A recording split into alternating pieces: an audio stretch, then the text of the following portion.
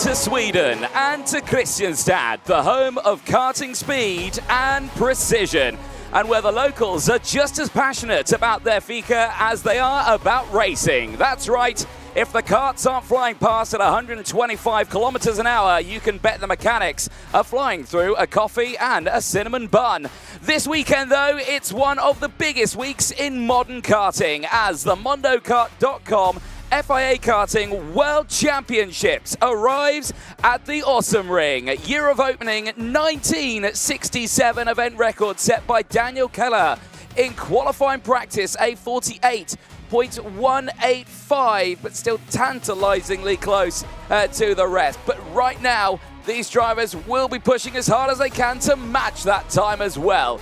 Across the lap as well, it's 1,221 meters. It's 185 meters down that start-finish straight. It's 8 to 10 meters wide, with it opening up into the apexes of turns number 6 and 7. It's got around a 6-meter elevation change. It's a rather undulating circuit for the drivers to go racing on around the 14 turns. And that brings me on to those turns indeed, 14 of them in total. You'll see 7 to the right, 7 to the left. They are very demanding turns as well for the drivers. Very fast speeds. They'll be negotiating high G-force as well in some of those sectors also.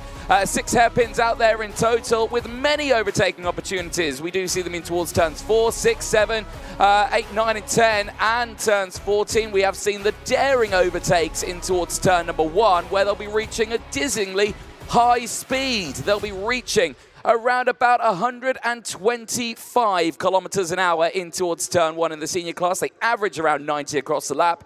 It is a fast, demanding circuit here at the Åsum Ring for what is set to be the 2025 MondoKart.com FIA Karting World Championships. We have already seen 15 qualifying heats over the course of yesterday. We are going to see a lot more today as myself, Anthony Jordan, and Nicole Sutherland will be taking you through all of the live action over the course of this weekend. Nicole, yesterday, very busy day today. I can imagine it's going to be even busier. Absolutely will be. Drivers displayed some excellent pace and racecraft yesterday and a show for us so far. But of course, we're live today all day for every single heat, and we're going to be in for some very special racing. Oh, yes. It's a one-off event, like you just mentioned then, Anthony. That means every single driver in both grids, the 109 juniors we have and the 108 seniors we have, will be putting everything they have out there on the track for not only themselves, but the teams, the engine builders, engine manufacturers, and of course, those all-important chassis. We'll head off today then into our first race of OK Juniors. That will be qualifying Heat A versus E, and we're started on that front row of things then by the 2 drivers that were very quick in qualifying practice yesterday, Dean Hugon and Benjamin Maniac. Great performances from both. There is Dean Hugon, the Prema Williams driver, who we did speak to yesterday after qualifying. Dean, first qualifying session of the day, so you're our first pole sitter here at the World Championships. That must be a great feeling. Yeah, the team's done an amazing job. Chassis has been feeling really great. Myself, have been really concentrated throughout this whole weekend. Free practice has been very good as well. And then, yeah, having a pole position in qualifying for the World Championship is definitely a great feeling. And you just mentioned the chassis. You know, the Kart Republics have been quick this morning, as have actually the OTKs as well. But for you, what does the kart feel like around this 14-turn circuit? Yeah, we know the KR is very good on this circuit, as we saw last week, and then now in these free practices as well. Although it's a very flowing circuit as well, and the KRs are very good in high-speed corners as well. And I think everyone's been doing very good also in senior. And yeah, I hope to get some very high results in the heats. And we can't forget as well, you've jumped into this weekend coming off of an FIA European Championship win. Would you say that's given you an extra boost coming into this World Championship? Yeah, definitely it's giving me an extra boost just because I've already got one big job done. And then, yeah, hopefully we get another job done, and that would definitely be an even better feeling. Well, many heats to go then, Dean. Well done on a pole and group. Thank you. And that pole turned into 2 race wins. They frankly reminded me by that mechanic there in front of our GoPro on the grid. Karts have made their way out onto the circuit for the first race of the day, but this will be race number 16 of the weekend so far. You did miss quite a bit yesterday, but don't worry, you've got a lot to watch today, and it will start with Dean Hugon and Benjamin Magnac on the first row of the grid. They will have Eli Christian and Leonardo Gorski, who has had a very consistent day yesterday. Keep an eye for the driver from Poland. Row number 3 sees Bosco Arias and Valerio Villapiana. What can they do? They round out the top number 6. Will Green and Maxim Bobrozov, they go from row number 4. They'll have Mateo Rivals and Roland Nagy on row number 5.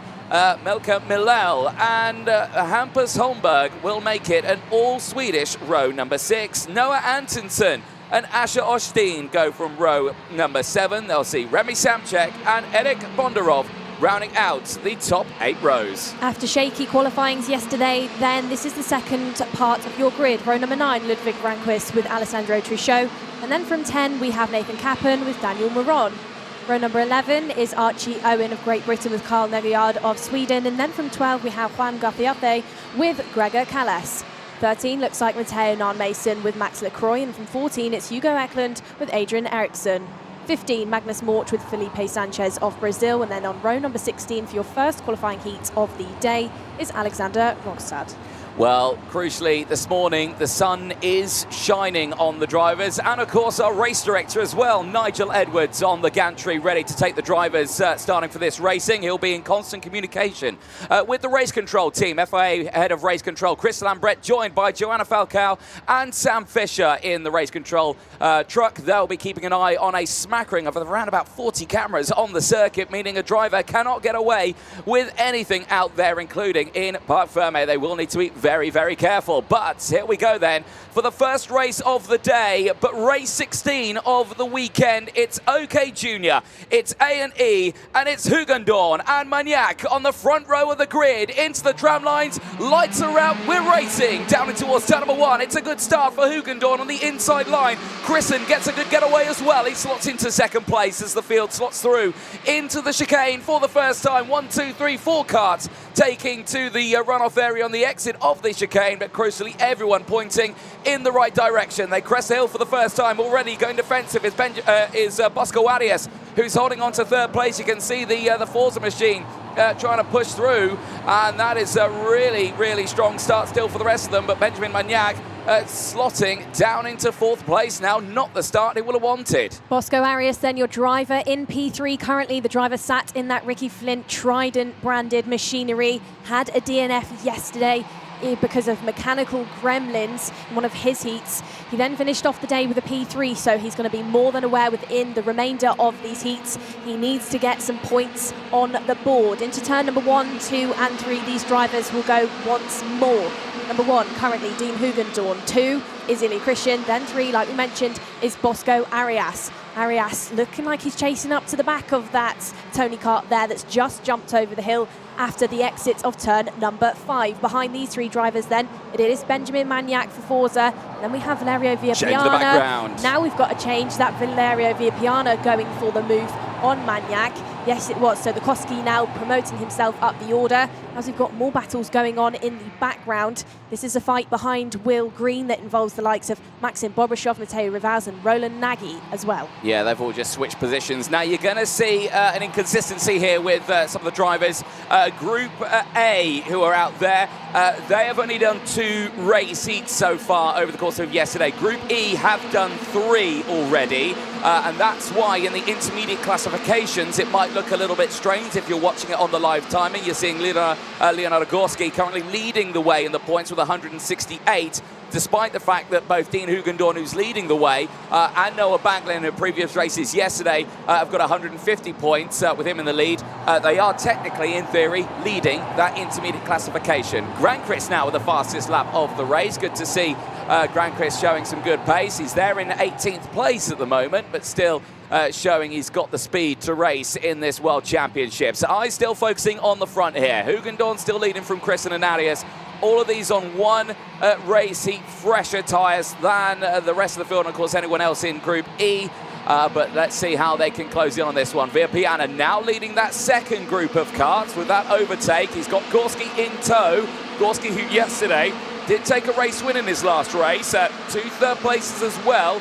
Really strong performance for the driver in MP Kart Racing, and we'll keep a close eye on his progression in this race as well. Benjamin Magnac there in 6th place has got Will Green right behind him now as well. Will Green might have the opportunity to get past Magnac here, because of course he is on a heat fresher set of tyres, but we'll have to wait and see what happens as well. Look at this in the background. I think Gorski has just got the move done on Viapiana. He has, and Viapiana now down into P5, and Gorski pushing through now, trying to close back in onto this lead group. Absolutely are. This trio at the front then. Let's not forget that Bosco Arias has slightly fresher tyre because of that DNF earlier on, and that could be helping him with his pace out there. The 2 drivers behind of Gorski and Viapiana were faster than your front group just a couple of laps ago, so they are trying to chase up and catch up. Dean Hugon not managing to push away too much compared to what he achieved yesterday, but he is still there comfortably in the front for the Prema outfit. The driver that, of course, won the FIA European Championship this year, so has walked into this weekend as one of your favourites to maybe be crowned a world champion next. Further back in the field, we've still got battles going on between the likes of Green, Rivals, Bobrishov as well. They're all fighting it out for P7. And drivers, I would say, in my opinion, then Anthony, have headed into this weekend with not too much to lose. You know, Will Green, this is a first FIA Worlds for him. He's looking strong there. He's had some good results on the board so far. It's down the inside on the entry to turn number 1. That's a change now between Magnac and Viapiana. That is now Viapiana in P5. Yeah, Magnac certainly didn't make it easy though. Just squeezed him slightly on that start-finish straight as they continue to go wheel to wheel here. Green on the inside line. You said he had nothing to lose. He's proving that right now. Down the inside at turn number 6 and takes that place away from Magnac. He steps in behind Viapiana. Can he push through? Because now you've got Mateo Rivals there. You've got Maxim Bobrishov, Asher Ostin, Mikhail Milel as well, all trying to fight through this pack. But Magnac on those older heat tyres is starting to form a little bit of a train behind him here now. He might have to just concede these positions. He's a little wide on the exit. Surely we're going to see something here from the drivers behind. We are indeed. Magnac goes defensive. And that is not going to be the move he wants down the inside there. Rivals goes through as Maxim Bobrishov has to concede that spot there with his attempt into turn 1. Magnac then, who started on your front row of this grid as we headed into this race, has just lost positions, and I'd say now by the way he's driving and going defensive into each of these 14 corners, he's aware then he needs to try and stay in this position after falling down the order. Your intermediate classification on your screen as it currently stands. Leonardo Gorski is your leader with 170 points. Then on your second page of things, it's Evan Purcell that currently sits just outside of the top 5. But let's not forget, plenty of heats to go. We have the other groups out shortly, as now down the inside at turn number 14. That was a good move. I think is that Daniel Moran trying to promote himself up the order. The driver sporting that British Racing Green Aston Martin branded DPK for this weekend. Oh, it's absolutely fabulous. If ever I bought a nice expensive car, one colour I'm always going to paint it, British Racing Green. Here we go then, eyes on the battle for 5th place, Viapiana and Will Green. Absolutely line astern here as they exit out of turn number 7. They'll climb up the brief hill in towards 8 and 9, and Green tries to stick his nose down the inside but cannot find his way through and stays behind for now. But we'll keep a close eye on that fight. At the front, Hugendorn's lead is still only about 0.4 of a second or so. He's not been able to break away too quickly. As we come back to the Viapiana Green battle here, we'll be dancing in between, I'm sure, multiple groups over the course of this weekend. But like we say, because this isn't, well, it's the World Championships, it's a one-off weekend. It's not a multiple round series. You're going to see a definite different driving style in these sort of races than what you would in the European Championships, where they've seen consistency and calm racing. You're going to see a little bit more feisty racing in this, with drivers trying to push their way through to get into, of course, the Superheats and finals. Because remember, over 100 drivers entered in both classes here, Nicole, but only 36 get to represent their nations in that World Championship final. Yeah, absolutely agree with you there then, Anthony. It's not a long game, it's not a long championship, it's a one-weekend show. That means that these drivers are trying to pull off every single stop, one of which is your man there on your screen heading into turn number 1 on your final lap of things, as still your race leader 3/10 splits up Hugon from Christian. It looks like Hugon is just doing enough corner by corner to keep that gap open. Going back to the setup of this weekend, I think sort of the aggressive driving and drivers knowing that they need to pull off everything they have in every single heat also adds for some interesting penalties as we go through the weekend. There's been a lot of penalties so far, especially in our junior class. As now I've just spotted further back down in the field, big dramas for a driver that looked very hopeful and started at the front of the grid. I do believe Benjamin Magnac on the timing screen has dropped down all the way to P17 currently. Not sure what's happened to the Forza, but it's not looking good so far this morning. It is looking good though, however, for that man who's just seen the checkered flag for the first time today. Dean Hugon, the Prema driver, your European champion for 2025. Walks into this weekend on the right foot, both yesterday and today, takes another qualifying heats win ahead of Eli Christian in P2, ahead of Bosco Arias for Ricky Treen in P3.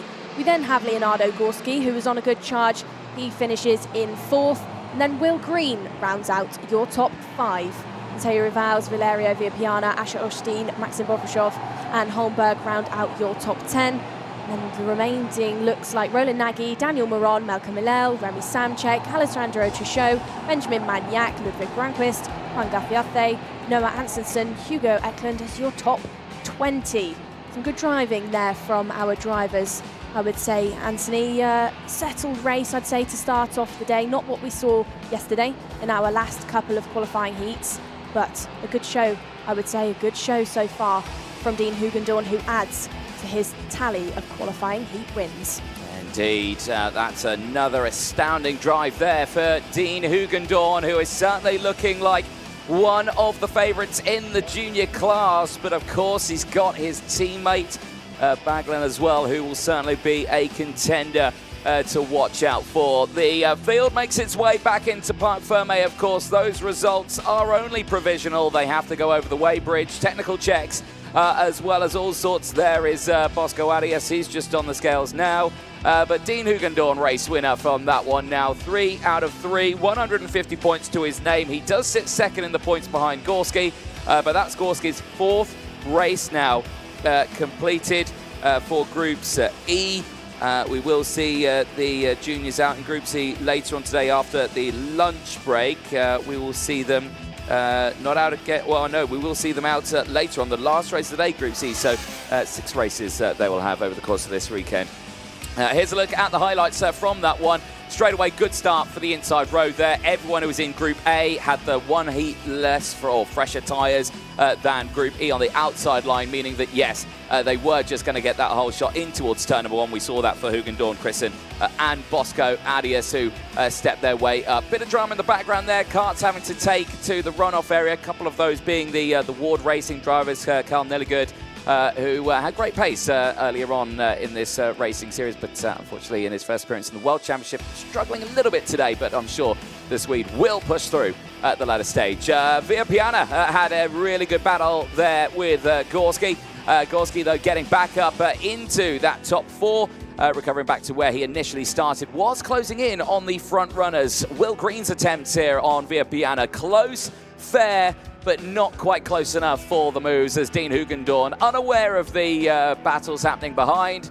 Smooth sailing for the Williams Academy driver across the line for Prema Racing, secures his 3rd win of the weekend. Well, that is the first race of the day done.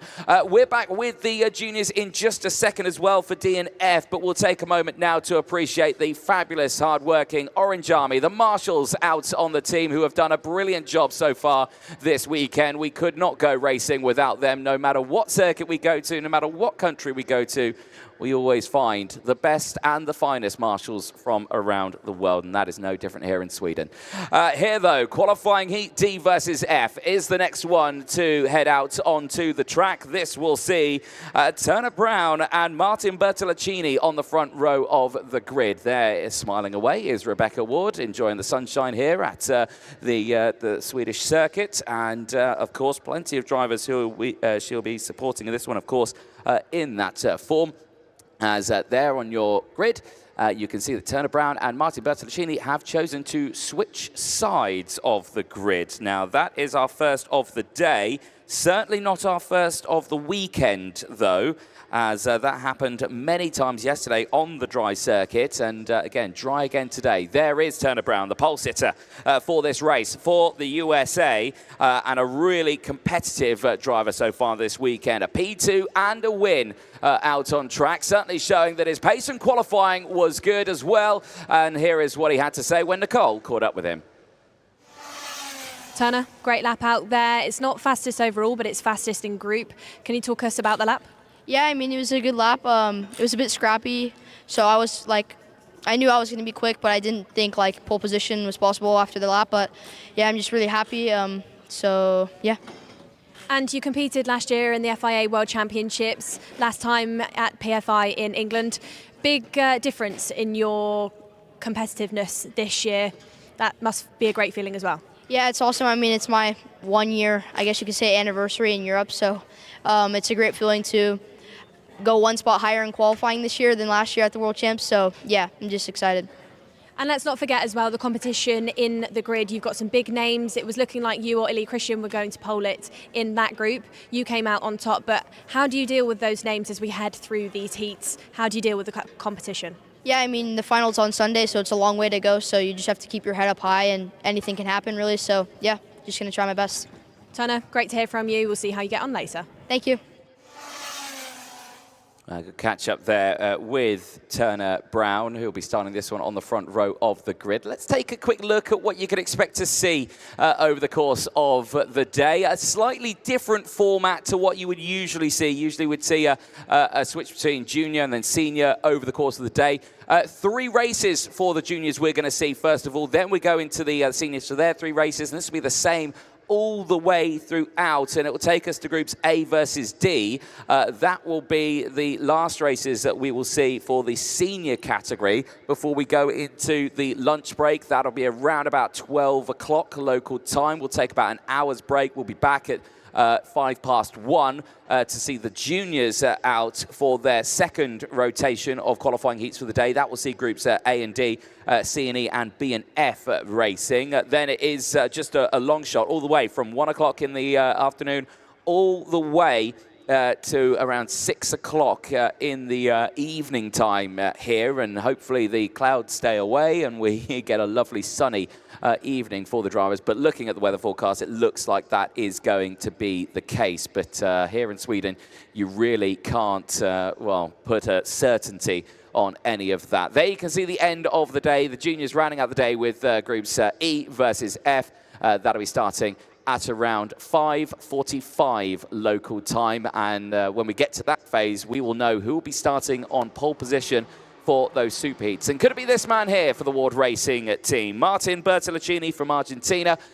Great run in qualifying, some really good pace as well. He's had 2 4th places so far in the qualifying heats. Now, of course, the groups D and F are in the same position here now. They've both done 2 qualifying heats so far. The tyres are in the same situation for the rest of them. You can see the banking here around the circuit filling up with spectators alike. And this is one of only a couple of circuits that I know of that you can walk the entirety of the circuit on the edge around the track. So really good viewing spots for the drivers as well. You've got the big grandstand here, which is filling up nicely. You've got the hills as well. I can see some awnings and tents perfectly viewed for us right now.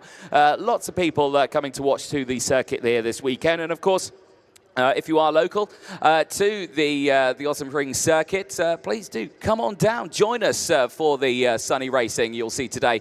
And, of course, tomorrow as well. Those all-important finals will be quite the spectacle to watch. But, Nicole, seconds away from starting this one. This is going to be a big one for Turner Brown, but it's also going to be a big one for the Australian William Kalijah, who starts on the second row of the grid. A win and a fifth yesterday certainly puts him in contention. Absolutely does, and it was an impressive win as well. I think William pulled off a move into turn number 9 that was very impressive on the last moments of one of his early on heats. Seeing if he can maybe pull off similar things within this race, but he's a driver that's got some great pace, some great racecraft as well. He'll be starting on the second row alongside Lucas Sell. But Anthony, let's take you through your full grid. Oh yes indeed, as engines fire up. This is OK Junior qualifying Heat D versus F heading out onto the track. Let's take you through that list. It's Turner Brown and Martin Bertolacini on row number 1. William Kalijah and Lucas Sell, who suffered a DNF at his second race yesterday. He needs a good one now. Alexander Lazarus suffering the same fate. He had a DNF in his first race, and so did Louis Badere with his second race. So a lot of drivers struggling in the first half of the weekend. They lock out the top 3 rows. Dan Aleman and Christian Alexander Rust, they go from row number 4. They'll have Luke Tal and Enya Pazzuto on row 5. Mark Pilapenko and Michael McGoy go from row number 6. Antonio Petronia and Ludovico Mazzola go from row 7, with Drew Waltz and Priyan Bruno rounding out the first half of the field. Drivers on the second row of your grid cannot leave anything on the table. Row number 9, it's Vsevolod Osachi-Soslovsky alongside Frederick Flood Ebertson. In row number 10, we have Liam Carr with Marcel Jebo, and then from 11, it's Ebba Razum with Devon Waltz. 12, Benjamin Yamulgard with Amir Savarov, and from row number 13, we have Anton Valant with Tindra Ramberg. 14, Mohamed Albazaki with Daniel Oliver, and then your penultimate row looks like Marcel Kazapla with Libor Vlasak. Row number 16 for their first heat of today's racing, 31st on the grid, we have Jack Solomason. Well, we look forward to seeing what those drivers can do in this race because, well, they've had some very fast and competitive racing in those first ones, of course, with those wins. But drivers who we really need to keep an eye on this one, of course, who had those DNFs, Bazare, Sell, Lazarus, they also from DNFs. One other driver as well, Dan Aleman, he's had those tricky situations. As there you can see the air temperature creeping up slightly this morning, 17 degrees now. It did reach around 22 yesterday, so we're expecting similar conditions today. Aleman is no stranger of winning on this circuit. He won the final here in last year's European season. He was racing in the FIA Karting Academy Trophy, and he took the final win. But let's see what he can do this weekend as they enter the tram lines. Lights are not out, Nicole. They are going around again. Race director Nigel Edwards sending them round for another attempt. It looked good from our view, but he's spotting something else, and I can confirm, I think it's Poleman just a little bit too quick out of that final corner. Yeah, I would say some drivers in your field then were a little bit eager on the power out of the exit of turn number 14. Let's not forget, you might not be able to see it on the live stream, but this track has a big elevation change. It's about 6 meters that it varies by around the circuit. And turn 14 is one of those places you really go down a bit of a sharp hill on the entrance to the corner. The drivers then get their foot in quite early, get the power down, and then have to climb back up a hill onto the main straight. So that's maybe why some of those drivers just overshot it slightly, why that first start went a little bit wrong. But that does give us a little bit of time to just go through your intermediate classification, which Leonardo Gorski, for the time being, is your leader of. And let's not forget, he will be challenged now with the drivers that are starting in this field, with the drivers that are now heading out of turn number 14. Will we go on this time of asking? Lights are on, lights are out into the first corner. Then we've got Turner Brown defending into turn number 1. Gets the shoot ahead of these drivers and heads out of 2 and 3 as your race leader. Drama in the background, pinch point of the track. We lose 8 or 9 drivers slightly off the road. Does look like most of those have rejoined. Yes, they have. Everybody getting back onto the tarmac, but some drivers losing some big positions. Yeah, Luke Towell was the driver who went about 90 degrees the wrong direction through that chicane. Thankfully, though, he keeps the engine going. Of course, no clutch on these karts. If they spin, they stall, and you've got to get it restarted. That's a really rough exit out of turn number 7 there for Antonio Pizzoni on that Tony Kart racing machine. And thankfully, he's kept that one in a square line. Not been the greatest start for Bertolacini. That inside line now having to switch sides. Really putting backwards there as Sell, Kalijah trying to push through. You can see that Lucas Sell and Louis Bazare, who collided with each other yesterday in one of their qualifying heats at turn at number 10. Today, not doing any of the sorts. The two victory lane drivers have squared each other away and are there in 2nd and 3rd, trying to hunt down Turner Brown, who is looking at his 2nd win of the weekend, if he can do it. Mohamed El-Bazaki's just had a moment there. He's tumbled down to 22nd place, but he's still on a 5-place gain in this one, as Kalijah holds on to P4. Down the inside, Lucas Sell makes the move in the same place he tried it yesterday on his teammate, where they collided. This time around, no drama between the two of them. Well, it's good to see those two drivers have sorted it out and have managed to pull off that move once more without having a team crash. You never want to crash, but you definitely never want to crash with a teammate. Those two, though, looking for the time being like they could be working together to try and hunt down the driver sat in that Trident Ricky Flynn of Turner Brown. Turner, though, looking strong through turns 2 and 3, managing that slide, managing the tyre through that point of the circuit where the drivers really carry a lot of speed after being completely flat through turn number 1. There we have a move. That's William Kalijah picking off places. That was the change between him and Bazare. That opens things up for Bertolacini as well. Michael McCoy looks like he could be the next one to try and hunt down and be helped off of that. Behind Michael McCoy, we have Rost and Dan Alleman as well, who is your quickest driver out of all of these top 7 ahead of him. Alleman then, let's not forget, had a torrid day yesterday.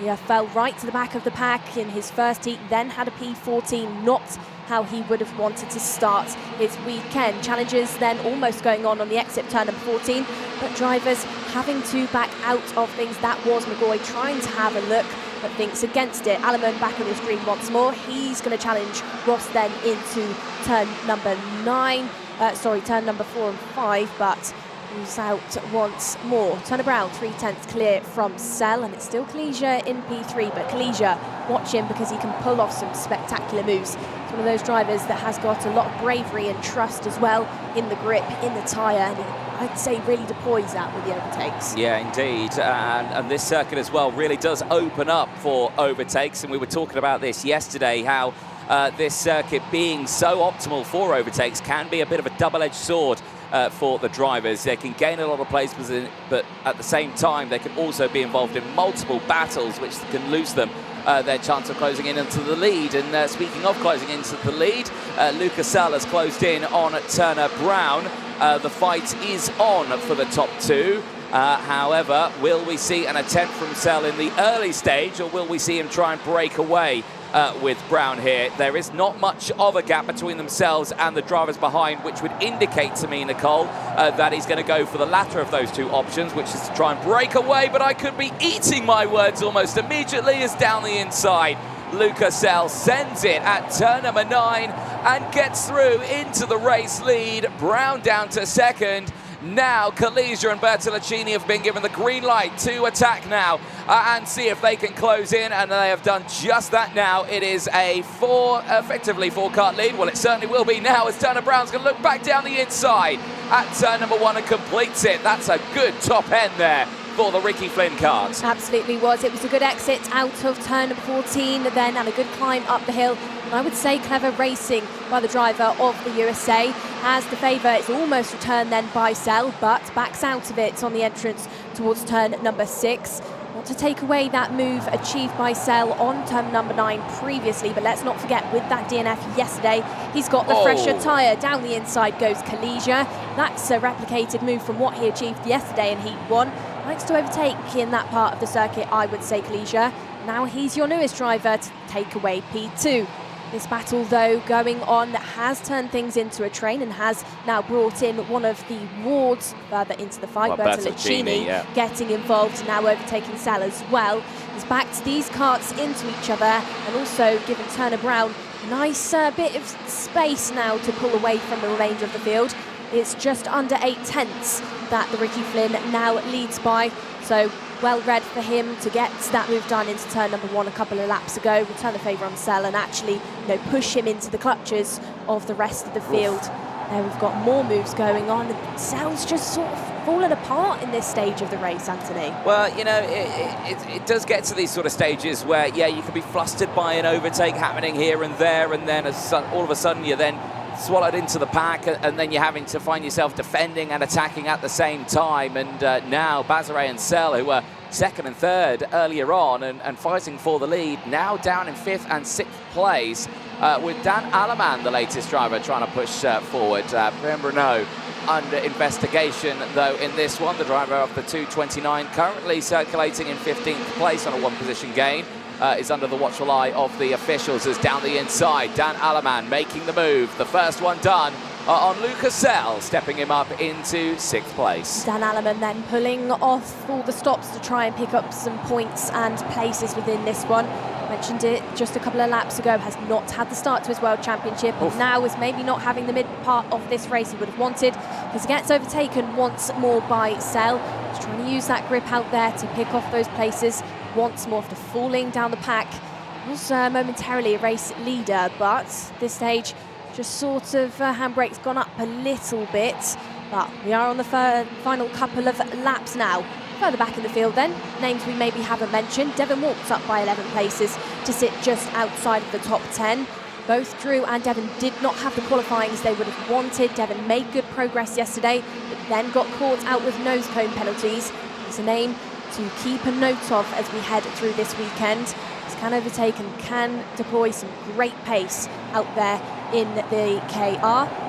As I talk about him, he puts in that fastest lap. Indeed, he can hear you out of the PA system there, Nicole. But yeah, putting in some really good pace there. There's your intermediate classification again. Just to clarify, it's still Turner Brown who's putting himself up to 4th. Technically, you would say he's 3rd in the intermediate classification because he is joining on those wins from Hugon and Baglin. Purcell 5th from Christian Virpiana. Kalesia 8th in the points now with 130. He's just 2 points behind Valerio Virpiana. So if Kalesia can get into the lead of this race, he's only 0.6 of a second behind. He might find himself jumping up a few places in that intermediate classification as well. Here, though, Turner Brown at the front, seemingly is on a nice, relaxed Saturday drive in the sunshine here in Sweden as he's pushing through. Someone who's not having a relaxed drive there is the Birrell. Is that the 266 machine I'm seeing? Amir Sabrov it is, going a little bit wide on the exit. The train piling through, and it's so easily done as now Lynn Carr sets the fastest lap of the race at 51.249 on this final lap. And speaking of the final lap, this man here heading into the final corner. Turner Brown had a second and a win yesterday. He can add another win on his cards today. Across the line, it's the American taking P1 ahead of Kalesia from Australia. Martin Bertolacini of Argentina takes 3rd from Michael McGoy in P4, and an 8th place gain for Michael McGoy from the USA and Koski Motorsport taking P4. Louis Bazaret from Lucas Sell, Dan Aleman, Alexander Lazarus, Drew Waltz and Christian Alexander Rust rounding out the top 10 as they make their way back to Parc Ferme. Turner Brown, though, great drive and a quick answer there for Devon Waltz, biggest mover in the race. Started P22, gain of 11th, finished P11 in that race. Superb drive just outside that top 10 as you can see everyone there watching alongside, even some paddock pooches. There we go, joining us. There's your full classification at the end of that one. Devon Waltz finishing in P11 ahead of Mark Pelapenko, Ludovica Mazzola from Sevilla Sachi Sablowski, Brian Bruneau, who was under investigation from Marcel Sebu, Frederick Flood Engebretsen, and Antoine Vinot rounding out the top 18. 19th race downwards is Liam Carr and Antonio Pizzonia, Ed Bazzuto and Ebi Razum, Daniel Oliver from Mohamed El Bazaki, Marcel Zappler from Tindra Renberg and Luke Tal, Amir Sabrov and Benjamin Youngard with Libor Vlasak and Jack Solomonson rounding out the 31 kart field. There's the field heading into the Weybridge now. Good race for them, Nicole. Good race to Turner Brown, the American, delivering another solid result from that run in qualifying. Absolutely. He can add another win to his tally then, and I think he can add some more confidence to that 10th back in the paddock. He's done a very good job so far this weekend, and a driver, of course, he was at PFI last year for the FIA World Championships, finished the final in further down in the order, about 28th I think he ended up. I think for this weekend, you can maybe expect to be much higher up. Like we said, confidence, I think, will be deployed for the remainder of today for Turner, who, like you just saw at turn number 1, on the very first part of that race start, really got it correct. Drivers further back in the field, one of the victory lanes getting all twisted up on the exit of turn number 2. Tal fell down the order and didn't manage to really pick anything else up. He actually ended up in 27th. Busy in that mid-pack section for the first lap, but I would say they all sort of settled down later on in the race. That was one of the Tony karts getting out of sorts on the exit of turn number 7. We saw one of the drivers, I think that was Marcel Jebo, trying to get his elbows out as well. Turner Brown led most of the race, but this was the stage within the point where I thought Lucas L really looked strong. He really tried to pick things up. William Kalijah also did a similar thing. It was through turn number 6 that Kalijah picked off some places. Turn number 9 as well. Kalijah, one of those drivers in the field that is a smart racer, has a lot of racecraft under his belt, and that's why you saw a bit of a defensive posture from the Australian as well. Bukowski of Michael McGoy getting all involved. He ended up P4 with an 8th place gain, and like we mentioned it, Sell originally did start to get involved in the fight, momentarily led the race, but it was very quickly returned by Turner Brown, who overtook once more into turn number 1 and then managed to actually jump away from the remainder of the field. That then backed Sell up, opened the gap up for William Kalijah, who likes that turn number 9 overtake, got in there and ended up in that P2 spot. After that stage in the race, then we did have Sell just looked like he fell further back in the order. He ended up being overtaken as well by Bertolacini, McGoy and Bazare. Dan Alleman did try and go for a challenge. That was the stage where Alleman tried to light things up. But in the end, Sell, like you can see on your screen, got back past the Ward Racing driver. It certainly did. The penultimate laps of the race did see last-ditch battles in the back of the pack. You can see there, pushing on the ladder stage, Antonio Pizzonia trying to push through. The same there as drivers for the Birolart camp as well. Amir Sabrov just getting squeezed out on that final lap. Seeing then Turner Brown for Ricky Flynn, showcasing that the British team have got pace this weekend, taking it to the factory teams here in Kristianstad in Sweden. Well, that's 2 races down, multiple more to go, as we'll be turning our attention back to the junior category, this time for groups C versus G. They will be the next ones out there. Can confirm both these groups have already done 3 qualifying heats each. This is going into their 4th race of the weekend. And as you can see, no changes at the front of the grid. Everyone has stayed in their position. So Evan Purcell will start on the original pole side of the grid. There is Purcell. Consistent weekend for the Ricky Flynn Motorsport driver. 3 second places over the course of this one. But he did qualify 3rd in qualifying. And here's what he had to say when he caught up with Nicole Sutherland. Evan, fastest in Group World Championship, so that must be a great feeling and a very different result from last year's qualifying at the World Championships. Yeah, 100%. Made a lot of progress since last year. I'm very delighted with the result, but I wish I was pole overall. And, you know, the circuit out there, the Kristianstad circuit, looks like a difficult one, especially with the elevation change. How do you manage that? How do you make sure that you get the laps correct in the racing? You just have to make sure you're hitting the apexes and going in hard, but as the racing goes on, the track definitely it's not as good, so you just have to adapt to the conditions.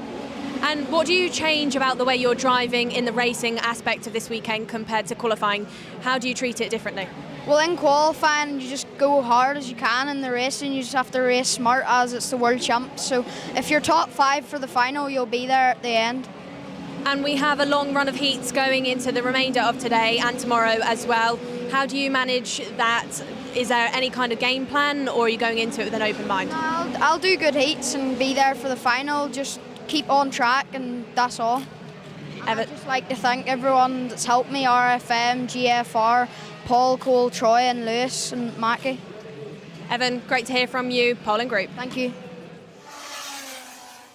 Good to hear from Evan Purcell, who'll be starting this one on the front row of the grid. He's not alone, of course, though. On that front row, Mexico's Emiliano Hernandez for the DPK Racing team.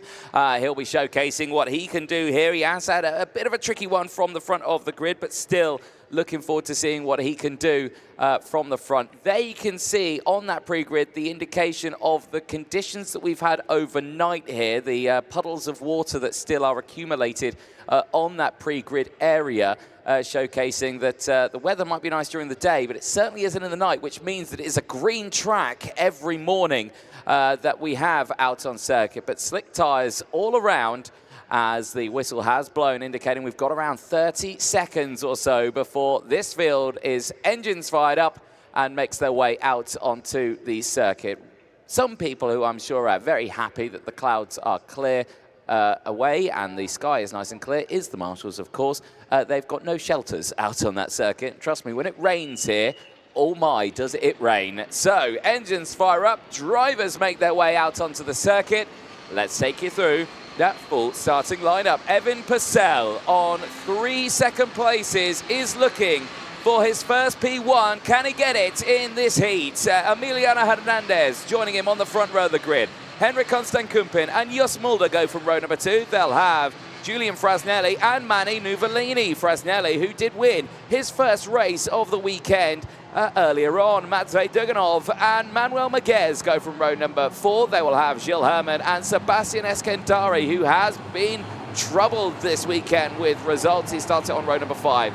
Bruno Blanco and Henry Domain round out the top 6. Andrea Mani and Kevin Pentel go from row 7. They'll have Tony Cachaferro and Michael Zajac on row number 8. Row number 9, looking for some good results. It's Victor Stelmack and Samuel Hugon, who had a DNF yesterday.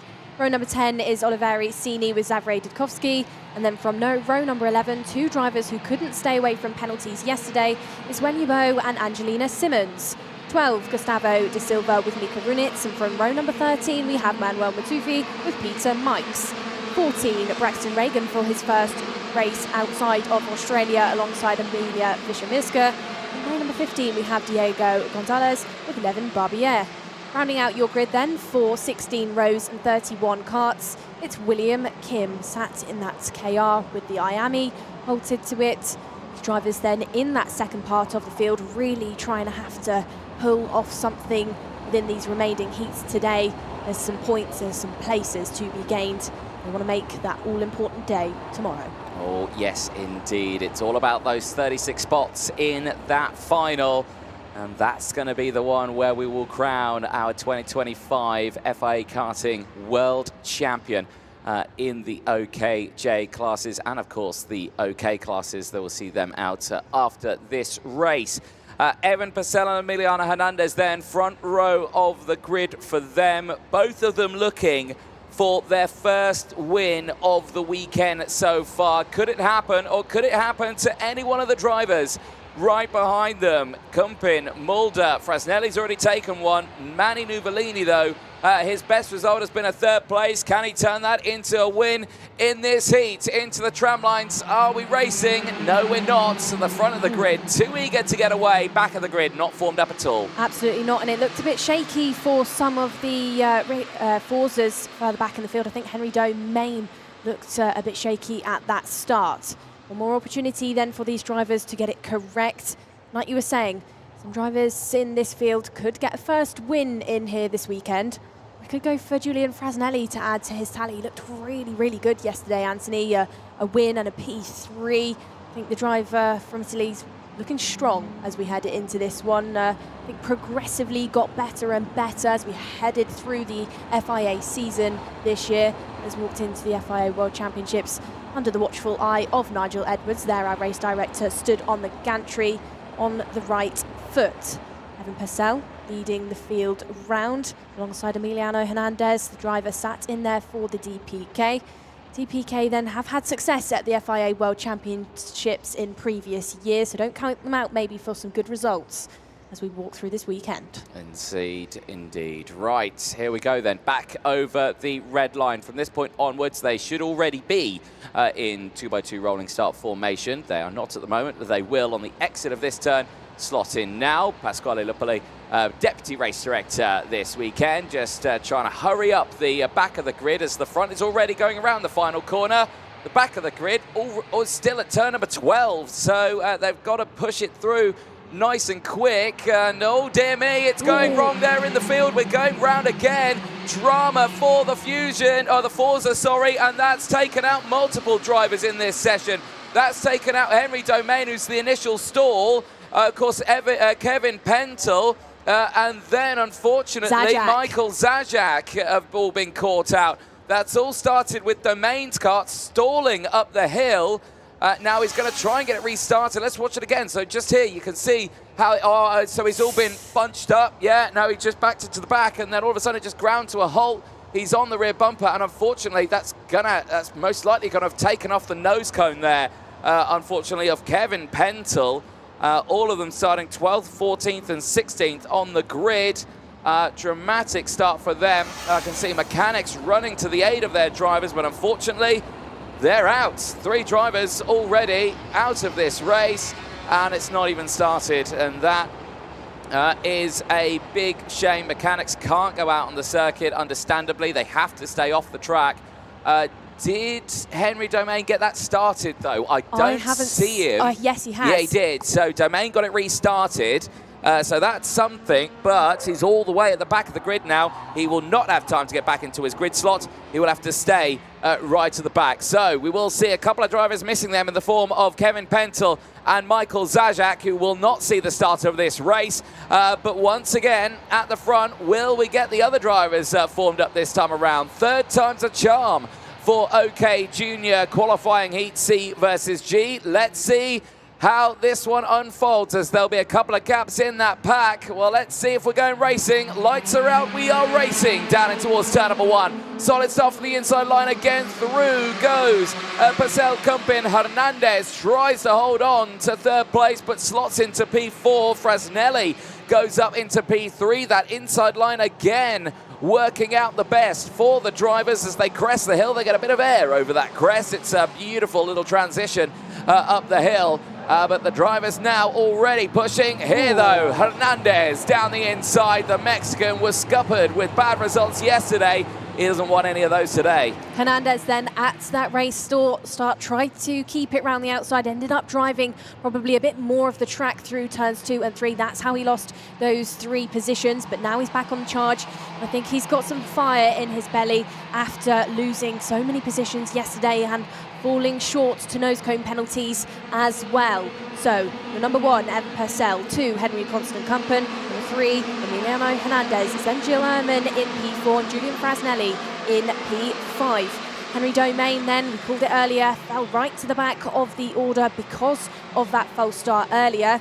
Did think he's got slightly bent back bumper somewhere back further in the field. He's already made up places now to P20.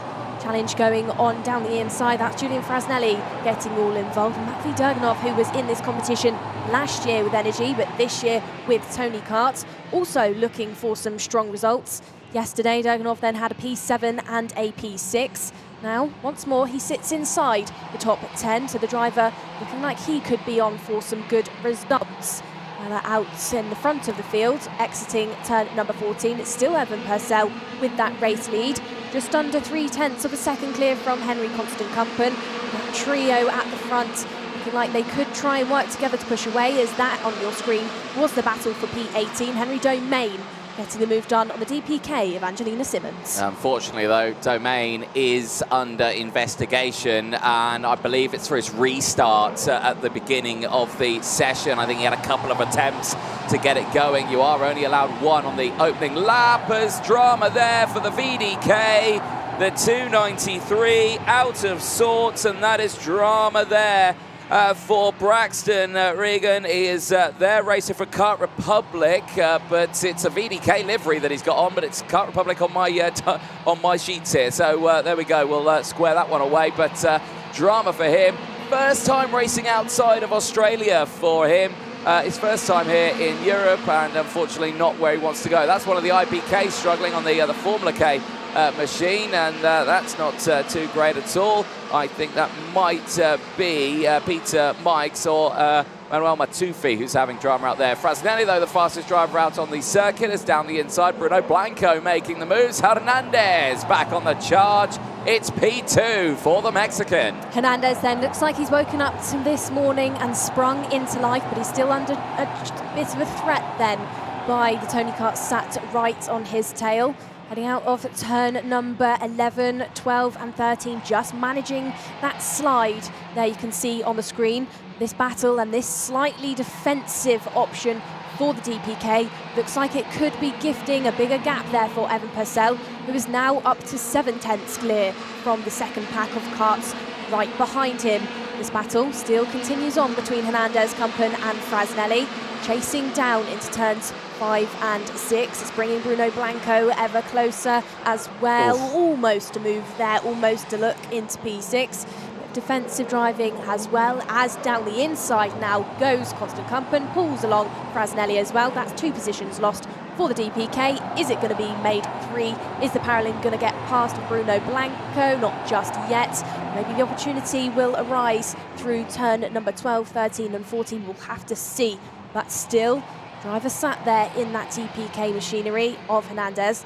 Still very much in the fight, goes slightly defensive on the entrance to turn number 14, where these drivers actually take a slightly tighter line. Anthony, this is a very, very wide circuit. The drivers don't use as much of it as you'd maybe anticipate. Yeah, indeed. Of course, they don't want to leave the massive door open into that final corner. That's why they'll take that slightly tighter. And it does open up massively on the exit as well, so they can get on that power nice and early. Still big send down the inside for Bruno Blanco and Emiliano Hernandez, as at the same time Frasnelli goes down the inside of Henry Constant Kumpen and he gets up into second place. All the meanwhile, Evan Purcell is 1.1 seconds further up the road. He's like, thank you very much, everyone, for fighting.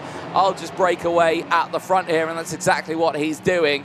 As this fight here, you can see 1.5 seconds is the gap between Purcell and Frasnelli, but we'll keep a close eye on that one as we're going on to lap number 7 now. 6 completed, and here's still Purcell from Frasnelli, Kumpen from Hernandez, Blanco from Hugon as they push through. What is the Henry Domain progress? As just for the moment, we'll focus on this. Blanco again. Blanco really trying to weave and find a way past Emiliano Hernandez. Just hasn't managed to get it done just yet, and that's going to back up the 2 drivers of Hugon and Herman into each other, and that was an overtake between the 2 OTKs there. But further back in the field, like we just mentioned, Henry Domain, the progress right now, P14 currently for that Forza driver, but still mention once more under investigation for that start. Mid-pack section, still this is going on. Bruno Blanco just getting a bit aggressive on the exit turn number 14, bumps into the back of the DPK slightly. That doesn't put off Hernandez too much. Absolutely doesn't allow Blanco that gap, that pace to get him past. He just can't pull off that overtake for P4. No, indeed. And right now, really just trying to dial in as much as they can now on this one. Defensive posture from Emiliano Hernandez now, and that's put Blanco into the firing line of Hugon and Gilles Herman, who have both got through, and that's put them up now into place. And well, Emiliano Hernandez is trying to fight for his best result of the weekend. His best result so far has been a P7. He's currently P4. This would be his best result, but let's see if we can keep that fight up for these last remaining laps. We are lap 8 at the moment, still a couple to go for the field, as Blanco now has to reacquire himself to see if he can go for the moves. Just behind this battle is the Manny Nuvolini and Andrea Manni battle. They'll have Jos Mulder and Samu Hugon, Victor Stalmack there behind as well. They're kind of all up places at the moment, as Jos Mulder had a really good day yesterday. 2 thirds and a fourth is going backwards this time around. Bruno Blanco now through past Hugon. Steps it back up into 6th place. Hugon now having to fight back, but it's released them now, and it's released Herman to attack Hernandez all by himself now. Absolutely has. This has been a very busy race for Bruno Blanco there. Look this at is a replay. The air that these drivers get on that sort of bump after turn number 5.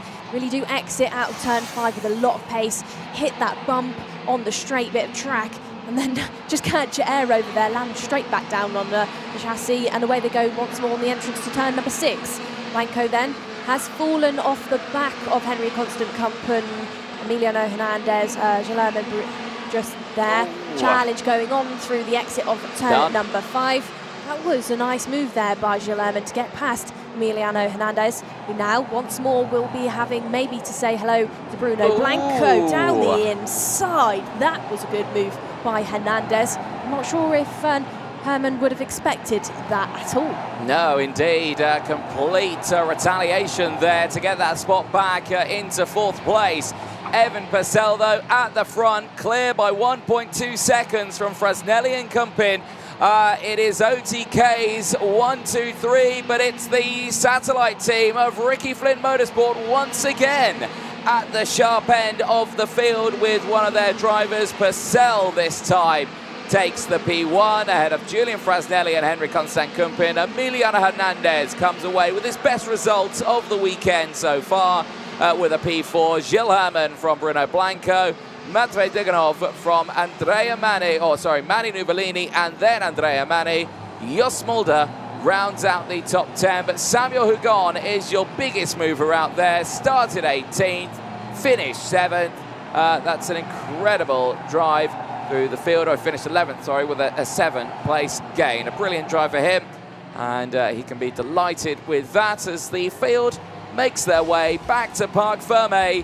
Let's have a look at your full classifications at the end of that one. The top 10 we've gone over. Samuel Hugon finishing in 11th place from Victor Stelmach. Tony Cachaferro from Sebastian Escandari. Manuel Maguez from Henry Domain. Gustavo da Silva and Olivier Dicini round out the top 18. You can see your intermediate classification on the right-hand side as well.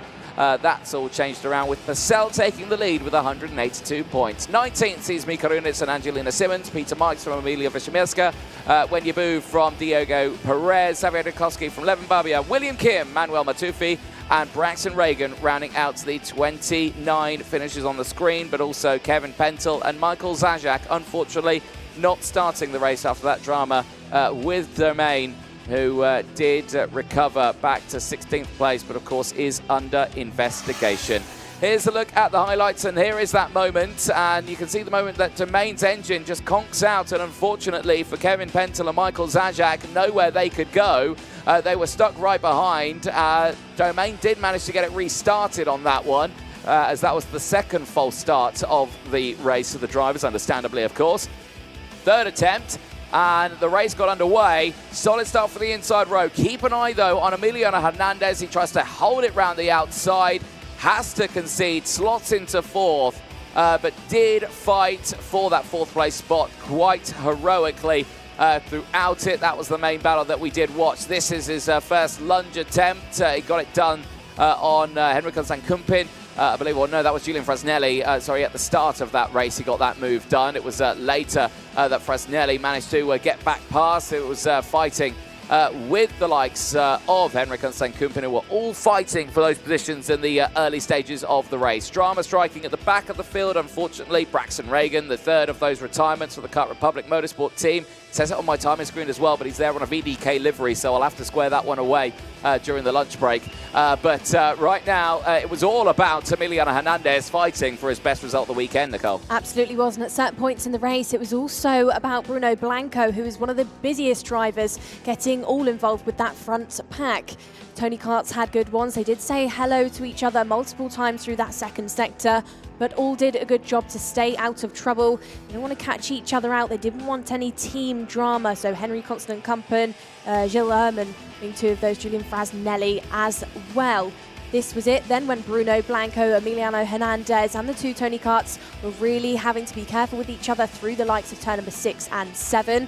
Air being caught then by these drivers through the bump in the road on the exit of turn number 5. Doesn't put these drivers off too much, but they do have to be strong on that wheel to keep the kart in a straight line, not let it be unsettled as they hit that bump in the track.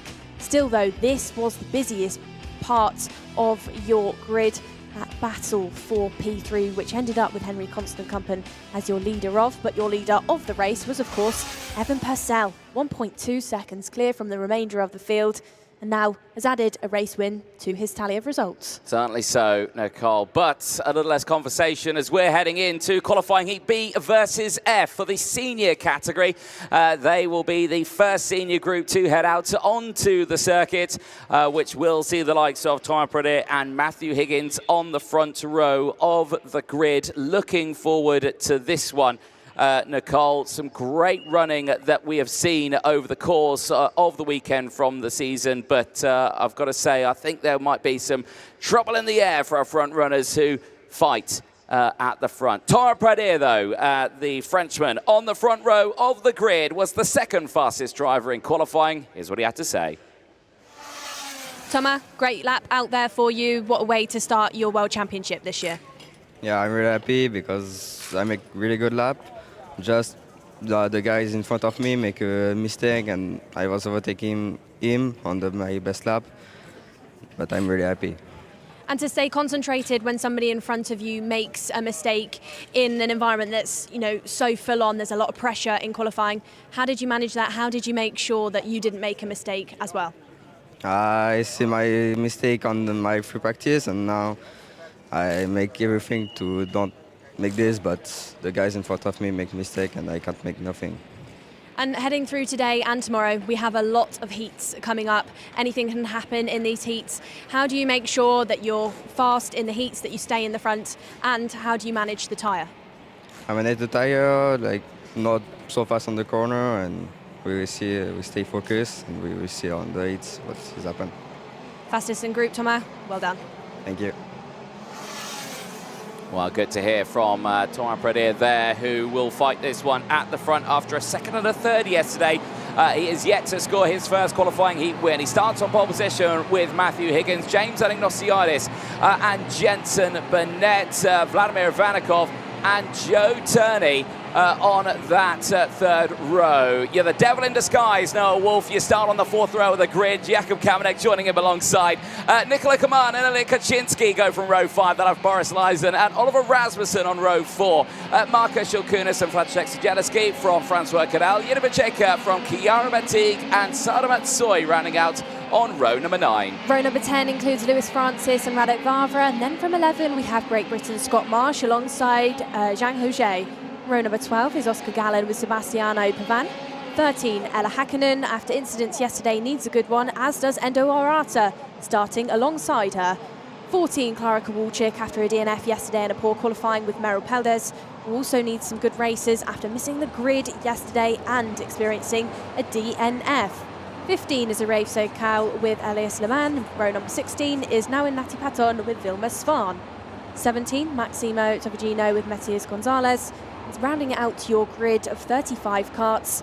Final row, Senna Munir in for what is going to be a very busy first race today for our group of seniors, led of course by Thomas Pradier and Matthew Higgins on that front row. But the two drivers behind them of Anagnostiadis and Jensen Burnett both have not dropped outside of the top 3 just yet for heats. I think they're going to give them a run for their money. It's always on my mind, Nicole, about how these drivers get the start of these races done so effortlessly. That's a tricky word for me to say, actually. But these drivers have really pushed hard over the course of this weekend. And can they get it started first time? No, they can't. They go round again. Oh, dear. That's not the way we wanted to see it. No, absolutely not.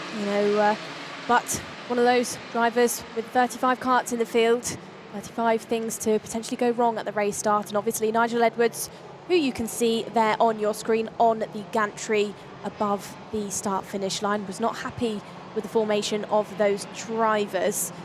Just take you through some of the results from yesterday then. Thomas Pradier did not drop outside of the top 3, neither did Anagnostiadis or Jensen Burnett. Turney made up some good progress. He finished yesterday off with the 2nd and a 4th in heats. Vladimir Ivanikov consistently inside the top 5 as well, 2 P5s to his name currently. He's starting in front of Birol teammate of Noah Wolf. Of course, had that DNF like you mentioned earlier on, but did top the day off with a P1, so has sort of brought things back. I think after that race when he would have been, sat there thinking, I'm lucky that that went my way. Yeah, indeed. A bit all shook up after that first race, but certainly squared himself away after that.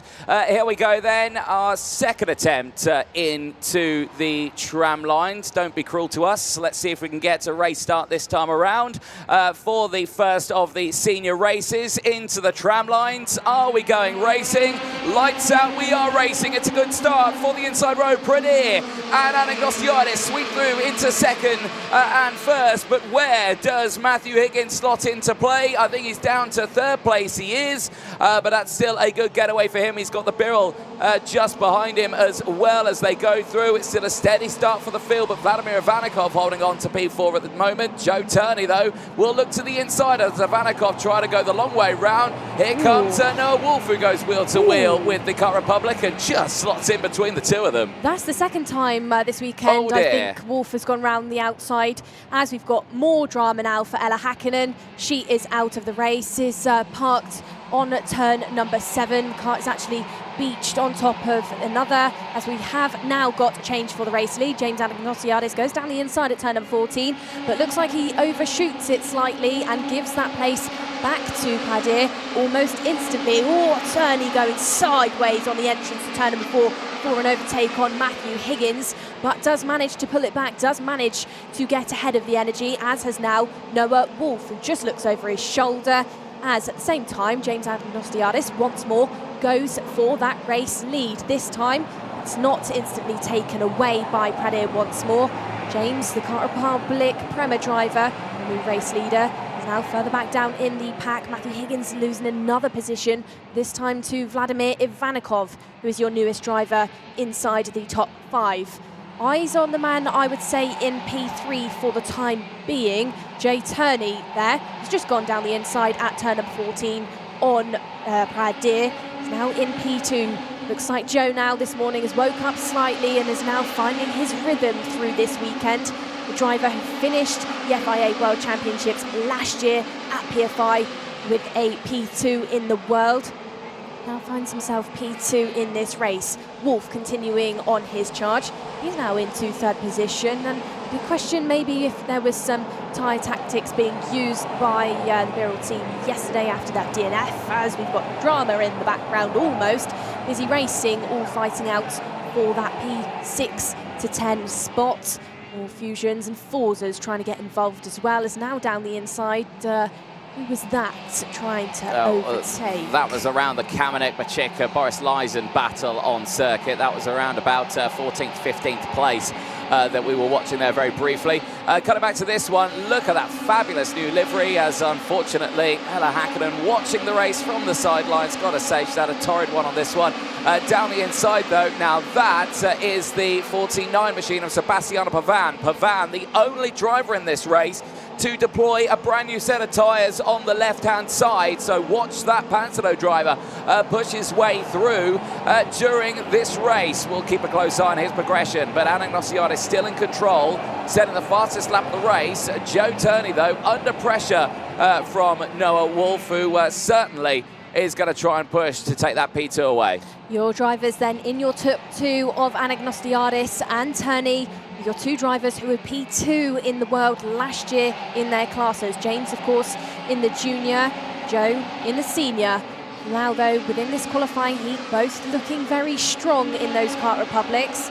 There is a battle into turn number 1, and it's close through there. Anthony, so much speed carried at the bottom of that straight. Then through turns 2 and 3 also. This is a battle, though, for that mid-pack section, Ninth place downwards. Includes the likes of Boris Lysens, Francois Cadal, Strzeliski, Kamenek and Markus Schilkunas as well. Into turn number 7, still chopping and changing for position goes these drivers. And Sarah Matsoy now looks like she's trying to have a go in the background.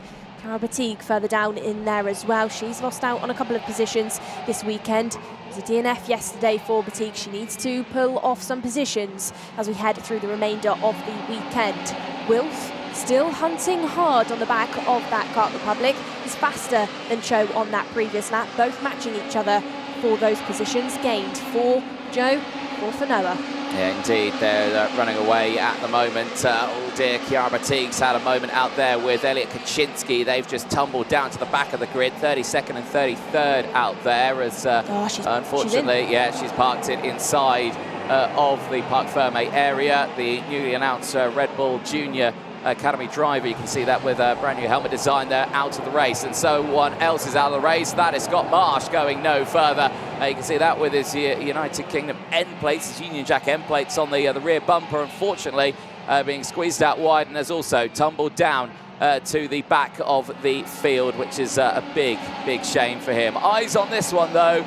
Turney and Wolf still line astern. They are not closing in on Anagnostiadis. Surely Wolf is going to have to think about going for a move sooner rather than later. Yeah, absolutely agree there, Anthony. And I'd say with the campaign that Noah has had this year, he's grown in confidence.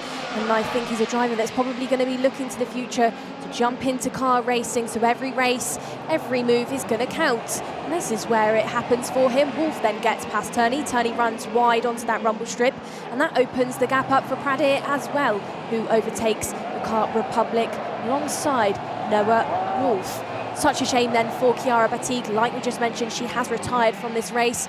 She's a driver then, Anthony mentioned it, representing Red Bull for the remainder of this season. And last time we were here at Kristianstad for an FIA World Championship, as Scott Marsh becomes the newest driver to retire. More drama out there on the track. This time though, that's for Elias Le Mans, with also Radek Vavra out. That's a shame for those two drivers. But going back to Batigue, last time we were at this circuit, Red Bull had Harry Thompson out, Johnny Edgar as well. Now they've got Chiara, but it's just not going her way this weekend. It's down the inside once more. Turney pulls off a move. Pradier loses out. Is he going to lose out as well for Jensen Burnett, who's managed to catch up after this change for position?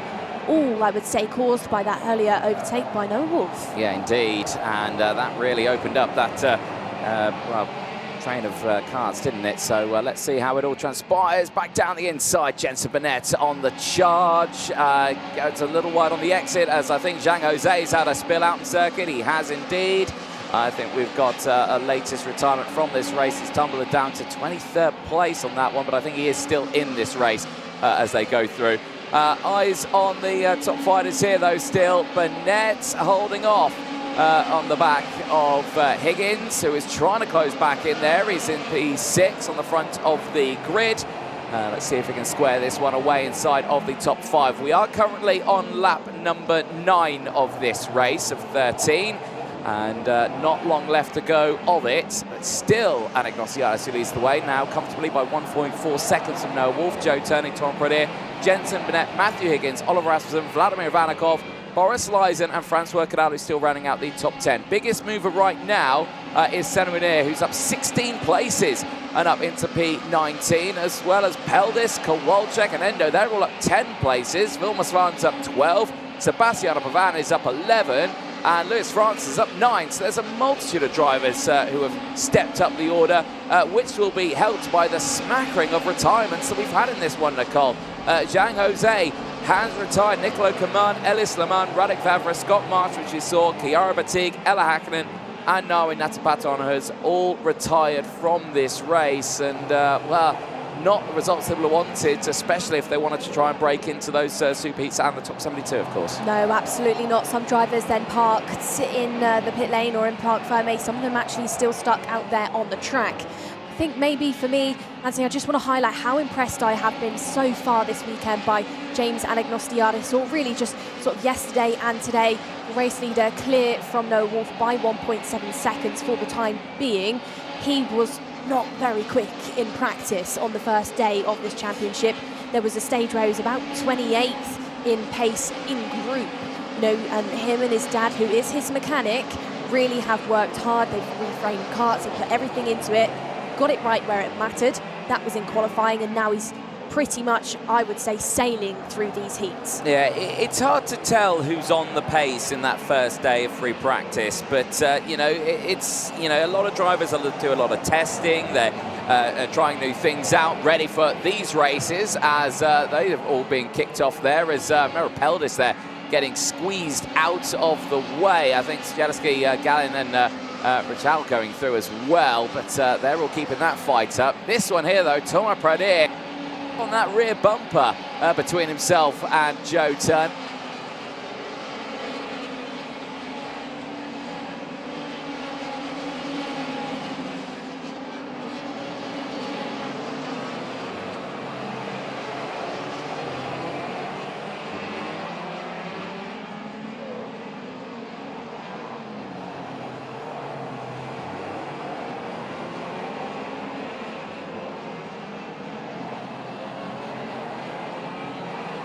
A bit of a mistake, I would say, then by Turney. Overdid it through that third sector, and that has gifted that position back to the Tony Kart. Let's not forget, Joe, previously familiar with that team, had great success with Tony Kart back in the day, but now has been with Kart Republic for a number of years, has helped to develop that chassis through the FIA seasons, now consistently finds himself inside the top 5, consistently finds himself as a contender for championships like these. But for now, final lap of things, the driver out there in the front who is really ticking off the boxes, ticking off those 14 corners, James Anagnostiadis, a toe out of line within this race, sailing through these corners. Turn 12, turn 13, will head down the hill into 14, gets it perfect, gets it spot on, doesn't run too wide, gets his foot in on the power early, back up the hill to then see that checkered flag. Thumbs up to, I'm sure, none other than his mechanic and of course his dad as well. Job well done by James once more. He finishes that race off ahead of Noah Wolf in P2. Then in P3 we have none other than Tom Pradier, who got past Joe Turney in 4th. Jensen Burnett, who rounds out your top 5.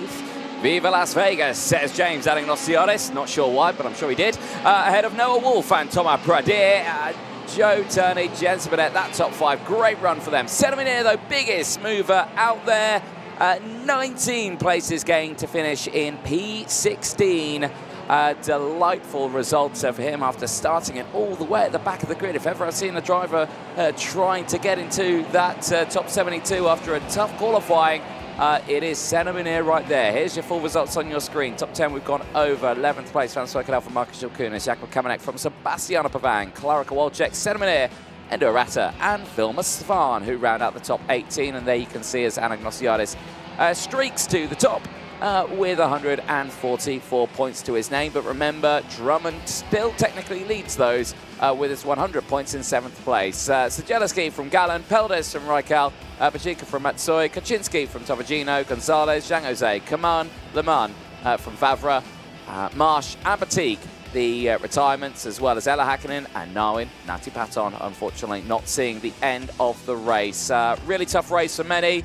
Great race for this young man.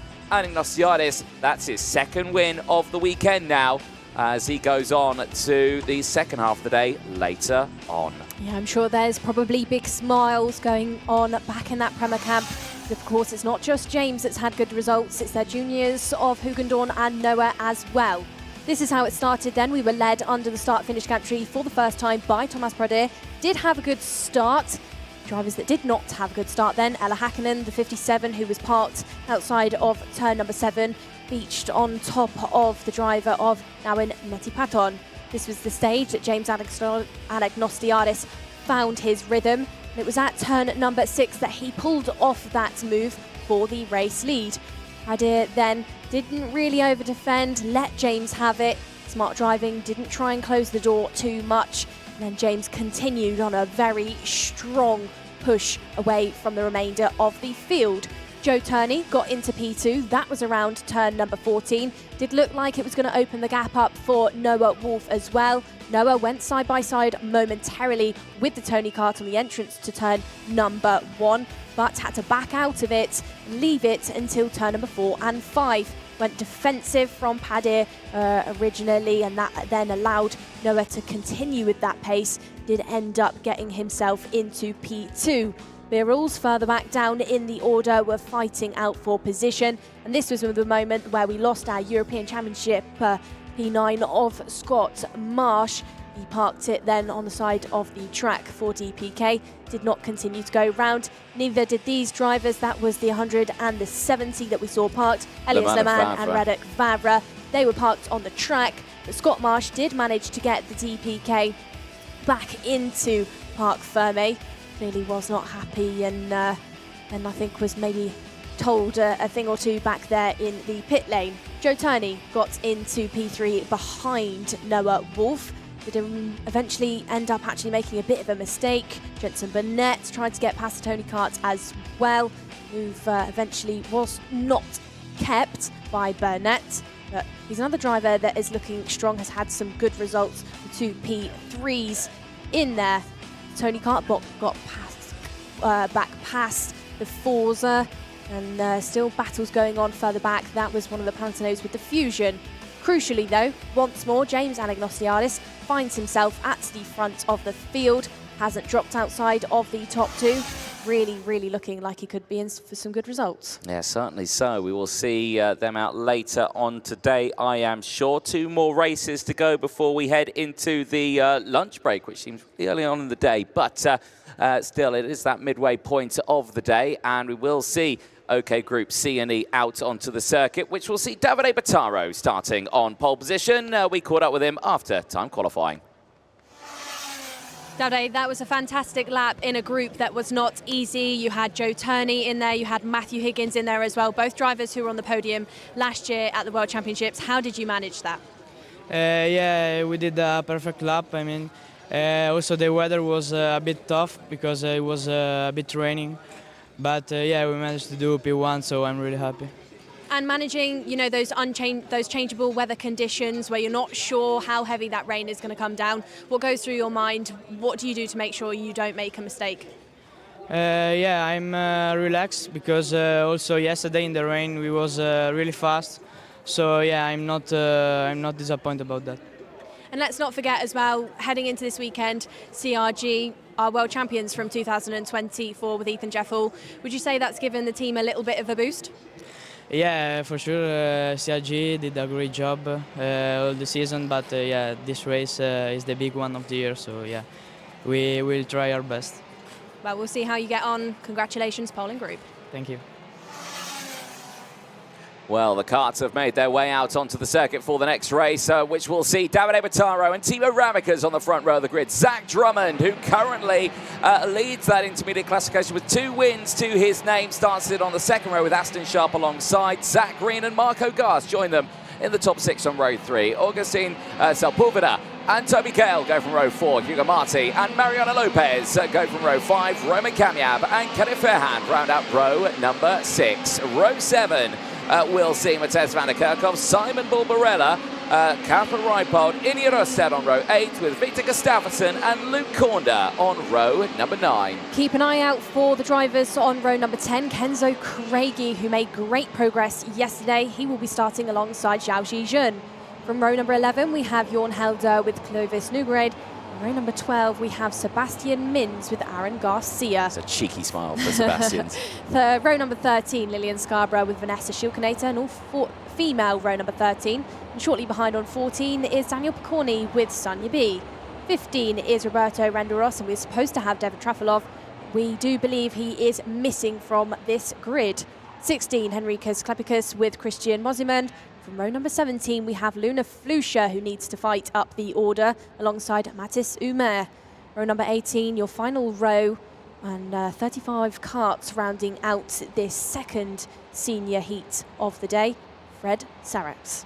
Indeed. Well, we've been flying through these races at this moment, and for Zach Drummond, this is a really big race. Can he keep that winning streak on from yesterday into today? Let's find out. Lights are out. We're racing down in towards turn number 1. It's a good start for Battaro. Keep an eye on Ramikas. Around the outside, Drummond slots into second. That's a solid start as karts going off at the start of the race, cutting the chicane. But the rest of the field getting through nicely. At the beginning of it, Drummond immediately on the attack of the Glenelg Mini. Davide Battaro, the Italian, though, still leads the way on that CRG liveried machine as they all file in towards turn number 7. Zhao Zhizhen, though, is out of the race, and there he is joined by the number 52 machine off the circuit. Luke Corner going no further in this race. Well, it looked like Zach Drummond was right on the tail of the CRG out in the front in the first couple of corners, but now looks like he's just fallen back off of the bumper. Defensive driving to try and hold off the VDK of Tibo Ramikas. Watch Ramikas in this race because he had a DNF in his final heat yesterday, caused by an incident with him and Aston Sharp. So he's going to be hunting positions within this one. And let's not forget, he has slightly fresher tyre, which he's just used some of on the entrance to turn 4 and 5 to get past the Scotsman of Drummond sat there in the Fusion. Zach Green getting closer and closer in that KR. For now, it is the CRG ahead of one of the KRs for VDK of Ramikas, another Kart Republic of Drummond, another Kart Republic of Zach Green there that rounds out your top 4. Early on investigations going for these drivers, and it's Clovis Nougarade that is being watched for potentially a starting infringement. Now then, this gap for the race lead, Davide Butaro looked clear earlier on, looked like he had a little bit of room to run away with it from Ramikas, but now Ramikas on the entrance to turn number 1 is closing up massively to the driver sat there in the 25 kart. On the entrance to turn number 4 around 5, there's a textbook move. Just replicates what he did a lap ago to Drummond, and now Tibo Ramikas makes himself the new race leader. He does indeed, and like you were saying, after that DNF yesterday, has got the slightly fresher tyres. Drummond down the inside, now gets the move done on Butaro, slots him down to 3rd place. Butaro still hunting his first qualifying heat win so far this weekend with a P4 and a P2 yesterday. Was hoping for a P1 today at the front of the field. Unfortunately, that's not gone his way just yet, but we are only on lap number 4 of, lap number 3 of 13 at this moment in time. Down the inside, Aston Sharp on the drive through, gets past Zach Green, up into P4 now, hunting down the trio at the front. But Ramikas, I've got a feeling here, Nicole, is just going to drive away. Those fresher tyres after that DNF in the early stages of his race, last race yesterday, is going to put him in the really difficult to catch up now. Yeah, absolutely. Tibo Ramikas, though, is a smart driver. He's not going to try and push away too much. He's not going to overcook that tyre. That is a replay of what he just did for the race lead. Went in really well into the corner. Turn number 4 and 5. The drivers go really hard on the brakes. That is one of those corners where it is a bit of a bigger braking zone. This is turn number 7, which can catch some drivers out slightly. And Kenzo Craigie getting all involved. Craigie then, the progress so far for him. 8 positions gained. Sits currently just outside the top 10. It's Augustin Sepulveda that he will be looking at next. Into turn number 1 then, that gap does not reduce for Craigie too much. He's absolutely on the charge. Going back maybe to that tyre conversation that we were just highlighting for Ramikas, Kenzo Craigie needs to manage that, needs to baby those Maxxis tyres, because with the amount of overtakes that he's having to do, he might end up chewing through the rubber a little bit too much. It's down the inside. Aston Sharp now goes. He gets himself into P3. And ladies and gentlemen at home, he's another driver like Ramikas, because of the incident that they had together yesterday at turn number 1. He's on fresher tyre as well. Yeah, he is indeed, and good to see that Sharp is okay. He did get effectively run over by Ramikas. His kart drove over the top of him through turn 1, but thankfully both drivers okay after that incident, and still racing here today. At this moment, Drummond still in a good spot there in P2. He has opened up a bit of a gap now from Sharp and Butaro after that overtake, but like you were mentioning, Sharp and those fresher tyres might have the chance of closing in here as Ramikas sets the fastest lap of the race. 50.368 at the front of the field, is continuing to drive away the gap 1.2 seconds, and is opening at every single sector marker out on circuit. Drummond's got a big decision to make here. Is he going to fight for second place, or is he just going to let Sharp try and just go for the move if he closes in here? Because he knows he's on the fresher tyres. But, of course, if he finishes third, then he's going to really lose out to James Anagnostiadis. At the moment, they're joint on points, with Anagnostiadis having a P2 and 2 wins. At this moment, Drummond is looking at a P2 and 2 wins. If he goes to third, then he's on the back foot going into the next races later on in the weekend. Yeah, I would say he's probably not going to be trying to push too hard to catch up to Ramikas, because he's aware that Ramikas has got that DNF, but maybe we'll try a little bit harder to keep Sharp behind him. Both drivers then of Scotland, and both drivers who have grown up racing in Great Britain. I'd say know each other's driving styles pretty well, as now down the inside, Luna Flusha starting to get all involved for P15. She has just overtaken Great Britain. Sebastian Min sat there in that victory lane, who also now loses out to another driver. I think that's one of the Paralins getting past, one of the Ricky Flynns trying to challenge as well. Lillian Scarborough, I think that is on the screen, trying to wrestle her way past Mins, but doesn't manage to pull it off just yet. There we go then. Davide Bataro now under threat by Aston Sharp. These two drivers going bumper to bumper, have challenged, swapped and changed a couple of times, but they are settled. They are giving each other that racing room for the time being. Zach Green still very much within this fight as well. So you're going to have a look. Yes, he is down the inside of Aston Sharp now at turn number 7. Thought that maybe Sharp would have that bit of tyre advantage after that DNF yesterday, but it could be the case that he's overcooked it slightly in the early stages. Stress on those tyres, especially through turns 1, 2 and 3, and turn number 11 as well, where the temperature really peaks. It can be misleading to the eye. There is a lot of pressure on that Max's tyres, and that's maybe points in the circuit that Aston might have gone too heavy, and that's why he's now fallen slightly further down once more. Will Green though, Zach Green, Will Green is his brother competing in juniors. Zach Green is looking very strong this weekend, has joined Kart Republic, was previously part of the DPK camp, competed in the World Championships last year at PFI and had a good result in the junior class. Looks very strong in the seniors as well. Yeah, certainly so. Keep an eye on that progression. Kenzo Craigie, now fastest driver out there. He's on a 10th-place gain. He's not doing as well on gaining as he is with fellow Prema Racing driver teammate Luna Flusha, though. 18 places for Luna Flusha. She is driving through that field at quite a rate of knots. Drummond just looking over there at his mechanic to give him the signals, probably saying, you know, you've got a big gap, just keep going. There the stats for Luna Flusha and Kenzo Craigie as they go through. You can see 18 gained for Luna, 10 gained for Craigie. The Prema drivers not having the best qualifyings, but certainly making up for it in these qualifying heats, as down the inside there goes Kenzo Craigie on the number 4 machine, and that's another position gain now, this time on Toby Gale, and up into 8th place. Yeah, Craigie really trying to weave through the traffic here. Like you said, Anthony has just overtaken Gale. The next driver on his mind is Marco Gast.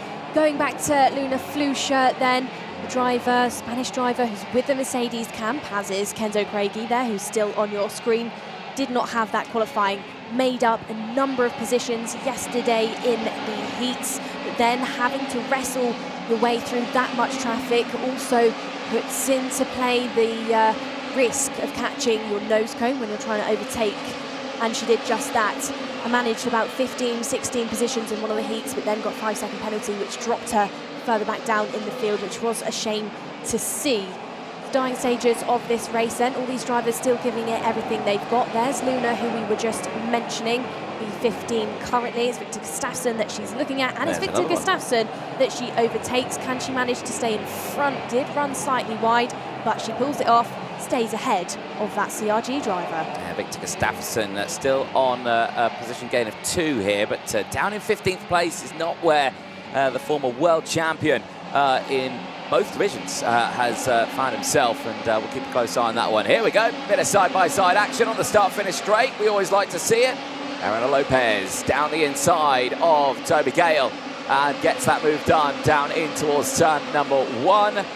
Lopez now up 1 position in this race and has broken inside that top 10. Still we watch here the Sharp van der Kerkhoff battle. And Mateusz van der Kerkhoff on an 8th-place gain as Kenzo Craigie, well, seemingly every time we cut back to him, finds a new target. This time it's Marco Gast. Immediately communicates saying, right, let's go, let's push. And Kenzo Craigie now really on the charge here, up 12 places into P7. You know, of course, Kenzo would have wanted to just kind of qualify at the front and stay at the front. I'd actually say he's probably quite proud of some of the places gained within this racing so far, because in every single heat he's made up a number of positions. Drivers then trying to make up positions in the intermediate classification is Tibo Ramikas. Started on your front row, it was P2, he was alongside Davide Battaro, but it looks like if he gets the remainder of the sectors and corners correct, he'd end up with that P1 spot. Will add to his tally of wins. Did get a win on the board for himself and VDK yesterday in the heat. DNF also. There's only a couple of more corners for Tibo to tick off the list. Turn number 14, there he goes. We'll climb the hill. We'll see that checkered flag. Tibo Ramikas is your next senior qualifying heat winner. Job well done.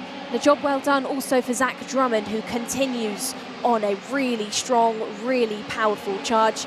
He rounds out your top two, and then it's Davide Battaro, the CR3 in P3. Zach Green had a good one, as did Mateusz van der Kerkhoff, who rounds out your top five.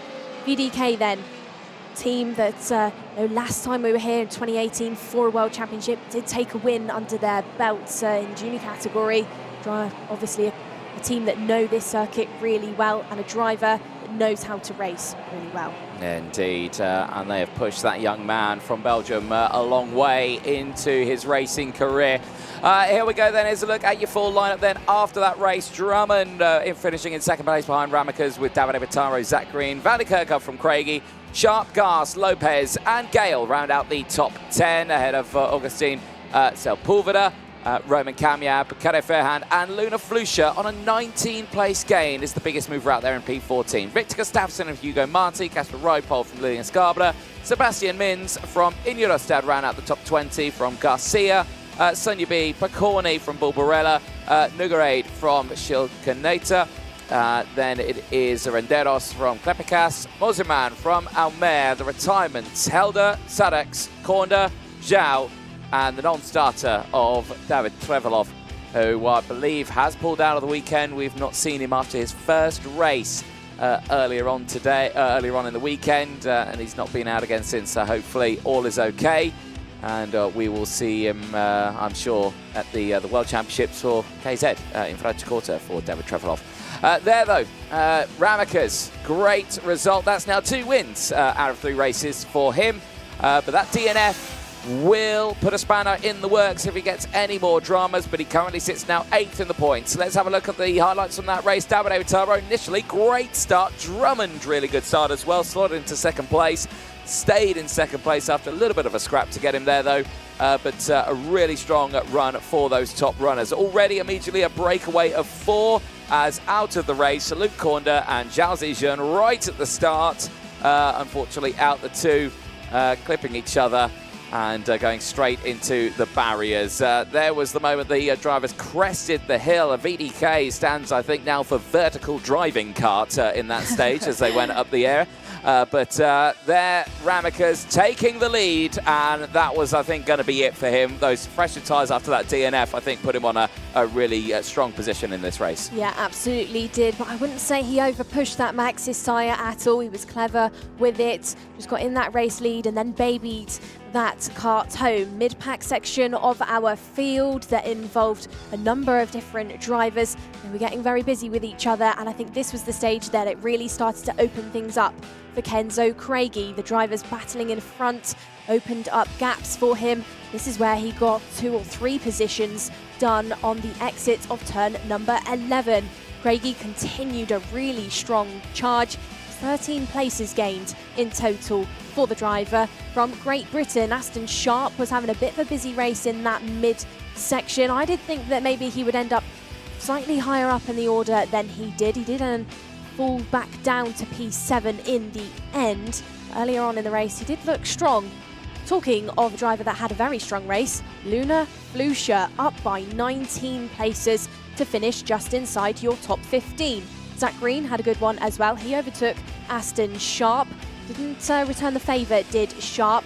Green ended up inside the top 5 in P4. Another good driver. Yeah, Kenzo Craigie there, Nicole. So many places gained as well, the same as Flusha, as you just mentioned, pushing their way through the field. And yeah, Craigie gaining a staggering 13 places there in the race. This was the good run for Mariano Lopez down the inside at turn number 1 on Toby Gale.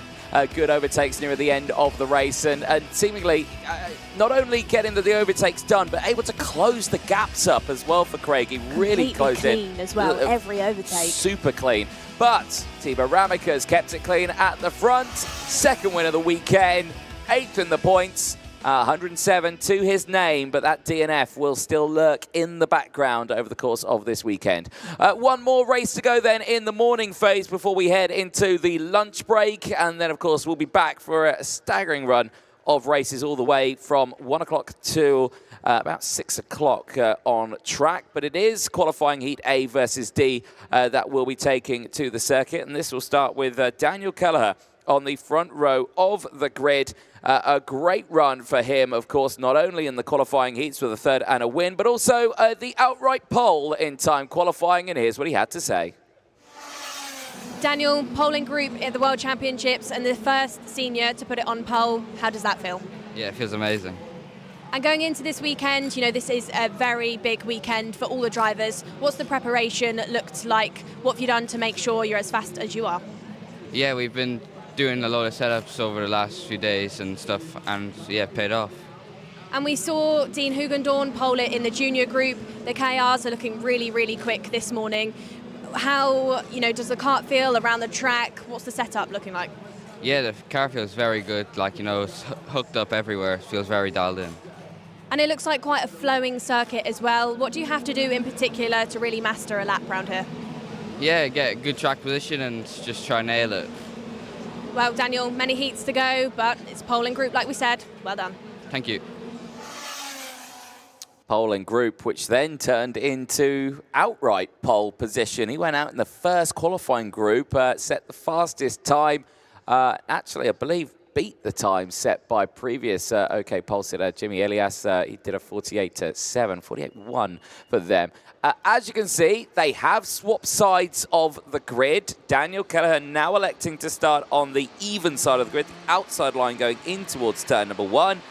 So we will see how that works for him. That will benefit Lev Krutolov.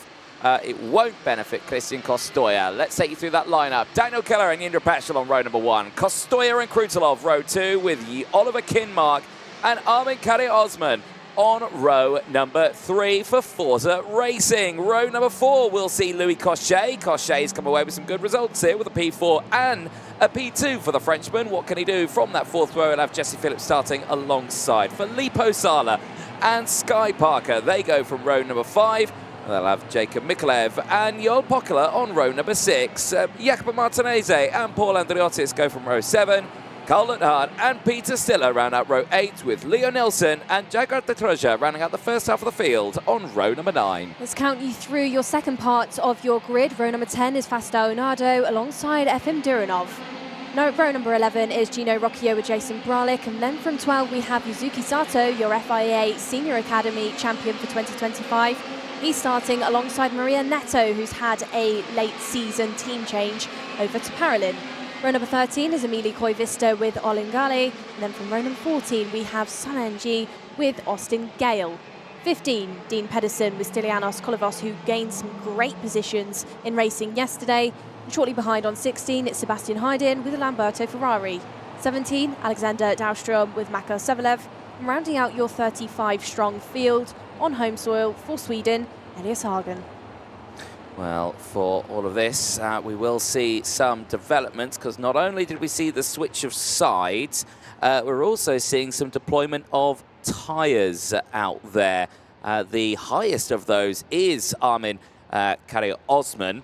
On the 3rd row of the grid, the German driver has elected to put a brand new set of tyres on the left-hand side. You can say the same as well for Emili Koivisto of Finland. The number 48 machine is starting P25, also a fresh set. And Austin Gale of Thailand, also fresh set of tyres on the left-hand side. Field makes its way to the tram lines. It's good at the front, bit shaky at the back. Let's see if we're going to get a lights out from race director Nigel Edwards. We are indeed racing down in towards turn number 1, 3 wide. And how lucky was Lev Krutolov there to not get sandwiched by Peschel and Kelleher. But drama in the background, karts going off the circuit, left, right and centre, and already There is one buried in the tyre wall on the exit of the chicane, and I think unfortunately it's Gino Rocchio on that ASD Monster K factory team kart out of the race, and that is disaster for him because he's had some spills yesterday as well.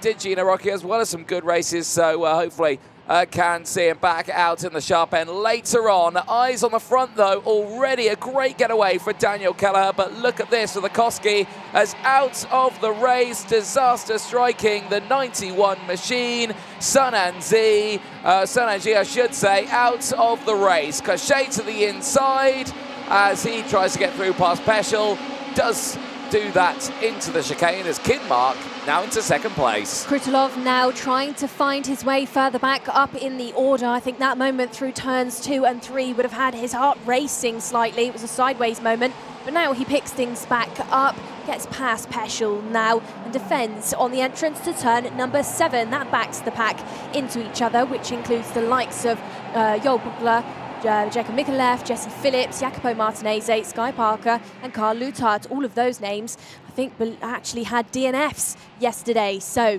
you've got drivers in that mid-pack section which really need to try and pull something out of the hat as we head through these heats today.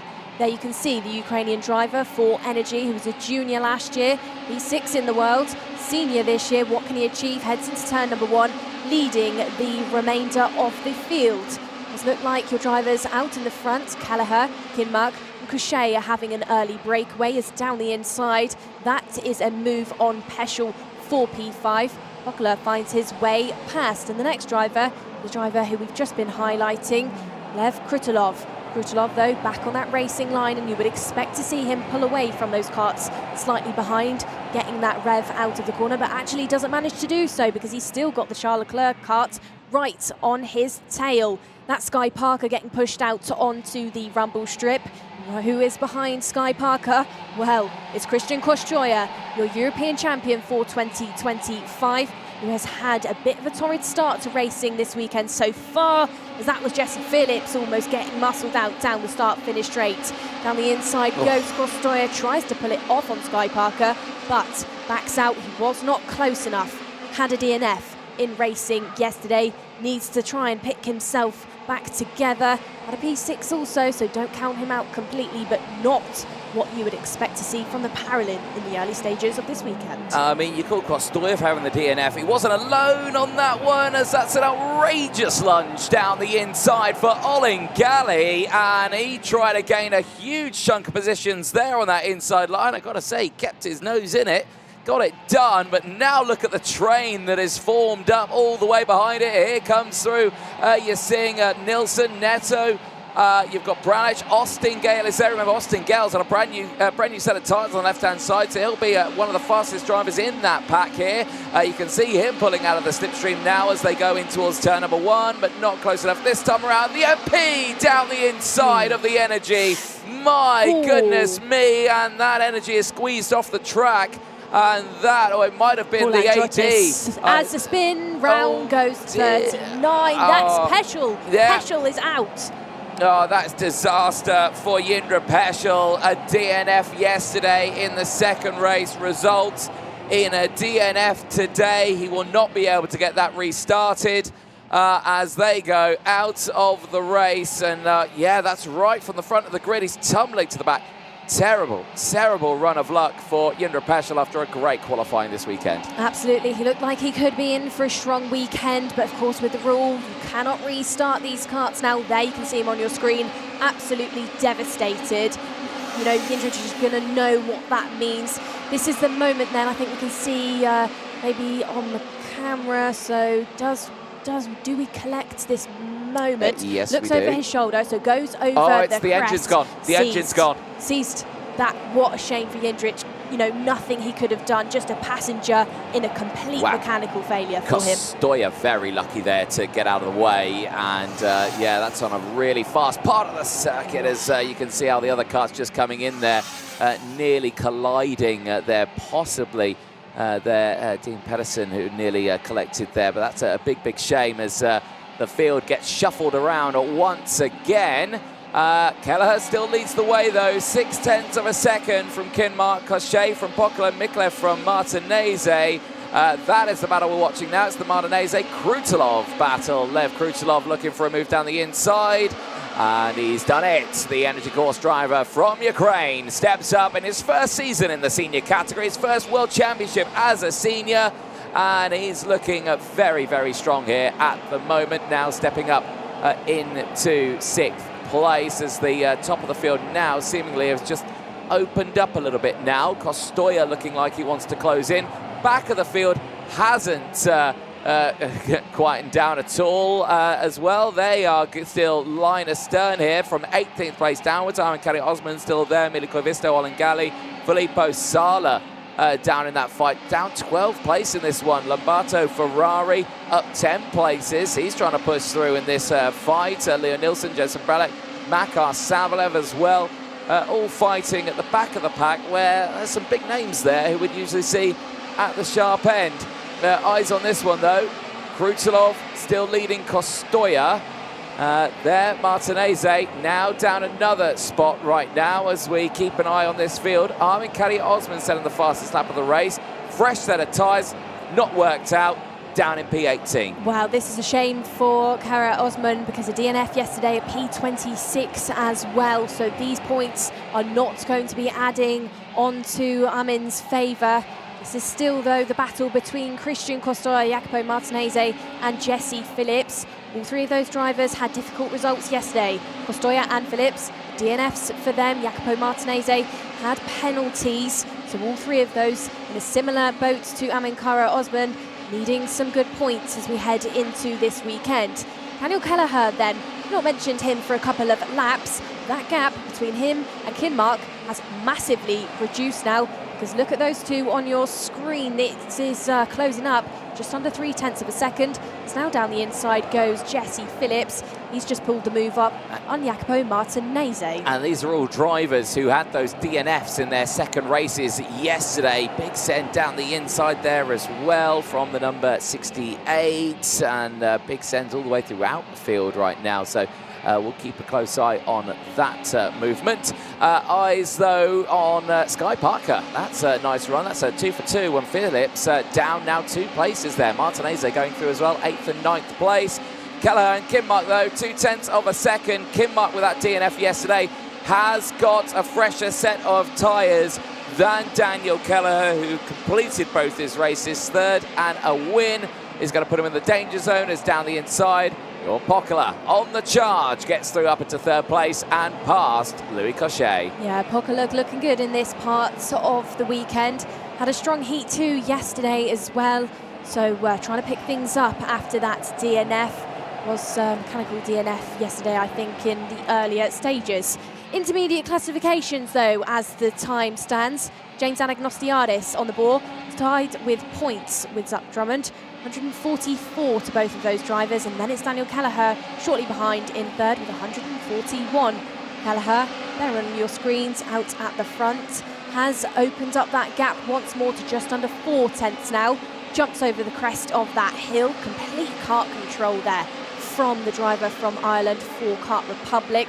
It really holds strong onto the wheel, doesn't allow the rear end of the kart to twitch, to get unsettled. Then that allows a good setup into turn number 6, 7, 8, 9, 10 and 11, where they're just heading into and exiting out of. Not too much more for Kelleher to try and achieve within this race, just wants to try and keep Kinmark behind him if he can, which for the time being he is absolutely doing. Chase is still on though, and I think Kinmark is, can't cancel out credit where credit is due. He is looking strong. There we could see just the bright flash of Filippo Sala's helmet driving by. Sala has not had a good race at all. He has fallen down all the way to 21st. 12 places lost by Filippo. The driver joined the Ferrari camp for 2025. The Ferrari young junior driver, but this weekend he's just not been able to race his way through at all. No, and it's one of those struggles. I did catch up with him at the start. He is always got a smile on his face as Filippo Sala, but I can imagine the frustration trying to kick in now as here we go. It's all kicking off for Paul Andriotis around the Peter Stiller and Jesse Phillips battle. It was on the grass there trying to get through the places, so we'll keep a close eye on that one. Last lap board comes out for Daniel Keller. He leads by 0.4 of a second as out of the race. Drama striking for Olin Gali and Leo Nilsson, and the 15 times Brazilian champion is out of this race. And here is how it happened. Well, Olin Gali's off the circuit there, collides into the 43 of Leo Nilsson. The reaction there from Gali afterwards then, seemingly unsure about why, but he was off the circuit there, but we'll have to see what happens from that one. Here though, Daniel Keller in the lead is looking at another race win. He's looking at third in the intermediate classifications now, behind Anagnostiadis and Drummond, with 141 points to his name. Across the line, it is Keller from Kinmark. Cachet gets into third at the end there. Joel Pokela with a 3-second time penalty. Unfortunately, for, I believe, tramline infringement, will put him down to fourth. Jacob Mikalev from Kostoya, Krutolov from Sky Parker in P8, Stiller 9th, Jesse Phillips 10th, 11.1 seconds off the race leaders at the end. A good race then for Kelleher. For the drivers who did not finish that one, there we saw Olin Gali lose his Nassau panel. This is a long weekend, 108 seniors in this field. So one result like that, really going to find yourself on the back foot as we head through the remainder of the heats. And as these drivers try and qualify into those all-important superheats and finals tomorrow. Intermediate classification, still Anagnostiadis and Drummond tied on those 144. Kelleher 141. Kelleher looking very strong after that great qualifying yesterday. Remainder of your field then, all drivers in that position from about 22nd to 28th, making up some good places. Makar Sevelev, one of those, 12 places gained for the driver for Fusion. That's strong stuff, but of course, 22nd, you're in that back part of the field. That is not where you want to be. We have, of course, had a number of DNFs in that one as well. Olin Gali, Leo Nilsson, and Jindrich Peschel, one of the big names, one of the big hitters. Mechanical Gremlins completely looked like a seize to me, Anthony, and a DNF yesterday, another DNF today for the Tony Kart. Yeah, indeed. Nothing like we want to see, and we have seen quite a few of those over the course of this weekend here. This track is fast. These engines are pushed right to their limits for a long period of time, and unfortunately for Peschel, that just put him out of the race. This was the start of this one. Lev Krutolov right on the inside. Wow, nearly got absolutely sandwiched there right from the word go. You can see some of the drivers getting squeezed off right at the start of that race and tumbling down the order. The recovery drive for the 58 machine trying to push through, but still not good enough at the end of the race. And for Armin Caddy at Osman, that was how those fresh tyres didn't end up with the good result.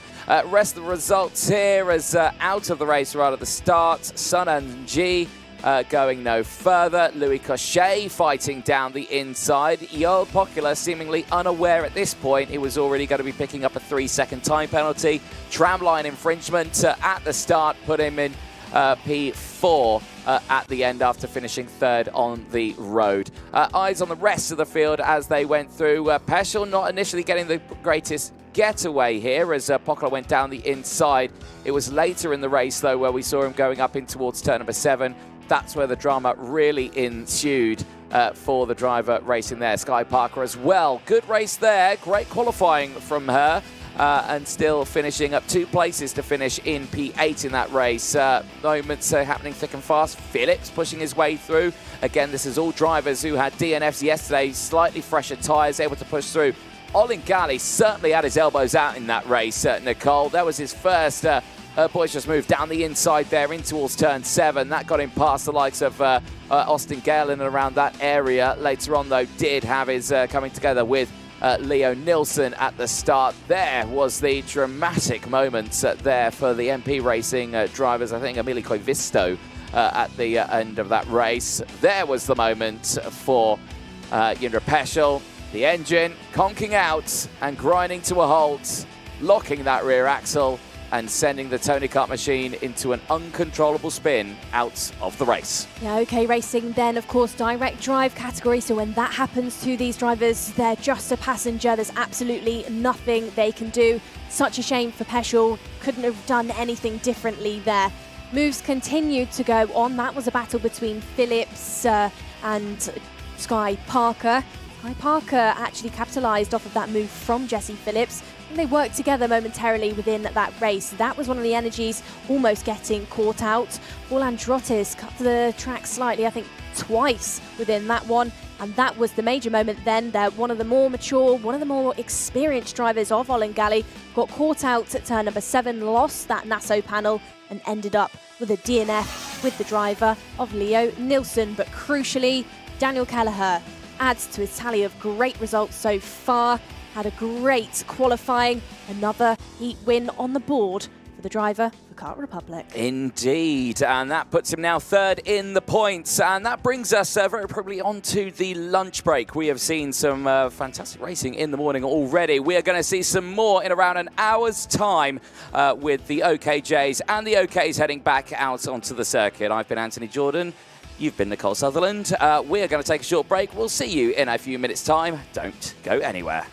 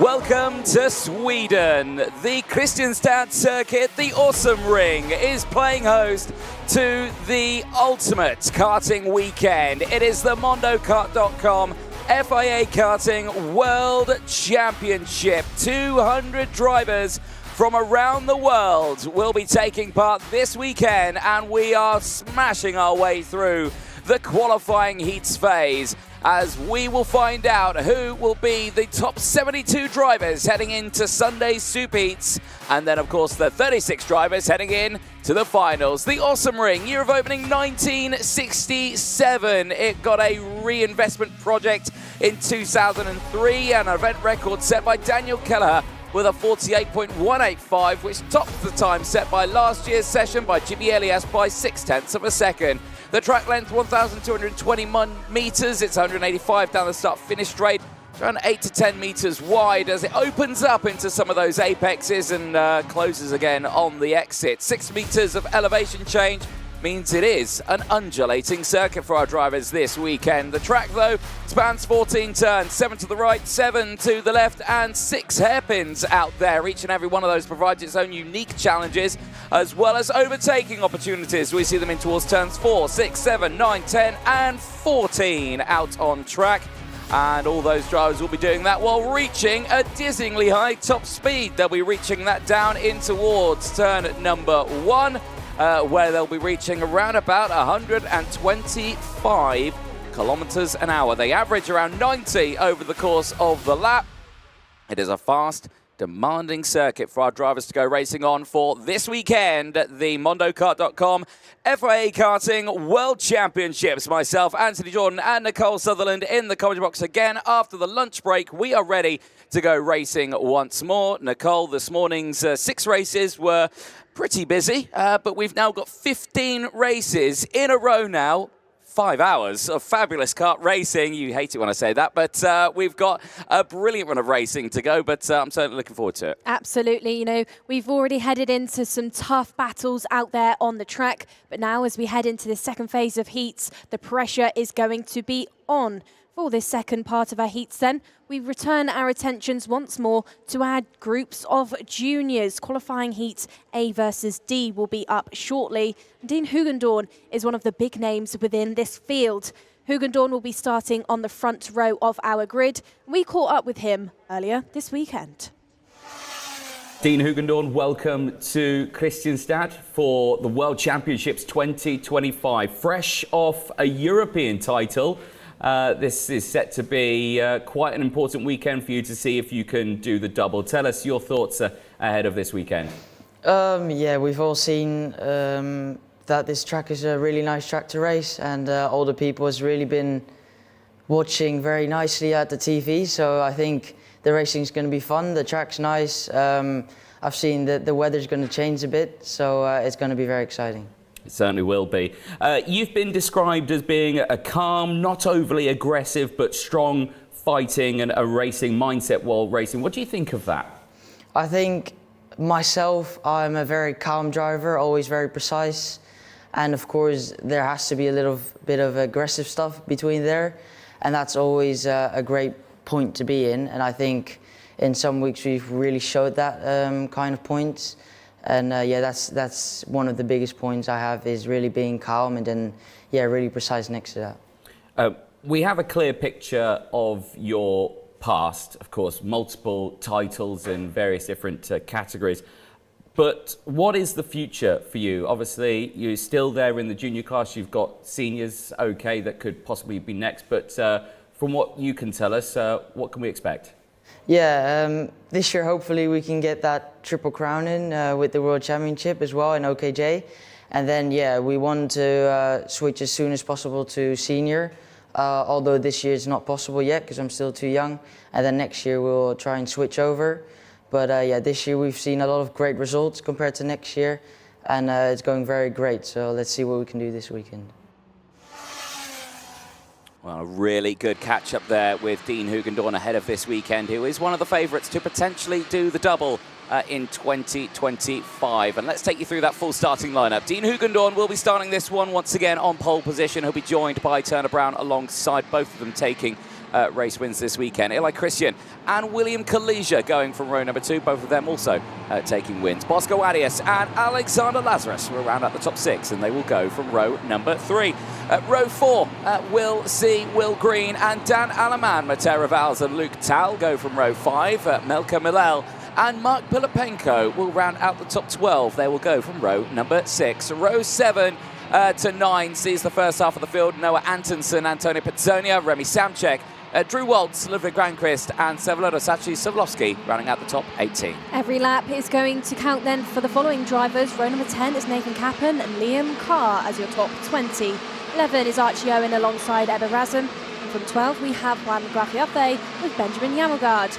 13 looks like Matteo Nan-Mason with Antoine Venant. From row number 14 it's Hugo Eklund versus Mohamed Elbazaki. 15 Magnus Morch with Marcel Kzappler for the first heat after our lunch break earlier on. 32 karts, 16 rows. It's Alexander Rostad with Jack Solomonson. Drivers then 2 formation laps to get everything up to temperature, to find their rhythm, to find their heads as we head into this qualifying heat that will be controlled and watched by none other than FIA Head of Race Control, Chris Lambrecht, with the help, of course, of Joanna Falcao and Sam Fisher there in our truck. These drivers, all 32 of them on the track, will be watched closely, making sure that they are behaving right from the very first lap. Led, of course, by none other than Dean Hugon and Turner Brown. Both drivers have had some great results so far. Both drivers were quickest in their qualifying groups, but who will come out on top within this one? Into the final corner and out they go. Revs, raves, heart rates raise. They see the lights and we are off and we are racing into turn number 1. Hugon goes, and it's another great start by the driver who snatched that European Championship earlier on this season. Some drivers get it wrong on the exit of turn number 2, cutting the track, going over the curb at turn number 3. Into turn 6 they go. Eli Christian looks strong there in P2. He has overtaken Turner Brown, who is still right there in the fight, however, as is none other than Will Green sat there in that Prema. He's had a good start, has made up 2 positions in the early stages of this one. He's top 4 now, trailing around through the entry and exit of turn number 11. Yeah, strong start then for the top 4. 2 of those Premas up there, both Williams-backed drivers in the form of Hugon and the likes of Will Green, and we'll see what the lineup will be as they cross the line. But right on the rear bumper now, Chrisen trying to attack for the race lead. Hugon wise to it though, covers off any advance going in towards turn number 1. It is Hugon from Chrisen, Arias from Green, the top 4. Brown there in P5 from Rivals as they exit out of 4 and 5. Kalija's gone down to 7th from Tal. Waltz holding on to 9th place. Alexander Lazarus holding on to a top 10 to the inside. Goes through Chrisen. Arias goes through as well.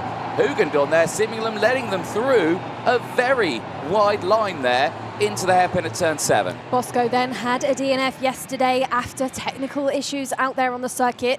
Picked things up in his second heat with a P3, then had another strong heat this morning inside the top 5.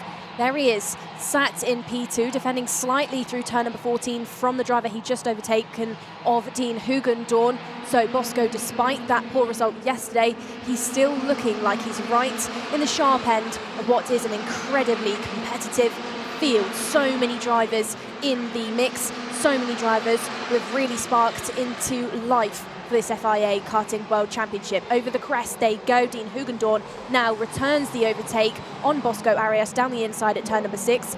That opens the gap up for Turner Brown as well, and he gets past through his Ricky Flynn teammate to get himself into the mix once more. Now it looks like Turner Brown actually has got past Dean Hugon as well, so that is a change for P2. Christian then has broken away ever so slightly from this battle behind. It's 4/10 this split up the Tony Kart from the Ricky Flynn for the time being. Down the inside at turn number 14 goes Bosco Arias, but immediately Dean Hugon looks down the inside on the run towards turn number 1. And who is going to get the run? Well, it is Bosco Arias. Hugon thinks against it and pulls back in. These drivers then flat through turn number 1, clip the curb at 2 to shorten that run between 2 and 3. They're under the rubber, using all of that grip on the entrance to 4 and 5. Nice and late and hard on the brakes. They hold that brake, they don't want to slide around on that tyre. And that sets your run up into turns like number 7, which are a massive overtaking opportunity. That is where you just saw Dean Hugon get back past the Spaniard of Bosco Arias. More battles going on further back in the field. Mid-pack section is busy. Busy is Drew Waltz, up by 8 places within this one, an 8-place gain to be in P8. Yes, indeed. And looking down the inside there once more was Will Green on Hugon, not able to get that move done. So a real big shake-up then for the 2 Prema drivers, who are now not in that fighting stance they were in earlier on. Now Hugon will now be matched on points with Turner Brown. If Turner Brown can get this overtake done on Eli Christian, would take the lead of that intermediate classification. So this would be a really big move for him as the driver potentially starting on pole position for those finals tomorrow. But there's still a lot of racing to go. Ebby Razum now with the fastest lap of the race. That will be helped by the fact that they've deployed a brand new set of tyres on the left-hand side. The Swedish driver who started this race in P22 is now circulating in 18th place on a 4-place gain. Eyes focusing on this one. Hugon, I don't think's over with Bosco Arias. He may have got past earlier on, but he's certainly going to want to try and take that one back, as Kalesia has got past Will Green as well on that last lap and has stepped up inside the top 5. Brown not able to get the overtake done just yet on Christian, but we know that the Ricky Filling package is good. We've already seen 2 winners from earlier on in the form of Turner Brown and Evan Purcell, who took wins out on track. So you can't rule out any one of those Ricky Flynn drivers. No, absolutely not. Ooh. And down the inside goes Dean Hugon on one of the Ricky Flynns, so they have changed positions once more. Right past Bosco goes Dean. But talking of the RFN camp, you know, they have had success at the FIA World Championships in previous years with the likes of Freddie Slater, so they know how to win an FIA competition. Don't count them out. Keep your eyes on that camp. Keep your eyes on drivers like Turner Brown, who still can't be shaken off by Eli Christian. Eli out there in the front still has that 3/10 gap, but he's just not managing to get rid of Turner Brown.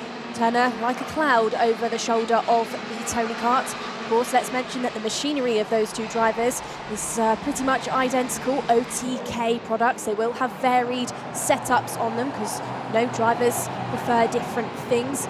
Is the OTKs out in 1 and 2, and then that is split up by the Kart Republic of Dean Hugon, and then another OTK is sat there within the top 5 of Bosco Arias, and then William Kalesia as well for Forza.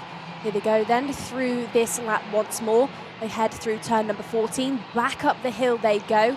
Between these 5 then, it looks like it's turning into a bit of a train. Into turn number 1, here he goes, still has that 3.5-tenth gap. Doing a good job to manage this gap to himself and Turner Brown. Here we go then, corners 4 and 5. A bit of a lull phase within this race. Further back in the pack, no major movers really going on. It's still Drew Waltz that owns that biggest movers. Move. Down the inside goes Dean Hugon, snatches away that P2 once more. He's found his rhythm now within this race. He's lit it back up. He's turned the dial up once more. Now he finds himself ahead of Turner Brown again. Yeah, and that's good racing from Dean Hugon now. Can really try and square things away of closing into Eli Christian just ahead. And Hugon now does confirm his retake of the lead of the intermediate classifications. Now 194 points for Hugon against Turner Brown's 185. Purcell they're third with 182 from Eli Christian's 182 as well. There's nothing more that Christian can do in that one. Gorski still 5th with 170 points to his name. There's the rest of your top 10 as well. Kalesia, Fresnelli, Kumpin, Baglin and Mulder. But remember, Baglin is yet to have his 4th race, I should say. As, he still sits there on 150 points. Yes, indeed, Will Green on the charge back through, but a little further down in the order than I think he would like. This is the Alaman-Pitsonia battle currently on your screen. You've got the Ward Racing now, the black livery there, followed by the Victory Lane of Luke Tal, who's still pushing his way through. Very similar liveries now for the Ward Racing teams. They join the ranks of Koski Motorsport in 3 liveries that are hard to distinguish between themselves out on track. On to the final lap of this race, and Eli Christian leads the way comfortably at the moment from Dean Hugon. He's done a great job of recovering back to second place, has the driver from the Netherlands, but he has just not found the legs to close back into the Canadian, who is going to come away with another solid result at the end of this one. A pretty calm race for our drivers here in the OK Junior qualifying heat A versus D. They've squared each other away as only 3 more corners to go for Eli Christian, who will join the top 4 in the intermediate classification, will match the points of Evan Purcell as well. Out of the final corner, Eli Christian takes the win across the line ahead of Dean Hugon. Turner Brown finishes in P3 ahead of William Kalija. Bosco Arias from Will Green, Mateo Rivals from Drew Waltz, Dan Alleman from Luke Tal. Then the likes of Antonio Paternia rounding out the top 11. Drama on that last lap for VDK Racing's Antoine Venot. He has tumbled to the back of the timing screens here, and I think he may have had a moment out on circuit. And that is a big shame for Antoine Venot, who was looking great earlier on in the racing this weekend. Not the way he wants to start his last round of qualifying heats before they go into tomorrow, of course. Eli Christian from Dean Hugon, Turner Brown, 1, 2, 3 in that race. The Canadian standing on the top once again. The full results here on your screen. The top 11 we've gone over. Alexander Lazarus at the end of that one, finishing in 12th place from Melka Milel. Sevoloda Sachi-Savlovsky from Remy Samchek. Ludwig Cranquist from Ebi Razum. Nathan Kappin rounding out the top 18. A fabulous race for them, with positions being gained left, right and centre. Archie Owen and Benjamin Yumgerd. Then it is Juan Garciase from Noah Antonsen, Hugo Eklund and Magnus Morsch, Jack Solomonson from Matteo Mason, Mohamed El Bazaki from Liam Carr, Marcel Zappler from Alexander Rukstad, Antoine Venot, and the retirement from Mark Pilapenko, as well as Venot at the end of the race. Big shame for them. But plenty more races to go later on in the day. There on your screen, though, Eli Christian taking away the win. Having a look back at the results there just to suss out where everyone went, and I'm sure he'll be surprised to see some of those names a little further down in the order than I think he expected, but probably checking the points as well, and now can confirm he sits 4th in the intermediate classifications at the end of that one, now joint with Evan Purcell with those 182 points to his name. Of course, that car will get checked over before he gets cleared away, before he can head back to the team awning, which thankfully is right next to the Parc Ferme area. Let's have a look at the highlights from that one. Well, for Dean Hugon, initially, great getaway at the start, brought along Christian on that inside line. You saw the troubles happening in the background there. Unfortunately, that was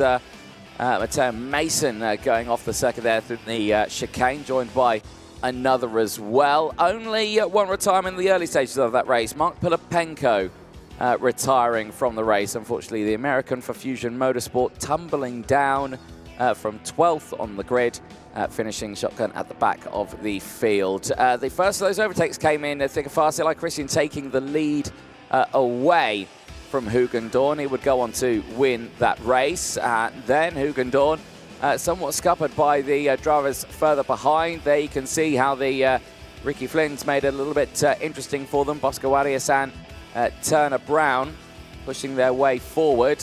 And you can see here the communication. Well, yeah, you can see how they were saying, right, what are you doing? No, let's come on, let's go, let's try and close in. Later, Dean Hugon saying no to Bosco Arias, getting that move done down the inside, then later doing the same again as those two tangoed for quite a few laps there. Big sends in the background again, multiple drivers all trying to go for those lunges down the inside. Then Hugon later down at turn 7, getting the move done on Turner Brown. Back up into second place, went on to try and close in to Eli Christian. Fortunately, wasn't close enough to get it done, and it was around this time that Antoine Venot, unfortunately, did retire from the race. A lap down at the end. Checker flag going out though, heading to Canada's Eli Christian, the Tony Kart Racing Team driver, delivering another fabulous result and stepping himself up to 4th in the intermediate classification, determining where he will start for those superheats tomorrow. Let's head down to Parc Ferme and over to Nicole Sutherland. Thank you very much then, Anthony. Ili, great results for you this weekend so far. 3 P2s, a race win in there. And you've just stepped yourself up in the intermediate classification as well to P4. The feeling in the kart, round the circuit, what's it like?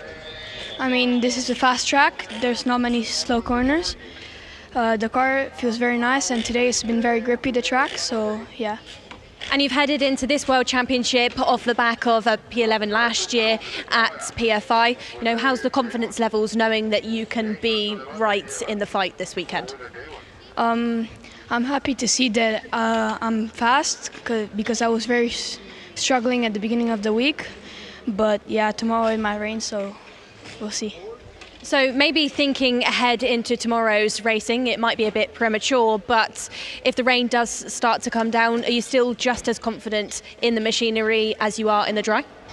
Yeah, I'll do my best, even if the car will not be perfect, or if it will be perfect, then I'll just give it my all, because it's only one race and it's not a championship.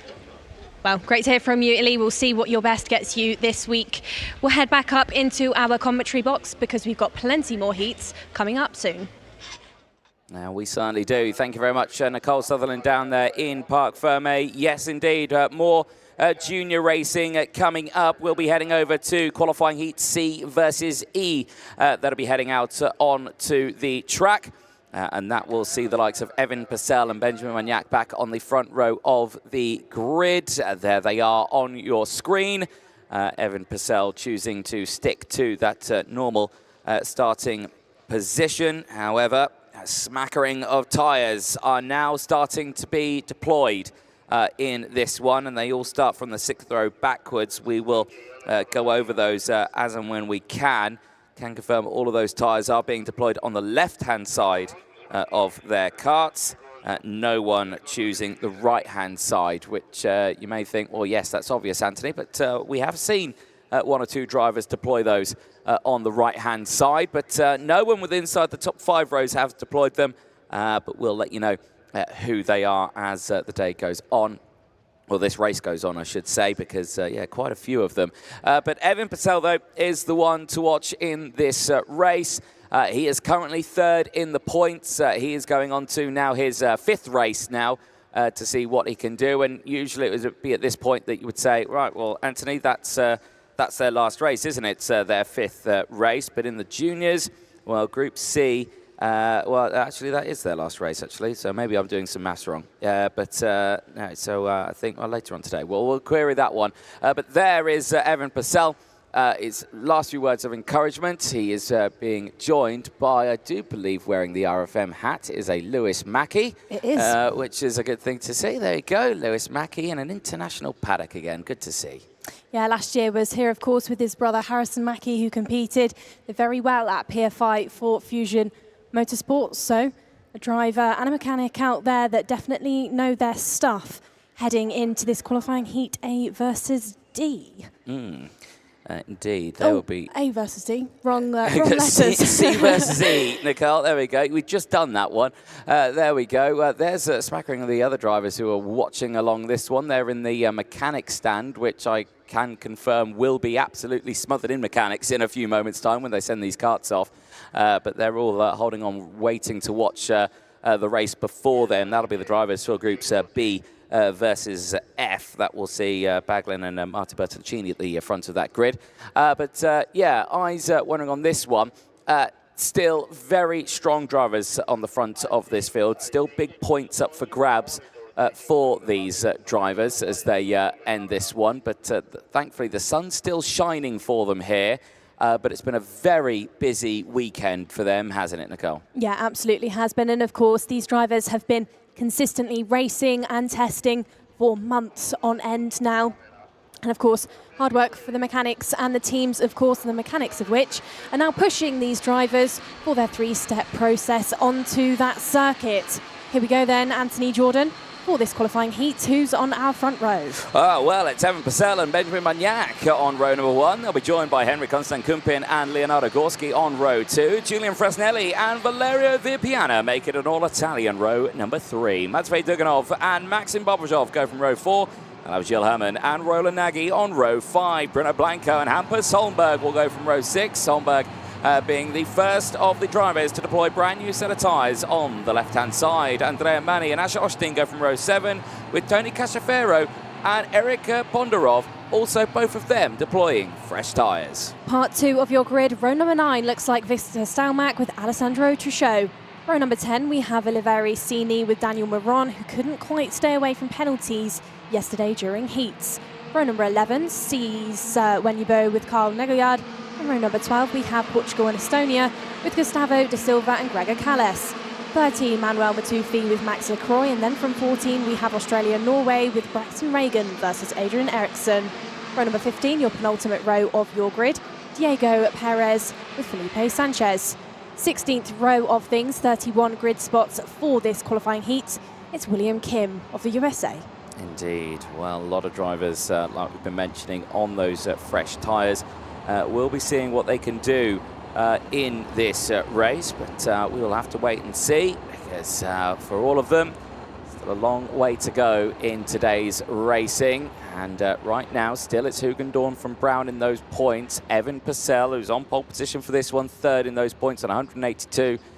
This would be his 5th of 6 races, I can confirm, for the juniors, and one extra than that would usually do. That is because the entry is being so high over the course of this one. So they will have to be very careful with their tyre usage on this, because they're going to be stretching them for just that little bit longer now over the course of this weekend. Field slows themselves down. Purcell and Magnac, the front of the field.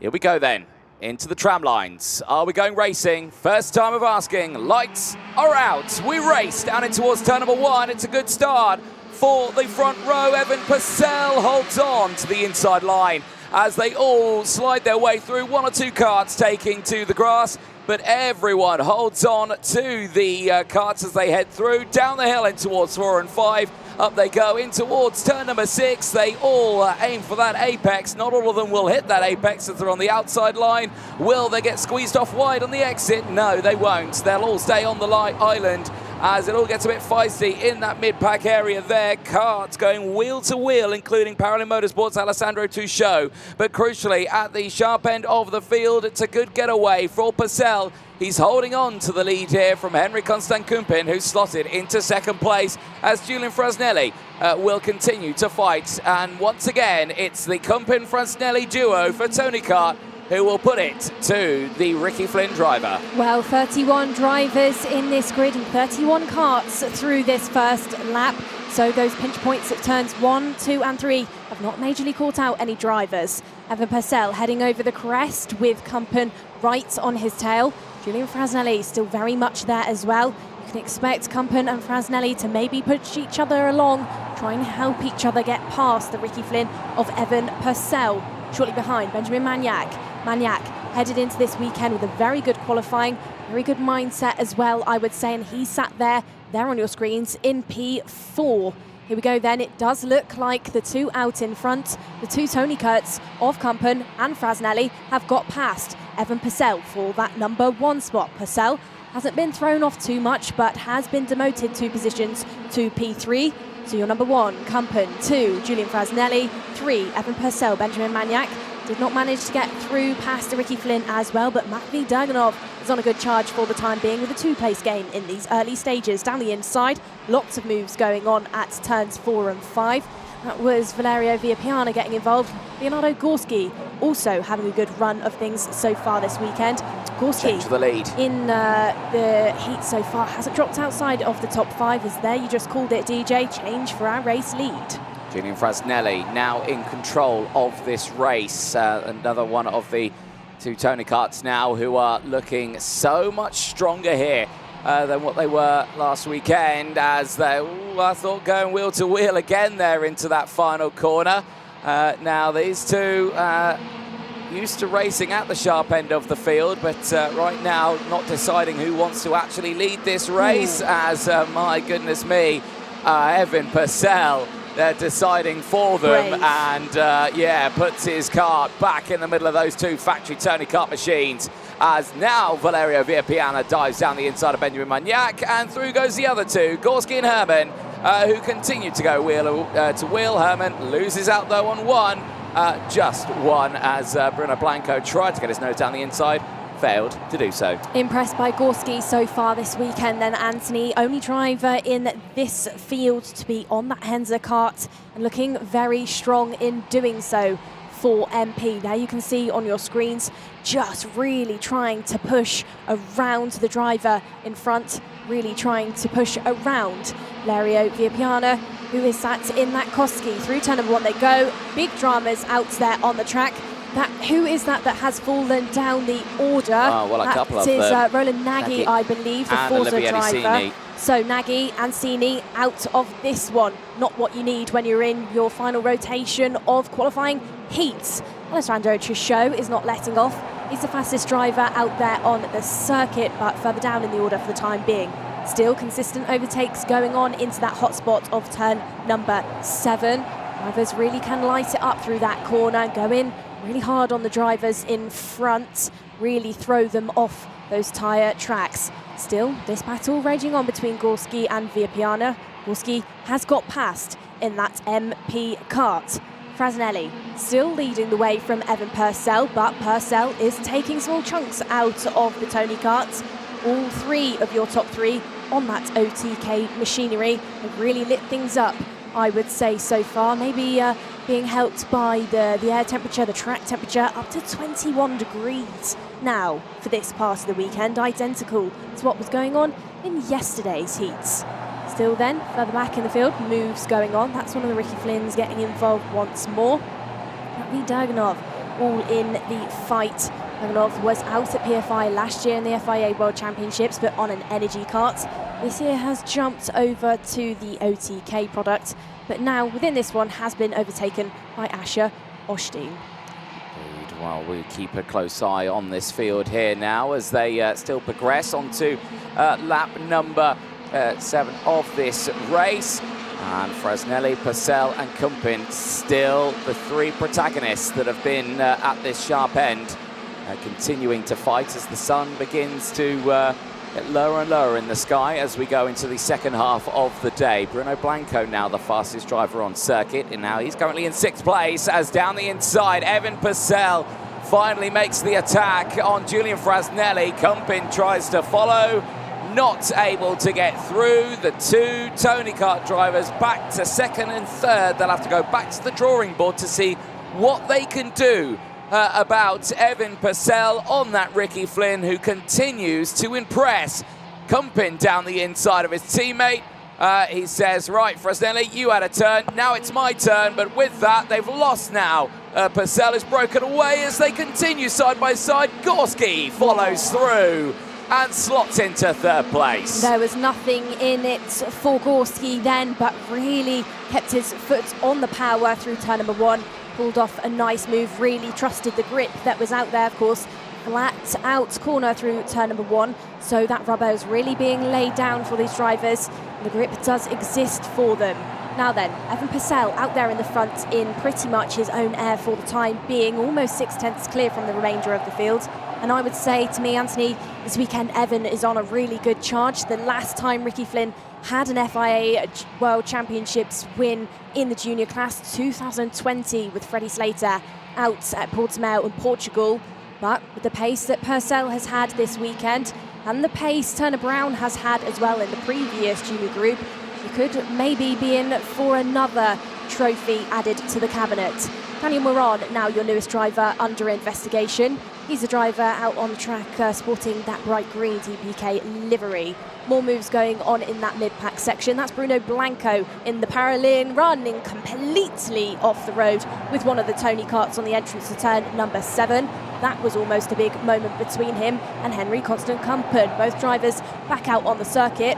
But to note, dirty tyres now for these drivers for the remainder of this lap. Let's see a replay. Yeah, it looks like he goes down the inside here. Yeah, big hit of that curb there, and that's just unsettled the kart, squeezes them both off wide, and that's very unfortunate there. Be curious to see how the officials look at that one later on. This one, though, Gorski really impressing me on this one. Nicole is showing great pace on that MP machinery on the Henza kart, and really showcasing what that team has really got to deliver over the course of this 2025 season. Of course, a brand new kart and team for the 2025 campaign, and certainly showcasing good progress in the World Championships. But yeah, indeed, a little bit wide there, but still in control. Evan Purcell, though, 1.3 seconds further up the road. Nicole is looking for another race win to his name as he takes the lead of the intermediate classifications with 232 points to his name. Evan Purcell ends his 5th race of the day as Gorski and Frasnelli go to battle over the start-finish line, and 0.05 of a second separate those two. But it is still Purcell, Gorski and Frasnelli 1, 2, 3 at the end of that OK Junior qualifying heat C versus E. All three of those drivers in that 1, 2, 3 spot then really hunting down for some good results this weekend. All three of them, I would say, ticking off those accomplishments so far this weekend. Finishing then behind Julian Frasnelli to round out your top 5. It's none other than Valerio Villapiana. Good charge for him within the race. 2 positions gained, and then it's Benjamin Magnac inside the top 5. Magnac, of course, with the Forza livery for the remainder of this season, did drop 3 positions within that race. Maybe it's down to the tyre, maybe it's just down to the driver, because in this stage of the weekend, pressure is on. But the pressure in this cooker has been well held by none other than Evan Purcell. Heat win under his belt, a 2nd under the belt of Leonardo Gorski, the 3rd under the belt of Julian Frasnelli. The remainder of your top 10 then looks like Asher Osteen, Gilles Herman, Bruno Blanco, Alessandro Truchot and Henry Constant Kumpen. We've then got Matt Viderganov, Hampus Holmberg, Daniel Moron, Maxim Bobrishov, Victor Stalmack, Andrea Mani, Eric Bondarov, and of course Gustavo de Silva as your top 18. Diego Perez, Tony Cacciaferro, Max Lacroix, Felipe Sanchez, Gregor Callis, Braxton Reagan and Carl Negliard round out your top 25. And we have the 2 DNFs of Roland Nagy and Oliveri Sini within that qualifying heat. Job well done then once more for Evan Purcell. Job well done once more for the Ricky Flynn team. The 220 there on your screen. Started this weekend off with a very strong qualifying and has continued on that charge through these heats. Not too much more for Evan to do before tomorrow. It's looking like this could be a good weekend for the young driver, who at the very start of this race headed into turn number 1 completely flat, completely on the power, and really headed in through 2 and 3 as the complete leader. Really didn't get any foot out of line, unlike some of the drivers in the back end of your field who did cut parts of the grass. But for the first initial couple of laps, actually, all 31 karts managed to get round. Yeah, indeed. A relatively calm one, but straight away, Evan Purcell losing out on that lead to the 2 Tony karts as through went Kumpen and Frasnelli. Later, they would be involved in more scraps, which would see Purcell back into the lead and Gorski stepping up into 2nd place. This was Leonardo Gorski just in the background there trying to go for the moves. Frasnelli taking the lead away from Kumpen. That fight let Evan Purcell close back in. Brave move from Purcell there to get up into 2nd place. Valerio Villapiana as well, getting the moves done on Benjamin Magnac. That brought Gorski and Gilles Herman into play. They were all fighting for position in that early stage. Herman, though, having to concede that one to Magnac as Bruno Blanco continued to try and push in those early stages. Then a retirement to Olivieri Sini and Roland Nagy, unfortunately colliding together, both of them distraught with that result, but still they have got another race to go later on today. This one here, though, the change for the lead. Evan Purcell back down the inside. Kumpen going for the move back on Frasnelli. Fresnelli not liking that one, going wheel to wheel once again on the exit.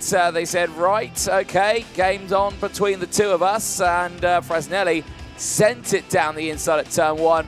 This was really great from Leonardo Gorski as well, piggybacking off Julian Fresnelli and getting up into 3rd place, and then later taking that 2nd place spot away. The drama's there in the background. Bruno Blanco going wheel to wheel with the rest, and you could just see how it all started to go forward. Henrik Konstantin at the end dropping to 10th place. Side by side across the line for 2nd, but Evan Purcell taking the win. Edagorski and Fresnelli rounding out the top 3. And another angle of that moment there. You can see, well, I left him a cart's width on the outside of the circuit, but a very defensive posture there right to the end, which did see a finishing time of 0.05 of a second across the line between 2nd and 3rd. OK, Junior, qualifying heat B and F is the next one then to head out onto the circuit. Once again, we will see some tyres be deployed in this one, I am sure. And let's see as well, because not only tyres, but a swap of sides of the front of the grid as well. Noah Baglin switching sides with Martin Bertolacini. There he is on your screen.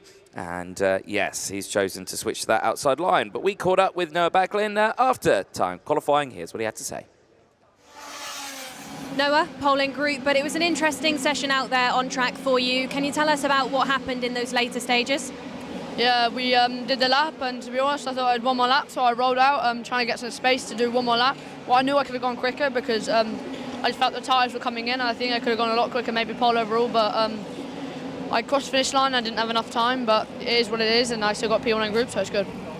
But knowing that you've got more pace to actually show everybody, does that give you a bit of a confidence boost as you head into the long run of heats? Yeah, the confidence is there, obviously. We're going to be starting on the front row, I'm pretty sure. The confidence is there, knowing the speed is really, really, really strong. So hopefully we can on the heats with this momentum and this pace, and yeah. And we're seeing a similar theme between you and Dean Hugon as what we've seen in the FIA European Championship this year as well. 1 and 2 currently, the KRs looking strong, the Premers looking strong. Do you feel good in the team setup? Yeah, I feel very good. I don't know about Dean, but I'm feeling very strong. We've been confident all year. Obviously, with the pace has been amazing, Campilios and Portmare in the European, so hopefully we can bring this onto now, and I know I have the pace to win it, so let's try and do that. Well, let's see how you get on, Noah. Well done and good luck. Thank you. Good to hear from Noah Baglin there at the start of this one, and there the graphic on your screen confirming that they have switched sides of the grid. Baglin choosing the outside line for the start of this race. Well, we'll look at the rest of the field as well. That squeezes Martin Bertolacini to the inside line. There he is for the Ward Racing team on your screen. Loving how the sun is shining off his golden iridium visor. There we go, get the iridium in again.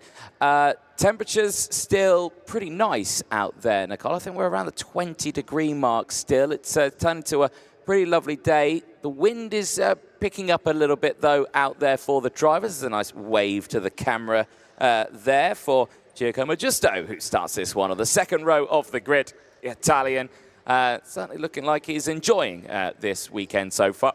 I did chat to him before qualifying, and he said, yeah, we'll see how the weekend goes if we get a good qualifying. Well, Giacomo, you did get a good qualifying, so hopefully it is going well for you. Yeah, Giacomo then on a good charge this weekend. Of course, it's not over just yet. Lucas Sell right up in the sharp end of the field this weekend. He's sporting the Victory Lane outfit, of course, as always. Sell with the Victory Lane cap.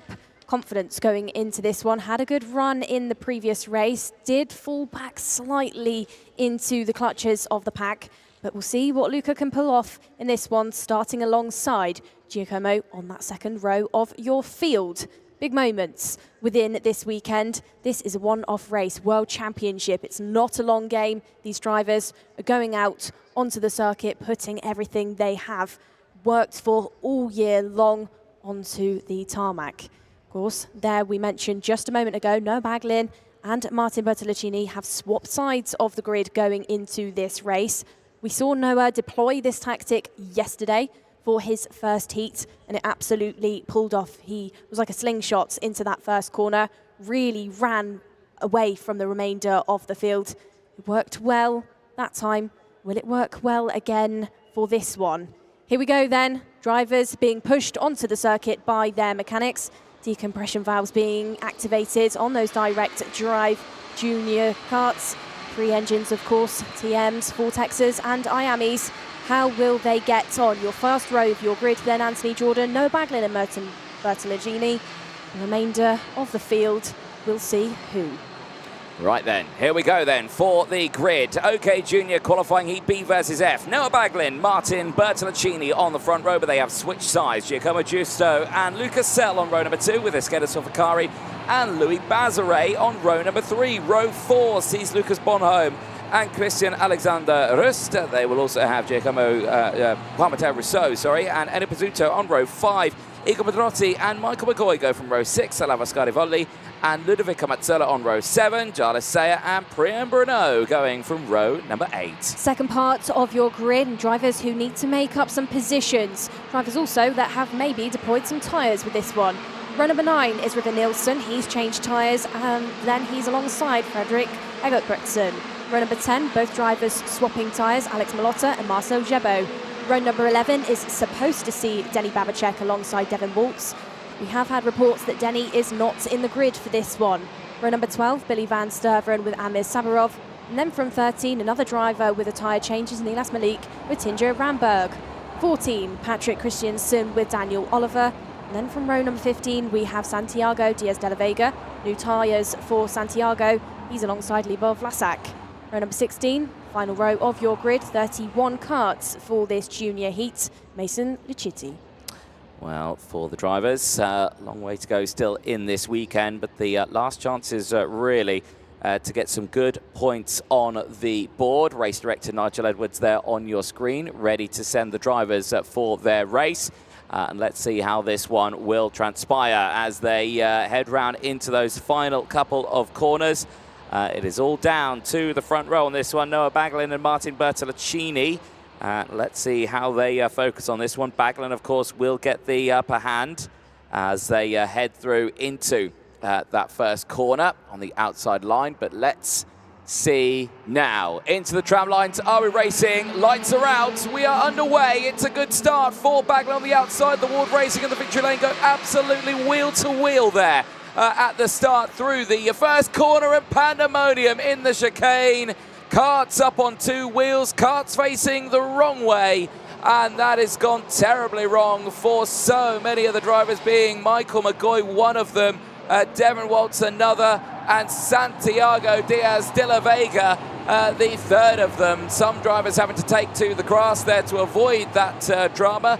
But everyone else are facing in the right direction. Crucially, at the front of the field, though, Baglin doing Baglin things. He is driven away from the front of the field. Bertolacini holding on to second place, but is clear at the front. There you can see one of the energy courses going absolutely tooth and nail. Lucas Bonhomme wheel to wheel now across the line with Iskender Sulfakari as Sulfakari goes through into P4. Complete deja vu of what we saw from yesterday's first heat from Noah.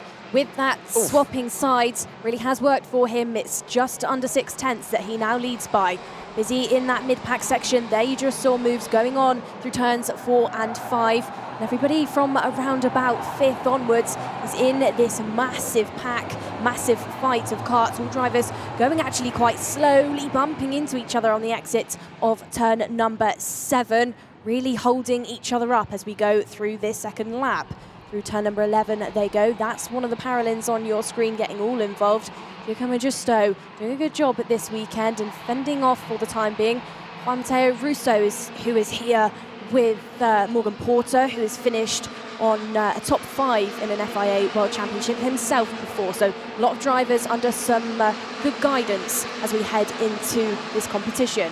Eyes on the front pack. Noah Baglin out there, just under 5/10 splits up him and Bertolacini. Sell still very much there within the top 3 as well, as Oskari Volle goes fastest. Indeed, yeah, showcasing some good pace there is the driver from Finland. Eyes on this one. That's an almighty train of drivers all the way from about 6th place down, 9th place downwards, I'm going to say. Egon Pedrotti leading that train of karts. He's got, well, everyone behind him. Bruno, Jarlis, Sayer there as well on that energy course in the third kart in that train. Then you've got the likes of Louis Bazare, Christian Alexander Rus, Ludovico Mazzola, Eni Pazzuto, and Frederick Flood Engebretsen. There goes your top 3 through, and then the top 8 go through as well. Yeah, that 9th place battle downwards is usually where you start to see the concertina effect close in, and you start to see drivers tripping over each other. We've really got 2 races going on here, Nicole. We've got the top 8 that has now got a big lunge down the inside there for Giacomo Giustiano Scanner Solfacari. And Solfacari says immediately, right, okay, go, and try and close in on the drivers in front. As, I think Giacomo Giustiano could see that Sell, Bertolucci and Baglin were breaking away. And Baglin's lead has actually diminished quite significantly now. Bertolucci is closed in by 0.4 of a second down the inside. Juan Mateo Rousseau gets that move done. Now Lucas Bonhomme tries to go wheel to wheel. Can't quite do it. Hasn't got the straight line speed. Down the start-finish line, slots back in behind and stays in 7th place. Bonhomme looking really strong this weekend so far, just bumping his way through slightly through turns 2 and 3, but pulls the move off now on Iskender Solfacari through turn number 5. How will Juan Mateo Rousseau react to that one? Will he manage to get through, as well as these drivers actually swap for position once more? Oh dear. That's a driver out. It's further back down in the field. That is Mason Legitti, unfortunately. The driver from Daniel a straight. Oliver. Yeah, there's a couple of drivers out of this one. So already we're seeing some drama here for the field. And that's going to drop him well out of this race. Yeah, he's tumbling down the order. I think Patrick Christensen may have had something to do with the Daniel Oliver moment, because he also tumbled down, but I believe is still in this race. Egon Petrozzi there on your screen, holding on to 9th place from Jarlis Sayer. This is that train coming through now. Mazzola, Bruno, Pazzuto, Rust, Flood Engebretsen, as well as Malota and Bazare, all inside that area there. At the front, though, Martin Bertolucci, fastest lap of the race, Nicole. The gap still 0.4 of a second, but I suspect we might see some fighting here for Baglin. Well, I'm not quite sure. Noah, he's a smart driver. I think he's just managing the gap for the time being. Maybe watch him push a little bit harder in this next lap. He's there, as always, in that Prema outfit. Prema within the junior class this championship. They have got 4 drivers flying the flag, so 4 drivers to maybe try and pull off a good result. Of course, after last year, when they had Kenzo Craigie and James Anagnostiadis on the podium at PFI, you would say they're in for an absolutely great chance, and they're in for a great chance with Noah Baglin, who is trying now, I would say, to open up that gap once more. And talking of drivers trying to open up gaps, you've got the Paralin of Ascari volley going in on Lucas Bonhomme. Good move there by Volley, I would say, and that's left Bonhomme vulnerable to the Forza, shortly behind Iskender Solfacari. It was a very committed lunge there, I think, from Ascari Volley, and I think utilising his knowledge of the Åsum Ring circuit here this weekend for the World Championships. Bonhomme going defensive on the entry. That hinders his exit just ever so slightly. But not able to go for the move is Iskender Solfacari into turn 1, but he can into the chicane. Beautiful run there for Iskender Solfacari down the inside. Steps up now into 7th place, but that fight has opened up an immense gap now between themselves and the 3 drivers ahead of them. This is the other 3 drivers ahead of those 3 drivers. This is 1st, 2nd and 3rd, Baglin, Bertolucci and Sell. They're still in line of stern formation. Bertolucci has closed the gap to less than 0.4 of a second, but I mean, it's only by fractions of a second here, Nicole. He's still trying to reel him in. Absolutely is, but we've seen this from Noah time and time again. He knows how to keep drivers behind him, has dropped 0.5 over that previous lap, but we are on the last few of this. This is the battle on your screen shortly behind Juan Mateo Rousseau.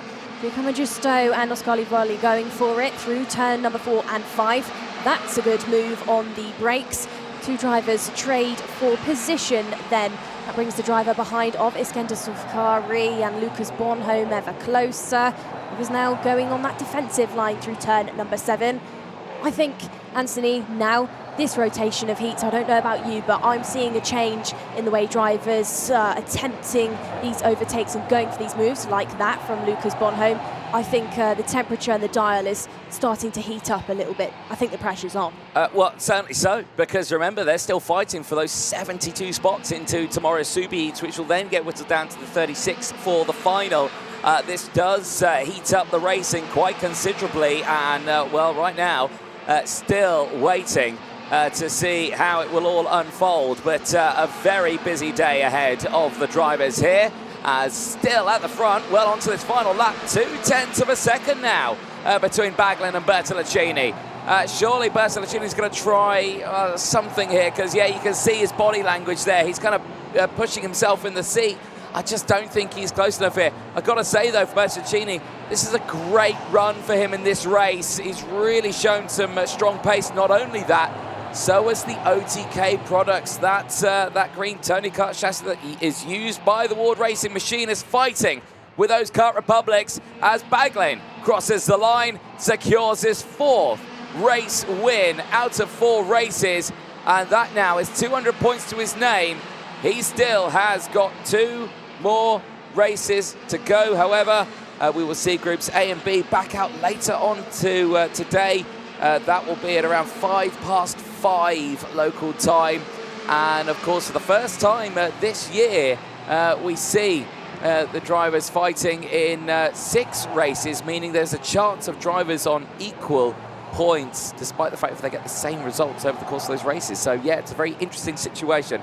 Oscar Rivoli, though, biggest mover out there in that race. 8 places gained, puts him P number 5. Baglin, Bertolacini and Sell, though, 1, 2, 3, as they enter into their final phase of the qualifying heats. It's all to play for. The top results there on your screen. Juan Mateo Rousseau finishing P4 ahead of Oscar Rivoli.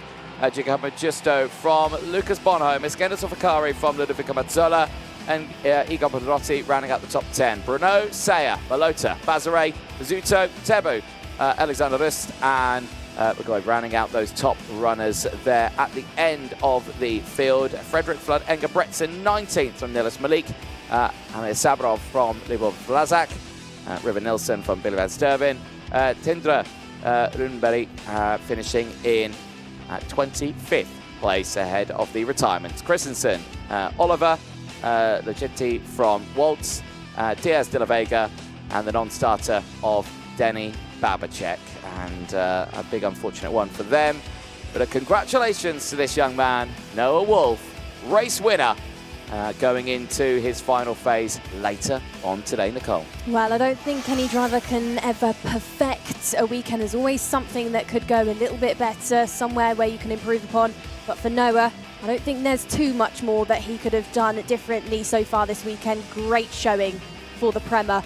Big moments in the start of that race. That was Waltz going over the top of one of the drivers between turns 2 and 3. Almost a big moment, but luckily all drivers landed back down on 4 wheels. Busy stuff as we go through turn number 1. This is the replay of this moment. So drivers going off onto the grass, over turn 2 and 3. Combination. And that's when we lost the Forza as well. Speaking of Forzas, into turn number 1. Battles going on between the likes of Iskender Sulfakari and Lucas Bonhomme. Bonhomme on a good showing for Energy so far this weekend and did momentarily get caught out at turn 4, just clipped ever so slightly.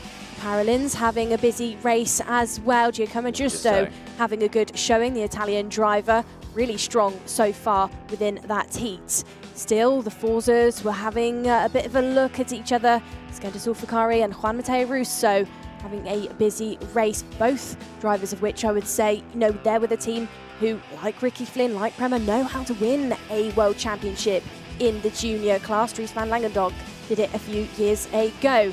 TPK retirement in that one. Still, we've got drivers in the mix for the remainder of this race, one of which was Rousseau. 5 places gained to finish in P4. That's good going in the sharp end of the field. It certainly is so, as the Bonhomme battle continued on in that final phase. And you can just see left, right and centre chances to go for those overtakes here. We're coming in thick and fast. Sulfakari later fighting with Bonhomme. Bonhomme taking it back, though, near the end of the race, as over the line, Baglin takes the win. Shake of the head there from Baglin, thinking, not liking the fact of how close those drivers were behind him, indicating that maybe some pace problems.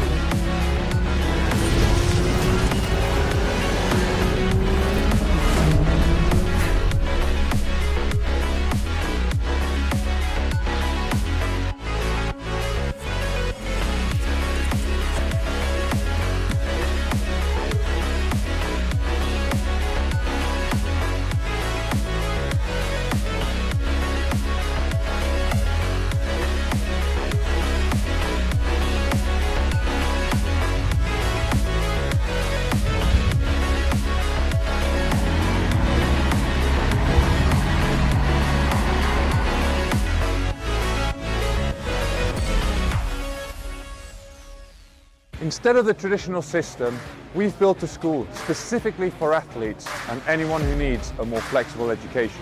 We provide a full school curriculum including GCSEs and A-levels, mentoring support from ex-athletes like myself, and the ability to study from anywhere in the world at any time.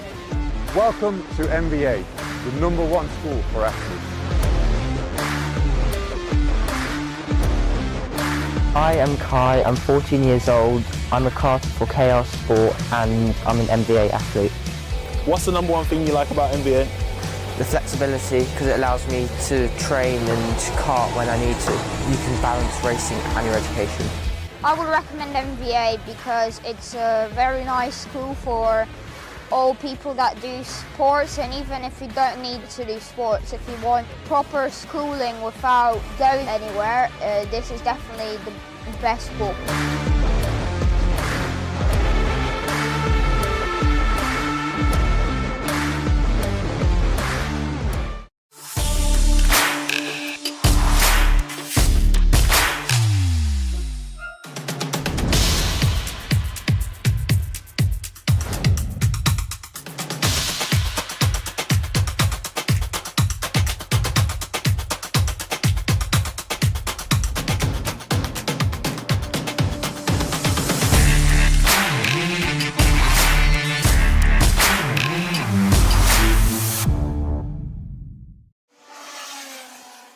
You're watching live coverage of the MondoKart.com FIA Karting World Championship. So welcome one and all from watching from around the world, wherever you are.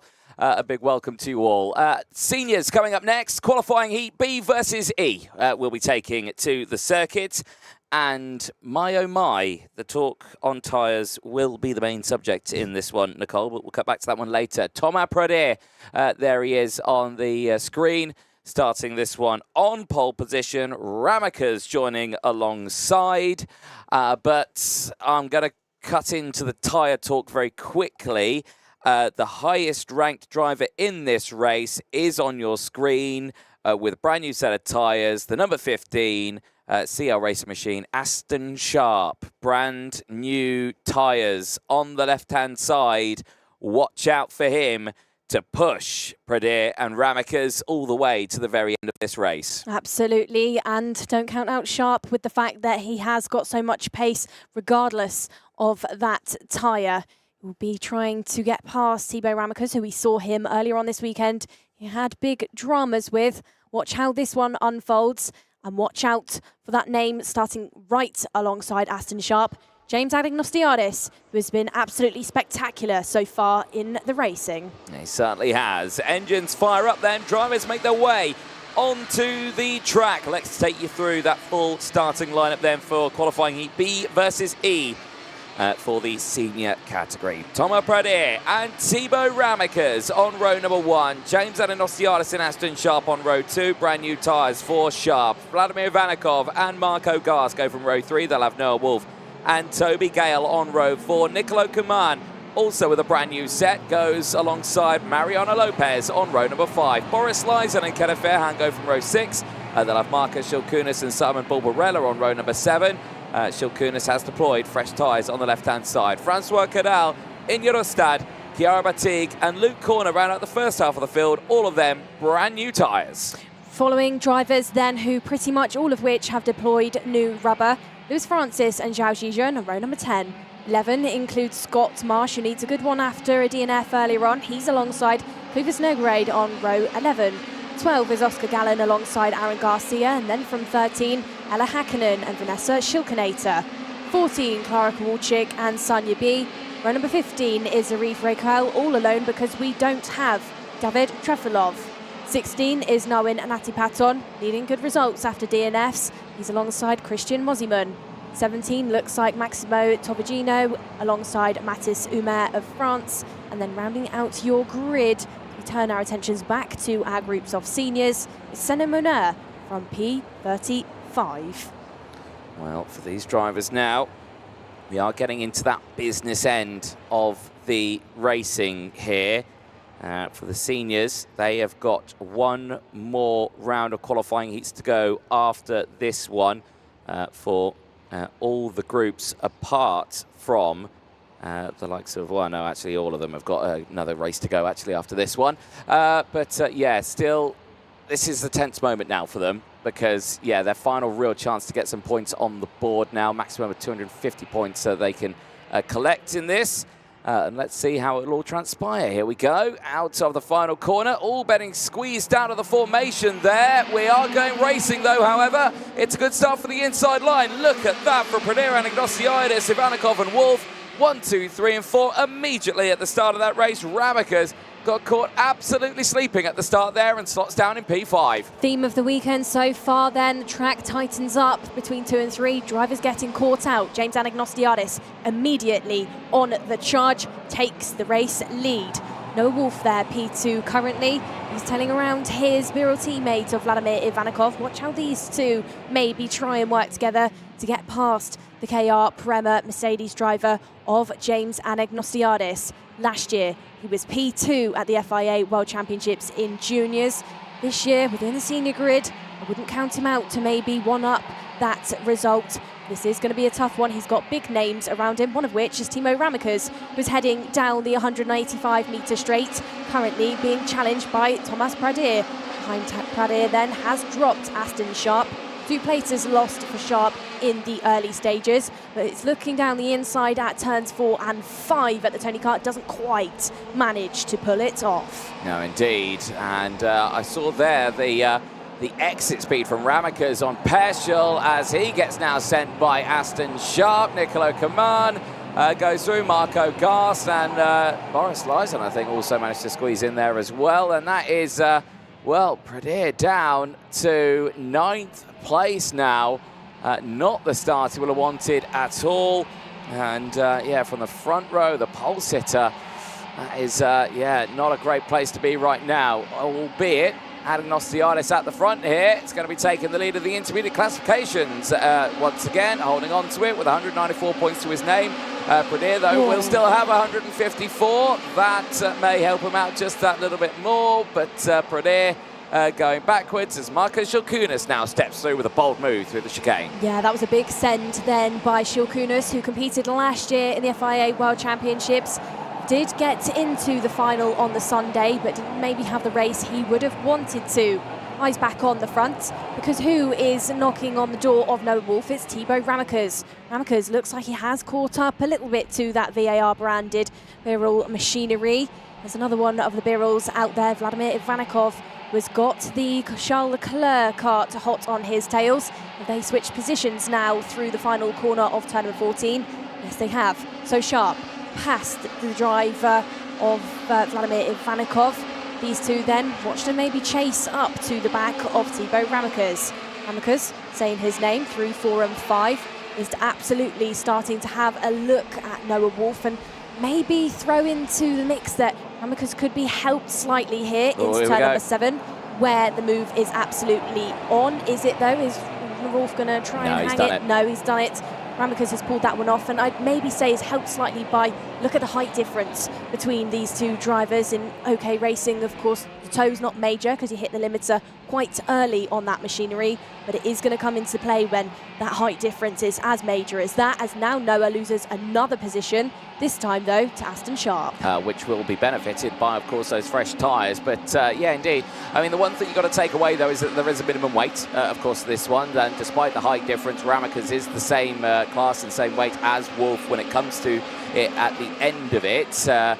But, you know, right now it is still a case of, yeah, like I say, that height, he doesn't need to tuck in as much. The air kind of just goes over the top of him. It's also the case, you know, those shorter drivers in dry conditions have benefited, as we've got another move down the inside, benefited by that lower centre of gravity. They're not shifting too much weight around different parts of the kart, which then ends up sort of chewing away at the tyres. It's maybe something that could play into the hands of Tibo Ramikas. Aston Sharp as well, who is a bit of a smaller driver.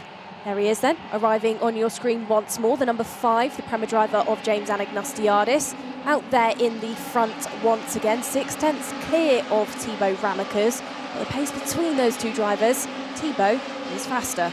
Oh yes, and Tibo showcasing that speed, what he's got down in towards this one. And Ramikas will continue to push here. The gap still holding at 0.6 of a second. Back down the inside, Markus Schilkunas on the charge, has got past Leisen and up into 6th place now. That's a good run for him. Can he continue that trend through the field? Because Vladimir Vanikov will be the next target, and that's not too far up the road. Remember, Schilkunas has got those fresh tyres on board, the same as Nicolo Kaman, who's just behind as well. Both of them have got past Boris Leisen also. Fresh tyres coming into play now here, Nicole. They're starting to make a dent in the field. Absolutely is, especially as we progress into the race and the tyres start to get hotter and hotter. They start to get stressed through turns 1, 2 and 3, peak in temperature here at turns 4 and 5, then over the crest towards turn number 6. Current air temperature for these drivers, 21 degrees out there, matched on what we had yesterday. So actually really similar track conditions, air conditions, so maybe these drivers haven't had to focus on changing the karts at all, really. I think they're probably benefited by that, but not sure if that's going to come into play tomorrow, because the forecast saying to me that we could be on for some wet weather like we had in 2024. Now though, dry into turn at number 14, where Nicholas Kaman is trying to challenge the Forza driver on a charge for now 2 places gained. He's really trying to hunt down away past Vladimir Vanikov. Side by side they go, almost 3 abreast. Vanikov going over the curb at turn number 3, but does manage to get back onto the tarmac. Loses positions, however, to the 2 drivers ahead. Yeah, 3 wide into that chicane is no bueno in my mind, but it didn't work out there at all for them, as like you say, Vanikov having to take off the track. Yes, indeed, down the inside, Chiara Batig making her way through the field now. This is the fresh tyres coming into play here. As we were saying, remember, all these drivers at the back of the grid are now starting to really try and push themselves up this order. They need to get some points on the board to get into that top 72. Yeah, absolutely. And Batig, you know, she's had 2 DNFs so far this weekend. That's going to throw a major spanner in the works for the driver who is representing Red Bull for her its first time for her in an FIA event, so big moments, but it's not quite gone her way so far this weekend.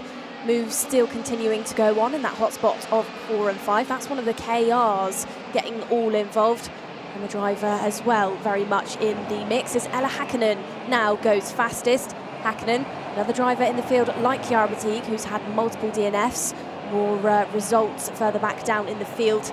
Has deployed a new tyre to try and salvage some kind of result, but I think it could be too little too late for both of those drivers. Now, we're just not too sure yet on those top runners, but we can tell you about the top 10 though in that intermediate classification. Anagnostiadis from Pradier, Ramikas, Drummond and Kelleher are the top 5 at the moment, as once again changing places side by side there, but no lunge for Zhao Zizhen on Marco Gast. They stay line astern. There is the rest of your top 10. Wolf, Gast, Ivanikov, Pataro and Cochet. Still those top 10 there. Eyes on the rest of the field here. Still on your screen, Marco Gast holding off the charge from Zhao Zizhen. Scott Marsh just there behind. He had the retirement earlier on, of course, if you remember. Himself on this one, needing to keep those good results on his screen. This one, though, Anagnostiadis and Ramikas gap down to less than 0.4 of a second now. Time very quickly running out as a smattering of investigation flags going out. One to the 80 and the 71. Zhao Zizhen is one of those drivers. The 80 machine is Toby Gale under investigation, so I'll have to keep a close eye on that one. Ramikas, though, ever so slightly in the coal. Corner by corner is eating away at Anagnostiadis' lead. Absolutely is. I'd say that gap between those two drivers in 1 and 2 is starting to evaporate now in this stage of the race.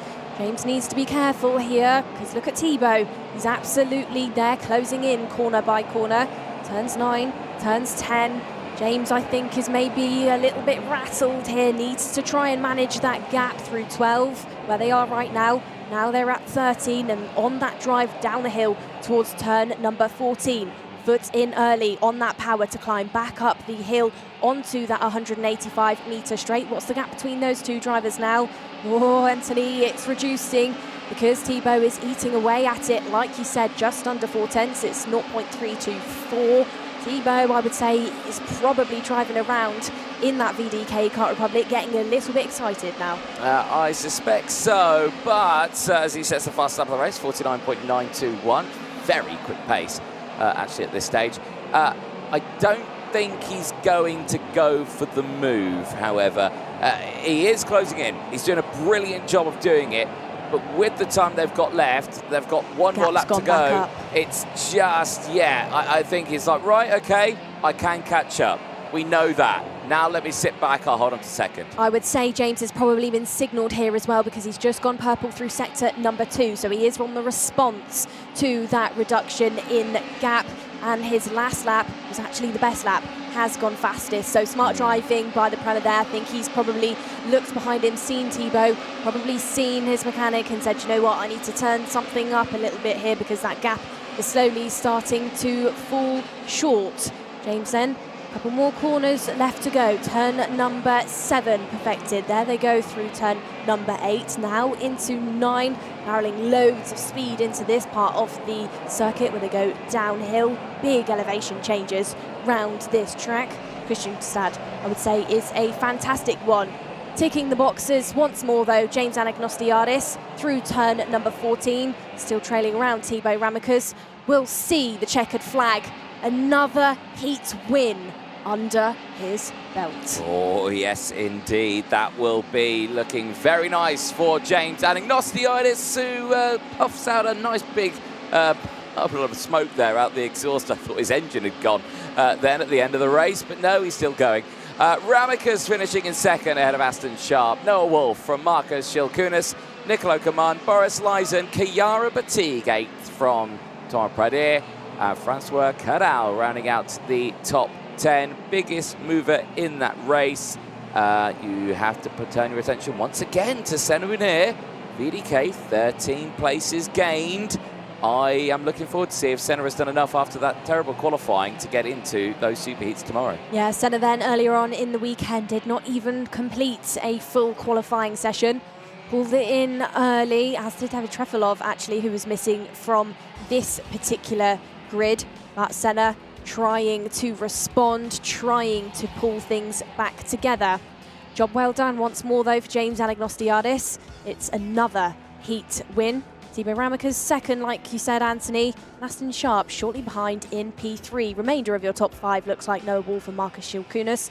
Shilkunas on an 8th place charge through that qualifying heat. Indeed, there's the rest of your results. Top 10 we've gone over. Francis from Ivanikov, Gars from Marsh, Zhao from Hakkinen, then the likes of Nugarade, Toby Gale, Mariano Lopez, Oscar Gallen, Aaron Garcia, Senna from Karting World Championship, Simon Bulbarella from Calais Fairhand, Luke Kornda from Ingerstad, Sunny B from Vanessa Shilkaneta, Christian Mosiman from Maximo Tovagino, Noah Baglin from Zarif Rakal, and the retirements Matis Almer, the non-starter of David Trefilov. There though, James Anagnostiadis, job done so far. And for the senior category in groups B and E, we will see them out later today to determine who will be taking that pole position spot for Super Heat 1 and 2 in the senior category. Here's your highlights. Good getaway from Anagnostiadis immediately up into the race lead, not wasting any time there whatsoever. Nicole, really strong pace at the start there. Knew that he didn't want to stick behind Tom Pradier for a long run in that race, and unfortunately for Pradier, very quick in qualifying. Unfortunately, the race pace not being there and him dropping down to 9th place. It's been a tough one for him. Yeah, absolutely has. Maybe it's the setup, maybe it's just the pressure of this stage in the weekend, the pressure of being at an FIA World Championship. There you go then, Aston Sharp down the inside at turn number 7. Sharp, a good overtaker within this field, and definitely used that on his charge through the rest of the grid. Tony Kart's getting all involved. Mentioning again, I would say, the Tony Kart's, the OTK product, looking really strong at this stage of the weekend. Tibo Ramikas got past Noah Wolf. Noah, well read, knew he was going to do it, looked over his shoulder at the gap to the driver, behind which was Sharp at the time, who later overtook. Noah, I would say, just responded in a smart way, let them have it, knew that battling away, getting into incidences will not help him, especially after that DNF yesterday. Consistent overtakes further back in the field from Marcus Shilkunas, your driver, who is sat there in that green branded Tony Kart's chassis. Shilkunas on a good one there, 8 places gained for that driver's, like we mentioned, to break inside of the top 5. Turn number 1. When you get the run from 14 correct, there can be moves opened up, but it also can bring in big moments like this. 3 abreast into 3 and turns 2 and 3, which really caught out, was that Vladimir Ivanikov that caught over the curb and ended up on the grass. Still then, Scott Marsh having to try and salvage something after a DNF earlier on. He pulled into the pit lane in his previous heat. That will not help him in the intermediate classification.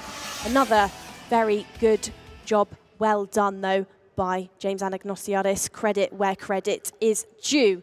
That's it then for qualifying heat B versus E. Next up, we will have qualifying heat D versus F for our seniors. 13 laps, 16 kilometres, a big challenge around this circuit. Oh, yes, indeed. And once again, talk of the town will be tyres there. Though Lev Krutolov on your screen.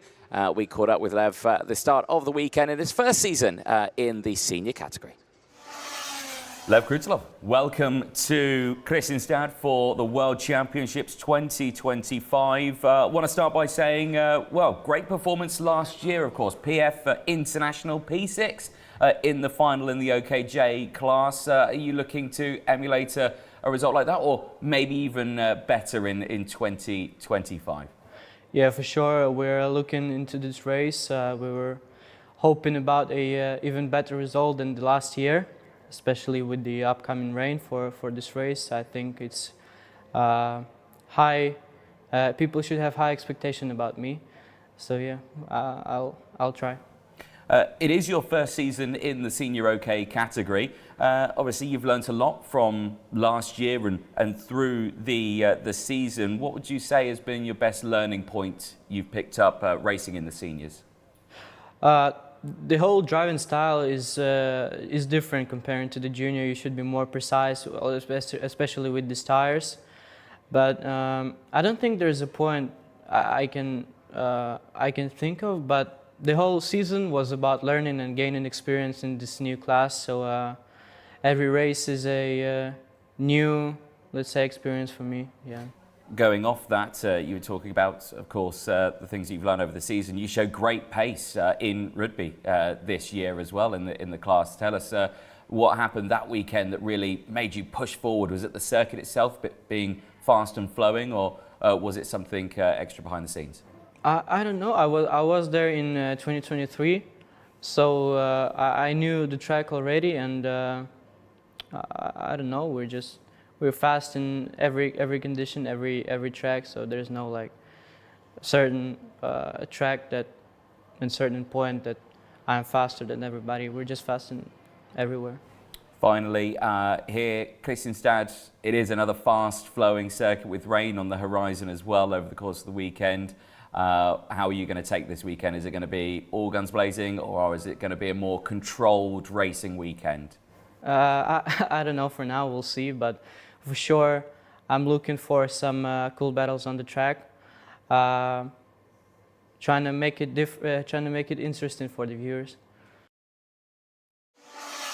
Well, make it interesting. He certainly has done over the course of this weekend, and he might make it a little bit more interesting now as he starts on the second row of the grid of this race with a brand new set of tyres. But Jindra Purcell and Matthew Higgins go from row number 1. Purcell has also deployed a brand new set of tyres on the left-hand side. Jensen Burnett joining Krutolov on that second row. Armin Kari-Osman and Joe Turney go from row number 3. They have not deployed tyres because Carmen did it earlier on.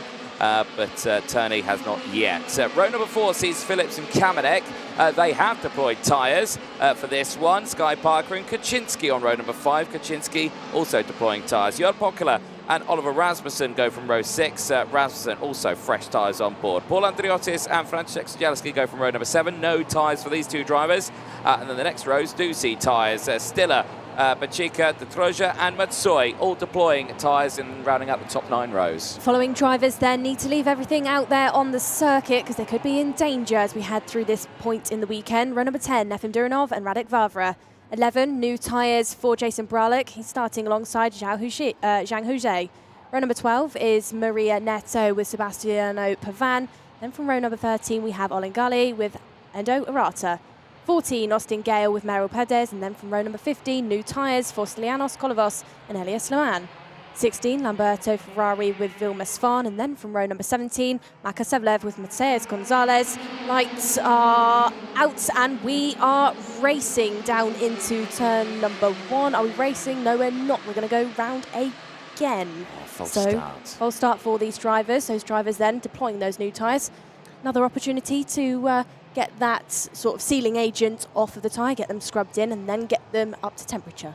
Bit more time to get that, as you said it, release agent off the tyre. The shiny tyre, isn't it, when it comes out of the box, and quite slippy when you first use it. But as soon as that's cleared, trust me, very, very grippy for the first few laps, and then they go into their conservation phase. And but of course, if they've been used a lot better than the rest of the drivers, they might be okay. So Armin Kari-Osman here might still be okay because, of course, deployed those tyres earlier on, so have got slightly more used tyres, but still a lot less used than what Joe Turney will have. Joe Turney has not deployed tyres at all yet this weekend, and this is a very Joe Turney thing to do. He always waits for the last opportunity to deploy them, sometimes even waiting for the superheats phase. There is Joe in the number 2 machine.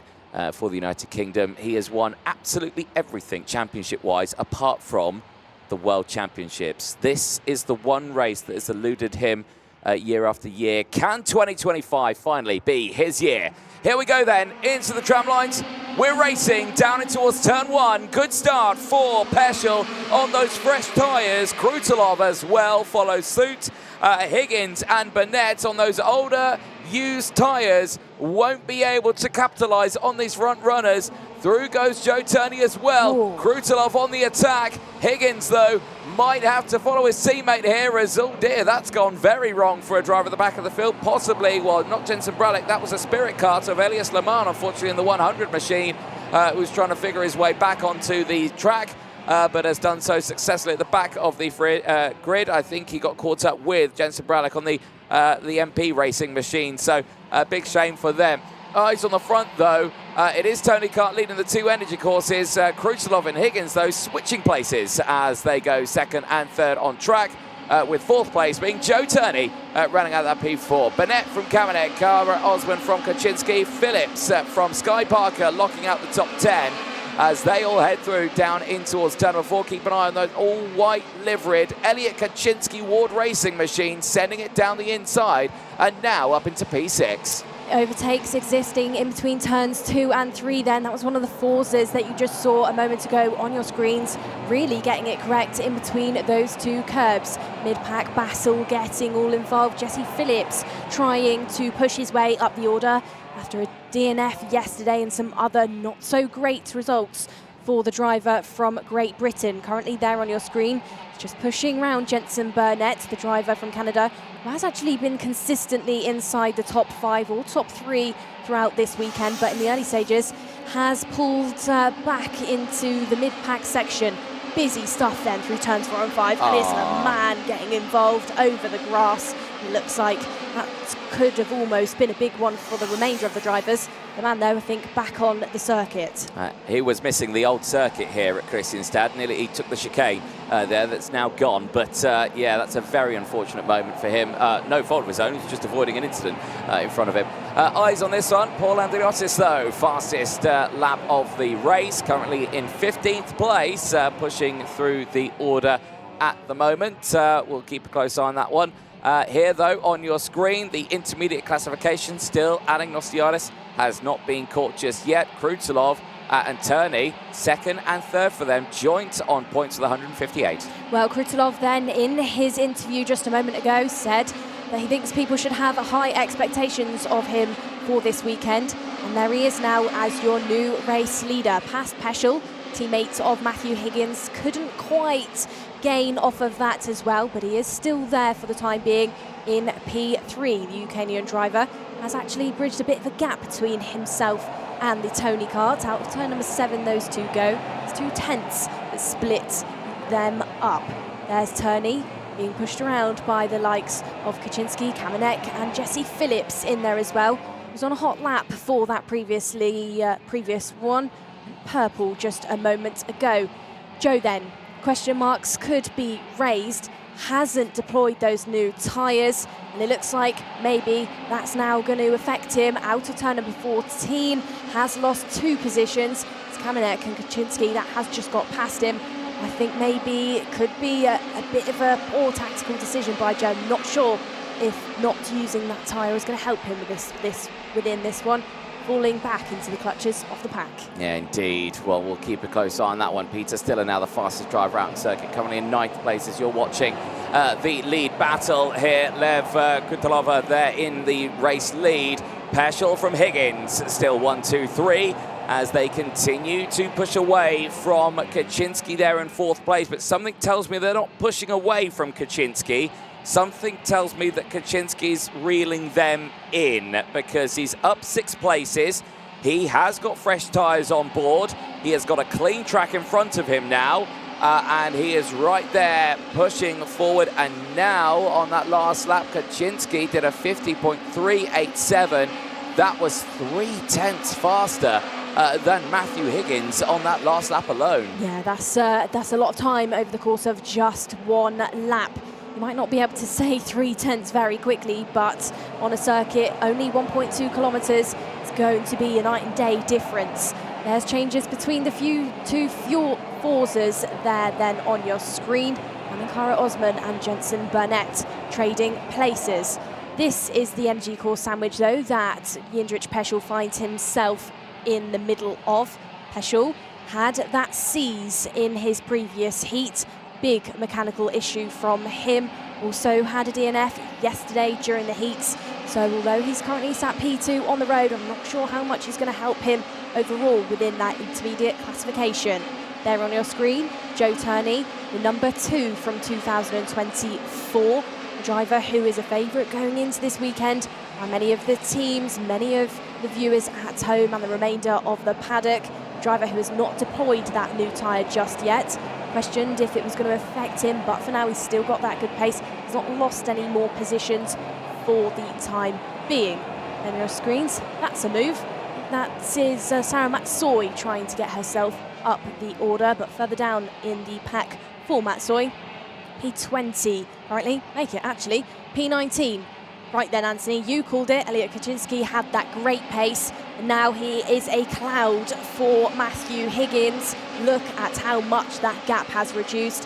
Higgins going into turn number 4. I think he's under pressure. Is this where the war goes for it? Yes, it is. Pulls it off. very nicely done. Yeah, smooth as you like, that one there at all. But I'm looking at that nose cone. I hate to be the bearer of bad news on that, but it looks like it may be dragging a little bit as down the inside, Jakub Kamenek goes to the move as well on Higgins. Higgins now just dropping to P6 now, but we'll keep a close eye on it. But yes, pushing very nicely through the field, and we will keep an eye on that fight as they go through. But here on the screen still, everyone holding to position apart from this fight here. Peter Stiller pushing forward. This is nice to see for Peter Stiller. I mentioned it yesterday. Nicole graduating from his Minerva Academy program as well. There we go then. Education always important for these drivers. They might be racing drivers, but you've got to get one, boys and girls. Here we go then, on your screens, once more it's Matthew Higgins. Previous couple of laps really lacked pace to his energy teammates of Krutolov out there in the front. Now loses position to another driver, this time a VDK. Has maybe tried to respond and matched Lev on that previous lap with the time, but is now looking like he's falling into the hands of Jesse Phillips. Phillips, the Fusion driver, watch what he does into turn number 14. Down the hill he goes. There we go. Move is on. Move is completed. Now Higgins and Phillips have traded position for P6. Under investigation is now Elias Leman, the number 100, potentially causing a collision. Still, they continue on this charge. Lev Krutolov now a second in the lead from Jindřich Peschel. Peter Stiller is the fastest driver, however, on the track. It's a 49.904, the time to beat for these drivers.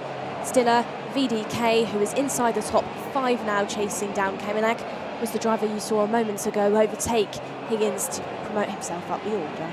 Indeed, and keeping that fight in our screens as well. Eyes on this one though, the Kaczynski-Kamenek-Stiller battle as Peter Stiller looks to the inside there into the final corner. I think he got that move done as we cut back to the group just behind them, still fighting through. And yes, I think Stiller has got up now into 4th place and pushing through pretty nicely now to close into Elliot Kaczynski just ahead. Peschel now under pressure. Elliot Kaczynski possibly going for 2nd place, question mark. And all the more I see that nose cone just bobble up and down. I think it has dropped on that Ward Racing machine there. For Kaczynski. There is the stats for Peter Stiller. That is the driver of the number 38 machine just behind the all-white liveried Ward Racing machine now. And you can see, started 15th, currently 4th, gain of 11 places. Can he make it 12 here? Yes, he is. Throws the dummy down the inside. Peter Stiller up to P3. Good stuff then by the VDK driver. They're a team who have had World Championships underneath their belts before. Last time they had one actually was at this circuit, so don't count them out of this weekend. Don't count out Stiller. Good places gained, 12 positions for that driver who maybe looks like he could be hungry for yet another. Pushing up to the back of Pete Peschel down the inside and pulls it off. Peter Stiller picks off another position, ambitious as you likes, but controlled, calm, and gets it done. It was 12 places, now make it 13. There's a look at previous world champions in the OK class up to 2019, and that does bring me on to a subject that I'll talk about tomorrow in this one. But many names there, even Jeff Call, of course, at PFI, Krutolov as well. Great show for him in Blanchard as well. So really big names that have stepped up in the orders there in the championships. But right now, focusing on this one as we go into the final lap of the race, it's really hard to put a finger on who could be a driver to do it. Lev Krutolov, of course, at the start of this weekend did say, watch out for me, I'll be one to watch. And he's certainly not disappointed with that one. With this race lead, he's looking at 158 points and moving into 2nd in the intermediate classifications. Out of the final corner he goes. Lev Krutolov will take his first win in the qualifying heats phase. Cool, calm, collected as they're side by side across the start-finish line. between Kaczynski and Kamenek. Stiller takes second, Purcell takes third, Kaczynski, Kamenek, Phillips, Rasmussen from Turney, Higgins ninth, and Jensen Burnett rounding out the top 10. But Lev Krutolov, it's his first win of the weekend, winning from third. It's a good run for the Energy Course driver. Well, Energy Course then, they have a shopping list of FIA titles under their belt. But in the new era of karting since 2016, when the FIA World Championship jumped over to the OK category, Energy have not had better than a P3 in this competition. But maybe, like Krutolov said in his driver interview, he could be the one to put his name on the board. Watch out for the Ukrainian driver who finishes in P1 ahead of Stiller, who was on that fantastic charge of 13 positions. Indrich Purcell, who went through the top 10 and the top 15. It was Paul Androtis that rounded out your top 15. Then we had Zhang Hujie, Maria Neto, Samuel Matsoy, Jagrat Troja, Lendo Arata as your top finishers in the top 20. Radek Vavra, Franziska Stajaliski, Vilma Svan, Yuri Bachika and Marko Sevelev are your top 25. Then the remaining finishers of the race include Meryl Perez, Sebastiano Pavan, Austin Gale, Lamberto Ferrari, Olin Gali, Alice Leman and Mateus Gonzalez. Indeed, very packed out grid on that one. 2 retirements, Kolovos and Bralish, unfortunately not seeing the end of that race. But there, Lev Krutolov getting the results he needed. Right, we will see plenty more actions coming up very soon as we see the highlights from that race. And the field at the start, relatively decent getaway. Drama right at the beginning of it though. Jensen Bralick out of the race, unfortunately there. Elias Leman taking to the old layout in avoidance of that spin from Bralic, and that put him right down to the back of the field. Jakub Kamenek with the moves down the inside. Joe Turney, understandably, in that one going backwards. The tyres not on his side on this one, with everyone at that sharp end deploying the fresh tyres. He had no choice there to just do exactly what he could do, which was still fight back though in earlier stages. Ball moves down the inside in the middle part of the race. Sarah Matsoy making some good progress in that race. She gained those positions, she dropped back a little bit, and then she got back into her original starting spot of 18th place. Speaking of moves though, Peter Stiller was that driver on the charge. Like we mentioned, 13 places to finish in P2 behind Lev Krutolov and Indrich Purcell rounding out the top 3. Well, that's qualifying groups D and F done for the seniors. We will turn our attention to A and C now, heading out for their penultimate race of the day. Their last races will be on later on today, and this one will have Daniel Keller and Davide Battaro on the front row of the grid for this one once again. Talk will be about tyres. Of course, I can imagine a lot of drivers having to deploy them, and I'm not wrong in saying that.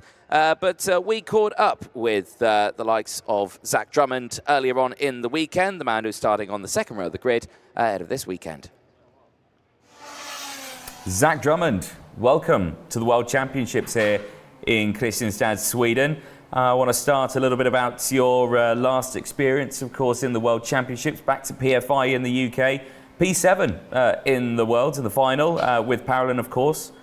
Tell us your experience of that World Championship and how do you hope this weekend can compare to that?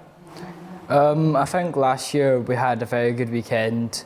The tricky conditions definitely suited me, but this weekend I think it might be similar to that as it is raining just now.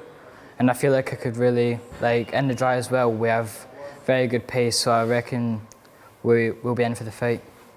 2025, you did a team swap to Fusion and racing in the OK class.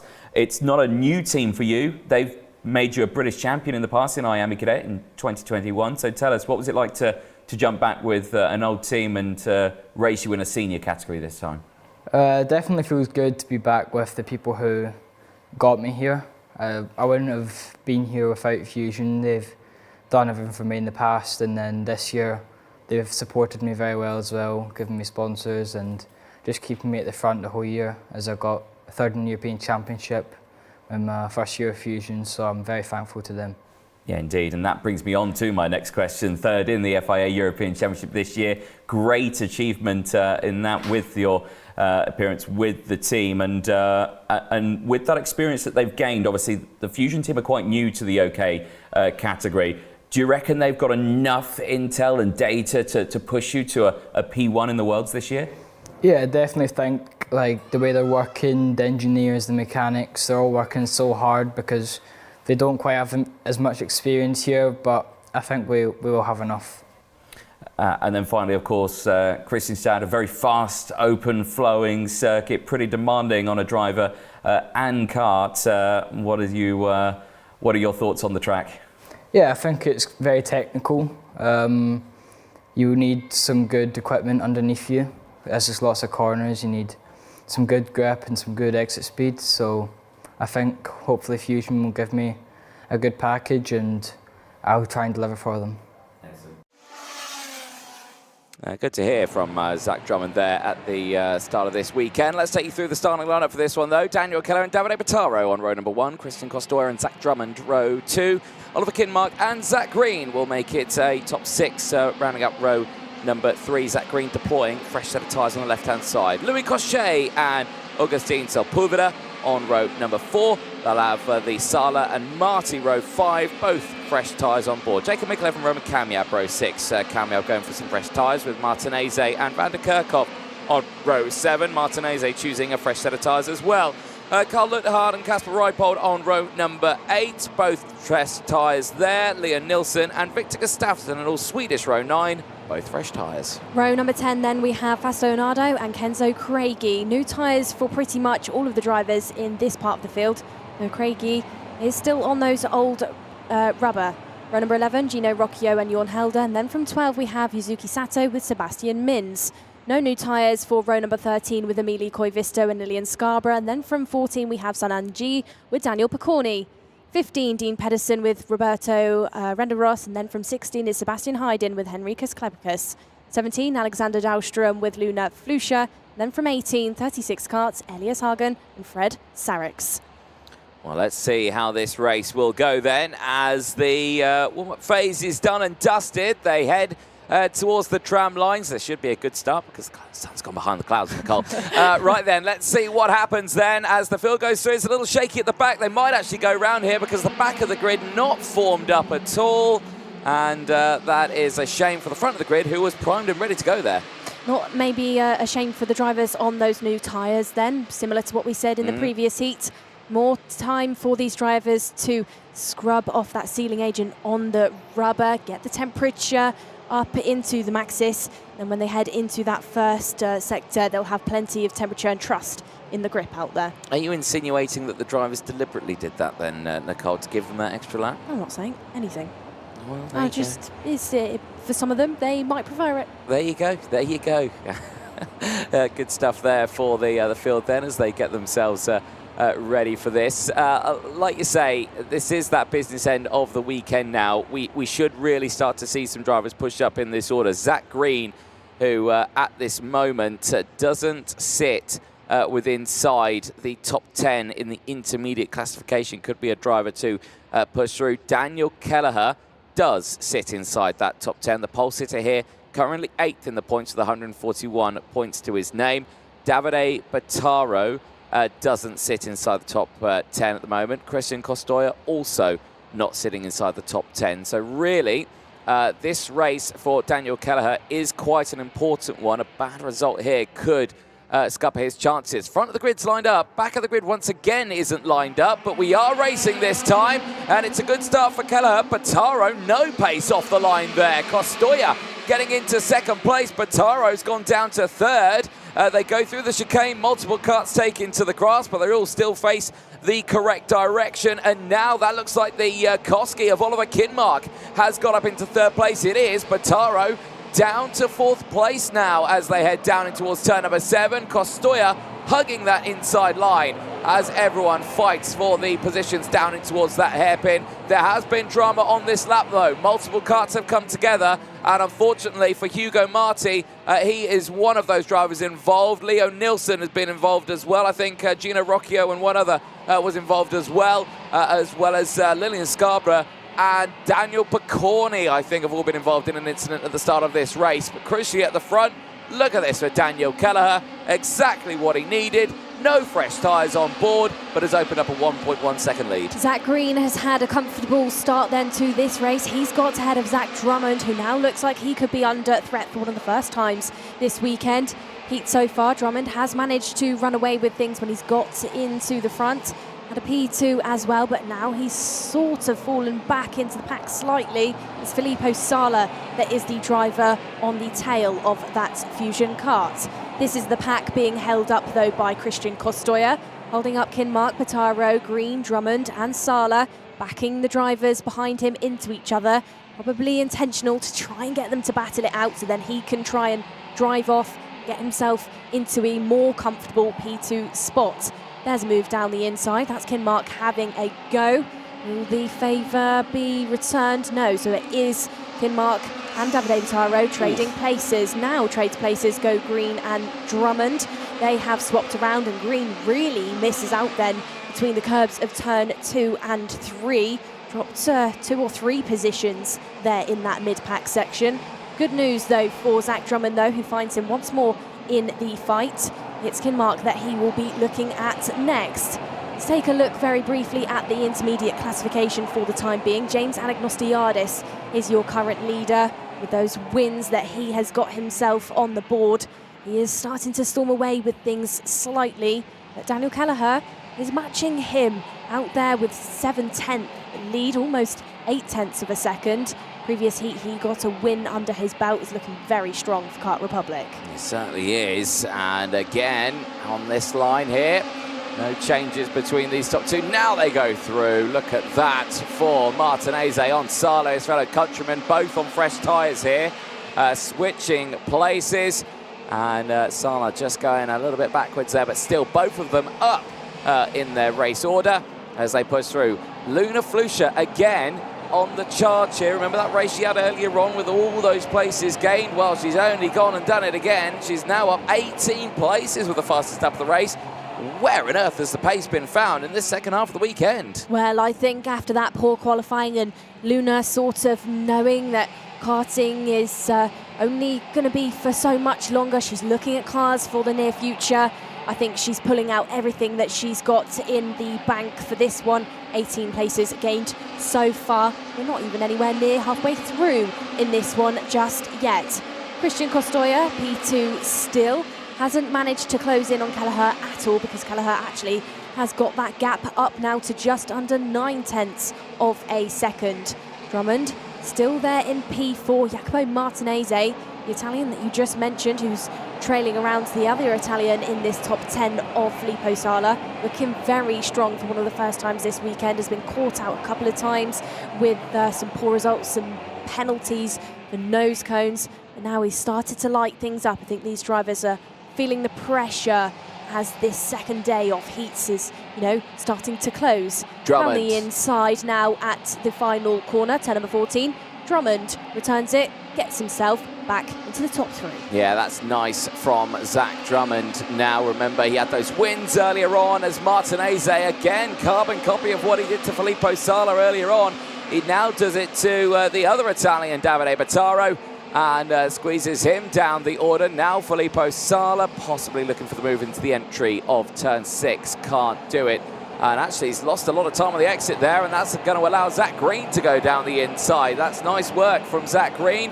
And seeing the road ahead is in the background there, more of the Fusion karts. That's Casper Rydpol getting past Oliver Kinmark, and he's pushed himself up into 8th place.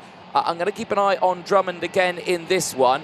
He has not deployed the fresh tyres. However, Kostoja and Kelleher, who are further up ahead, also haven't deployed the tyres. And I'm kind of looking forward to see what Drummond can do here in this sort of scenario. Out of the race is the number, is that the 33 in this one? Yeah, it is. And Fastauanado in the 53, sorry, out of the race, the DPK machinery. That's a tough run for him in this one. And puts him out of contention, really, going into that last race. He'll be right down in that order with that DNF. Alexander Dahlstrom as well, tumbling down a little bit back to 25th place, but still on a 18th place gain. soon we might be talking about Flusha closing up on that fight up there between Sala, because she's up 20 positions now into P14. She is in the middle of the pack right now. It's got Kamyab for company just in front, Van der Kerkhoff, Mikalev, Gustafsson, all of them at around that area. So we'll keep a close eye on that race as it goes on. Is Drummond closing in on Kostoya? Yes is the answer, as unfortunately there on your screen is Carl Luthard, a former retirement earlier on in this race for the MP team, out of contention. There, that was a bold move to the inside there at turn number 1.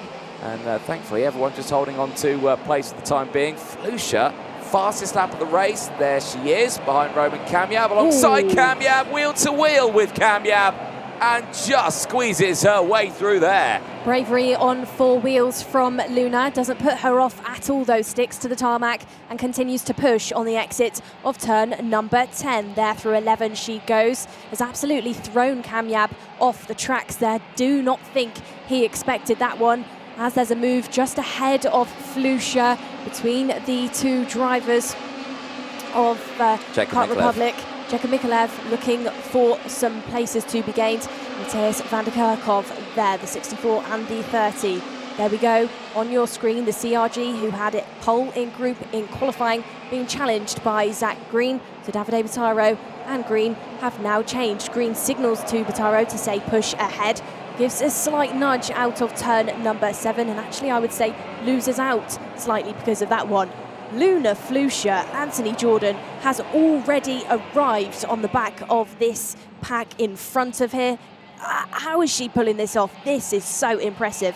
Mikalev and Van der Kerkhoff, I think, are very soon going to be under pressure. The existing gap is not there for turn number 14, but look at this, my word, for the Iron Dames branded Mercedes driver. This is a special race. Yeah, it certainly is, but it was the same race that we saw earlier on. Again, this second half of these qualifying heats. I don't know if something clicked in Luna Flusha's head as the moves happening in the background there. Davide Bataro being swamped by Kinmark, Reipold and Gustafsson. They go through Bataro, dropping to 10th place now in this fight. There's Flusha down the inside once again at turn 7 and gets the move done and is up past Jacob Mikalev, and now will be hunting down Van der Kerkhoff. And with how quickly she's been able to close those gaps, very similar race to what we saw from Kenzo Craigie earlier on as well, when they were in the same race together. Both of them were pushing through the field. Is it something just clicking in the Prema team that they need to really get a leg on after a tough qualifying? They need to make it into this final. Well, Luna now, the pace on the previous lap, she was 0.2 of a second faster than Van der Kerkhoff, so she's really deploying some serious laps within this one. Kelleher, your driver out there in his own air, is your fastest driver on the circuit. It's a 50.330 that he's got under his belt. I think he's just ticking off these 14 corners, one at a time, not being silly with it and trying to push too hard on that tyre. He's doing just enough to keep that gap of 0.8 wide open between him and the Paralin of Kostoya shortly behind. This is your battle on your screen between Drummond and Martinez. It is just under 0.3 that splits those 2 drivers apart. Go under the start-finish gantry once more for, once again for just a few more laps. Drummond has been one of the strong ones this weekend. Maybe if we're in for some wet weather as well, you could expect to see him get even stronger, because those are the conditions where I think he really comes to life and he really enjoys.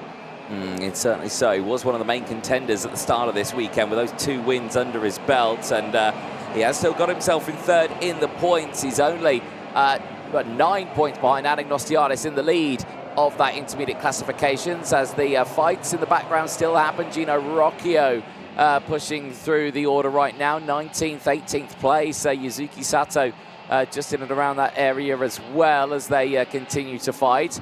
But on this one, that's a big check over the shoulder there for Drummond, and saw a look at a big Kart Republic machine of Jacopo Martinez, who has closed in on this last lap, but I don't think he's got the legs here, or if he does, it's going to be an almighty scrap between them for 3rd place. Here, though, Daniel Keller at the front with Christian Kostoya in tow.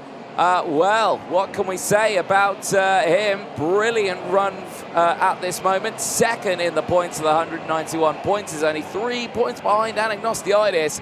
But Kristian Kostoja there in second place. Those results from earlier on are coming back to bite him here. He's not within the top 10 in that intermediate classification despite this P2. Over the start-finish line, Daniel Keller takes a win ahead of Kristian Kostoja.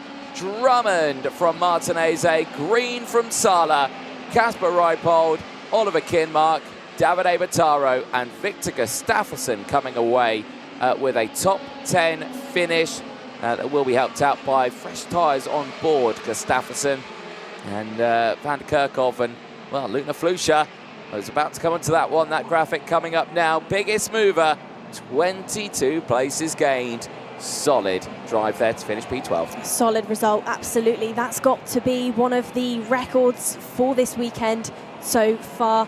Luna then, hopefully after having to weave through all of that traffic, she did it cleanly. We'll find out on the results a little bit later on.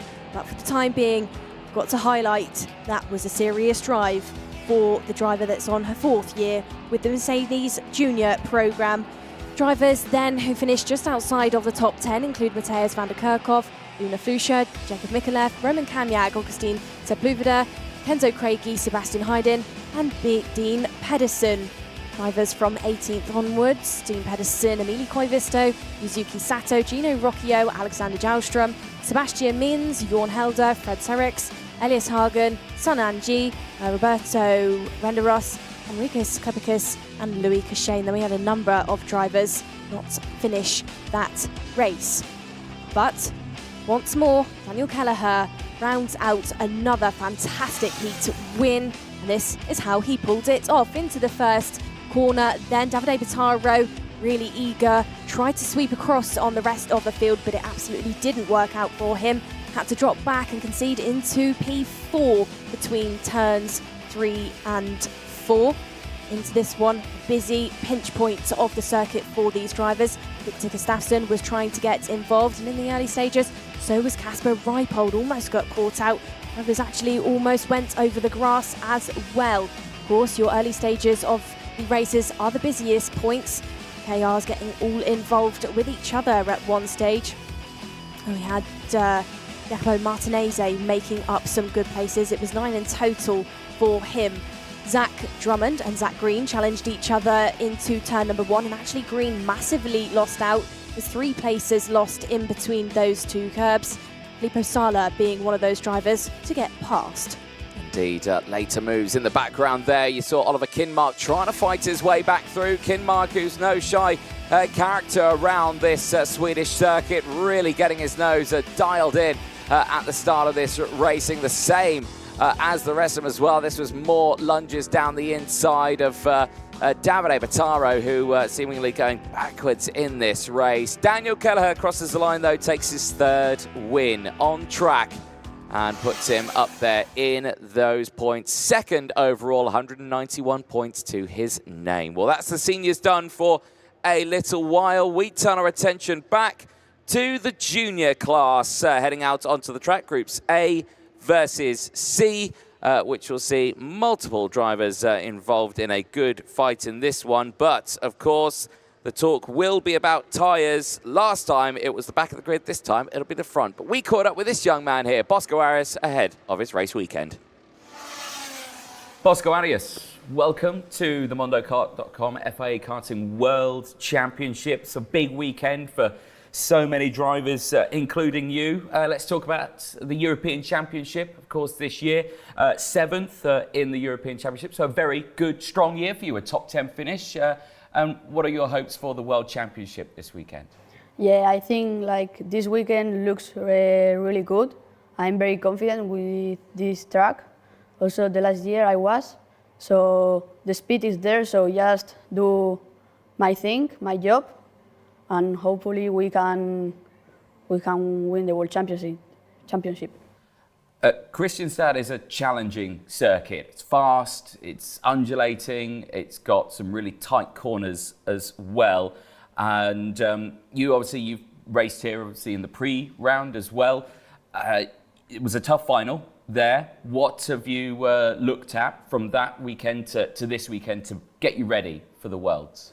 Yeah, so last weekend the qualifying was not great, so I started in the back, but like I say, we have the speed, so in this qualifying we can qualify in the top.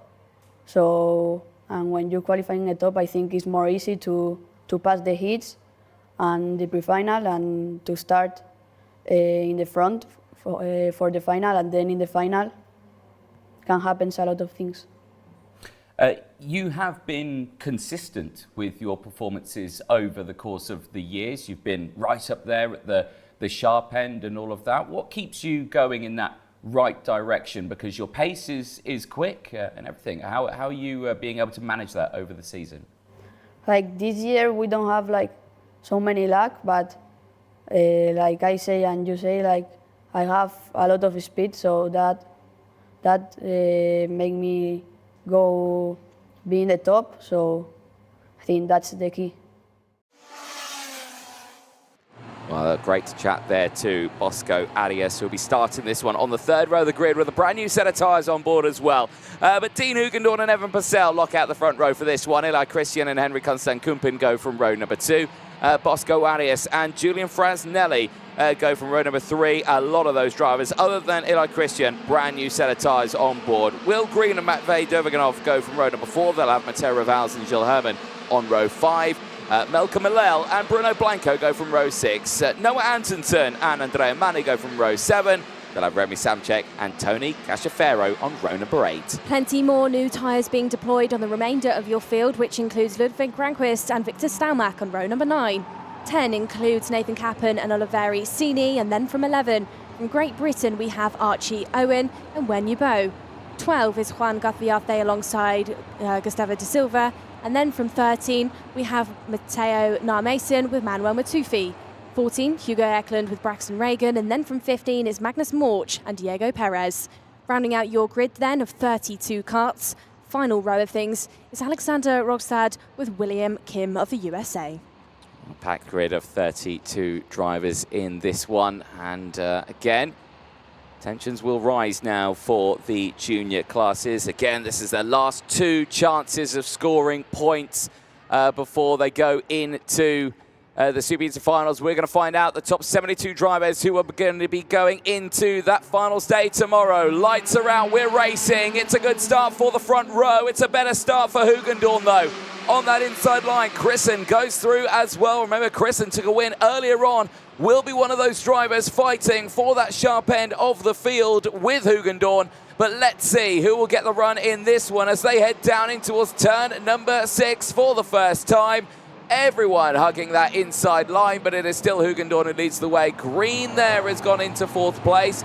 Evan Purcell slotting down into 3rd place now. This has been a relatively decent start for the field, who are all keeping each other in a close fight. A little bit of wheel-to-wheel there in the background. I think it's Alexander Rustad there just having a bit of a moment, but they keep it squared away as a first change at the sharp end of the field, albeit an up and under. Evan Purcell, Eli Christian fighting for place, but it's Bosco Arias who gets into 2nd place. Good stuff then by Bosco. Kept his foot on the power through turn number 1. That's flat corner. Kept himself ahead of the Alpine driver of Eli Christian, who's now under threat by the Williams. Now down the inside, it looked like Green was going to go, but actually defending the driver behind, which of course is Evan Purcell, who is your current intermediate classification leader. Change for the race leader. That is Bosco Arias. Down the inside of Dean Hugendorn, pulls off the move on the Prema. We've seen this, Hugendorn has had to fight back. How will he return the favour on the Ricky Flynn? Keep it in your mind that Bosco is absolutely on a redemption drive, heat after that mechanical DNF yesterday. All drivers within this one then in the early stages, despite there being 32 on the grid. All drivers keeping each other very honest, as almost that was a moment. Eli Christian massively losing out then at turns 3 and 4, falls right down into the clutches of that mid-pack. Yeah, indeed, and that all happening at around 120 kilometres an hour there through turn number 1. Dizzyingly high speeds. for the drivers, but they all keep it squared away here. Down the inside, looking for that recovery drive for Evan Purcell. Not finding it just yet, stays behind Will Green, holding on to 4th place right now. Christian's kind of leading another group of karts here. Milka Malel is there in 8th place from Julian Frasnelli, Gilles Herman from Henry Samchek, Durganov from Antonsen. That is that big group that's coming through now. And that is going to be an interesting one to see unfold because, well, all the way down the inside, that is Frasnelli getting the moves done and moving up positions there into P8. Milka Malel now dropping to 10th place, but still on a position gain here.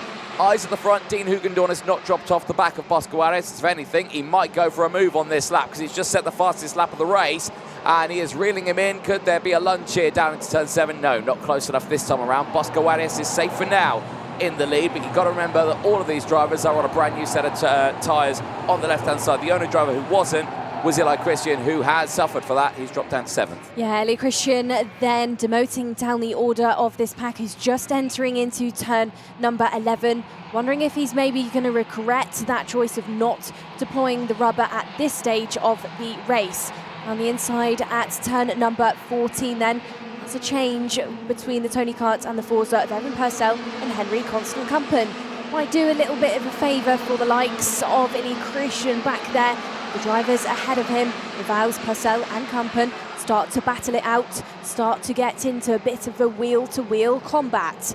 Once more then, it's a Prema that puts in a purple lap, but this time it's Will Green, the driver that's just behind his teammate of Dean Hugon, has just made himself your new race leader. Big move then on Bosco Arias at turn number 7. Doesn't split up the pack too massively, but this trio on your screen, sandwich of Bosco Arias finds himself the middle of Hugon, Arias, Will Green. Will Green now down the inside at turn number 14. Gets the move done, but is Bosco going to get the switch back down the start finish straight into turn number 1? Yes, he does. Takes back P2. He does indeed, as, oh dear, oh no, that is Reagan again. Reagan Braxton out of the race, or Braxton Reagan, I should say, the Australian. Down in 32nd. Noah Antonsen having moments as well. Once again, changes at the sharper end of the field. Of course, Rivals, Kumpen and Purcell fighting away. Oh, Purcell with a big moment there off the circuit. And that's going to give the likes of all of those Tony Karts a chance to get through here, and they do. Purcell, the round sideways, collects Frasnelli. Round goes Frasnelli. Out of this race on lap number 7. Christian was involved in that one as well. I think lucky to get away from it unscathed. But Julian Frasnelli, I would say, it was a complete passenger in that one. Bad luck for the driver who has had a heat win in here this weekend. Still though, for the time being, let's focus on the drivers that will still continue to go round. These two Tony Karts on your screen. Vals, Christian looking really strong once more. Christian then, we questioned with the tyre disadvantage. It's not one of those two, but, you know, he's there on the back of this pack. Like I said just a moment ago, lucky to get away from that moment with Evan Purcell and Julian Frasnelli. Will Green still continuing to try and hunt away past Bosco Arias as we watch this replay then. So these drivers going side by side. Evan turns into the corner, gets maybe clipped slightly by Christian, you could question. Julian then tries to enter into turn number 11, just a passenger. So it's Christian and Purcell. Purcell just weaves into the line of Julian. I would say Julian didn't really have he had nothing to do that. Yeah, no, he had nowhere to go there at all, did Julian Frasnelli. He's a complete victim in that incident. And that one between Christian and Purcell, I'm sure, will go maybe just that little bit further. Eyes on this one, though. Arias and Green. Line astern, Hugon has broken away, but Henry Constant Kumpen is charging through as down the inside. Will Green takes 2nd place away. Nicely done in towards 8 and 9. Green now can focus on these last couple of laps to try and close in on Dean Hugon, who is, well, 0.8 of a second away. But, well, they're nearing the end of this race, Nicole. That might be a little bit too much of a gap. Well, it was good patience, I would say, by Will Green to get past the Ricky Flynn driver there. Just bided his time, hunted away through where Bosco was weaker than him. Into turns 4 and 5 they go. That gap between Hugon, the Prema, and Will Green, the Prema, but well, both for Williams actually, in fact, is reducing by around about half a tenth, but very minimal time left for Green to try and chase down Dean. I don't quite think it's going to be doable. Further back down in the order though, drivers that are on a good charge. Ludwig Granqvist is up by 9 places, and further back down in the order, Nicholas Morch up by 6. No major movers within this one. Christian puts in a late purple lap. Of course, let's not forget Christian had that drama with Purcell and Frasnelli just a couple of laps ago. Indeed. We go on to the last lap then of this race. Dean Hugon leads the way by 0.6 of a second from Will Green and Bosco Arias. They stay 1, 2, 3 for the time being, but Dean Hugon here is doing everything he can to close that gap up to Evan Purcell. Of course, there's another rotation that will be happening later on today, but at the moment Evan Purcell is leading that one, despite the fact that he is down to 12th place at this moment. Hugon will close that gap up quite considerably. As with just a couple more corners to go, it is the Williams driver for the Netherlands who's looking to do the double this weekend in the European and Worlds. Dean Hugon takes the checker flag ahead of Will Green, Bosco Arias from Henrik Constant Kumpin, Gilles Herman from Matera Valls, Eli Christian from Ludwig Granqvist, Melker Millel finishing in 9th from Matvei Duganov, who rounds out the top 10. But for Dean Hugon, Leicester flag, Prema Racing, a superb drive and continuing that trend across the course of this weekend, and he is delivering those points to the Prema team, as mentioned, is looking to gain the double here, both the European and world titles. But tomorrow will be another day. Dean Hugon and Will Green making a Prema 1-2 ahead of Bosco Arias, who rounds it out for Ricky Flynn Motorsport. Their results here will transpire through the rest as they really step themselves up into the order. Despite that drama with the mechanical failure for Bosco Arias, he's still just outside that top 10. Henrik Constant Kumpin ahead of Gilles Herman, Matera Valls from Eli Christian, Ludwig Granqvist from Melker Millel, Matvei Duganov from Andrea Mani, Evan Purcell from Nathan Kappen, Olivier Ricini from Juan Garciase, Archie Owen from Matteo Mason. Then it is Bruno Blanco from Wenyabu, Gustavo da Silva from Tony Cachaferro, Magnus Mursch from Hugo Eklund. Then it is Victor Stalmack from Manuel Matufi, Diego Perez from William Kim, and Alexander Rukstad rounding out the 28 finishers. Julian Frasnelli, Samchek, Antonsen, and Reagan all out of the race. Let's have a look at some of the highlights from that race. Again, initially great start for the inside row there.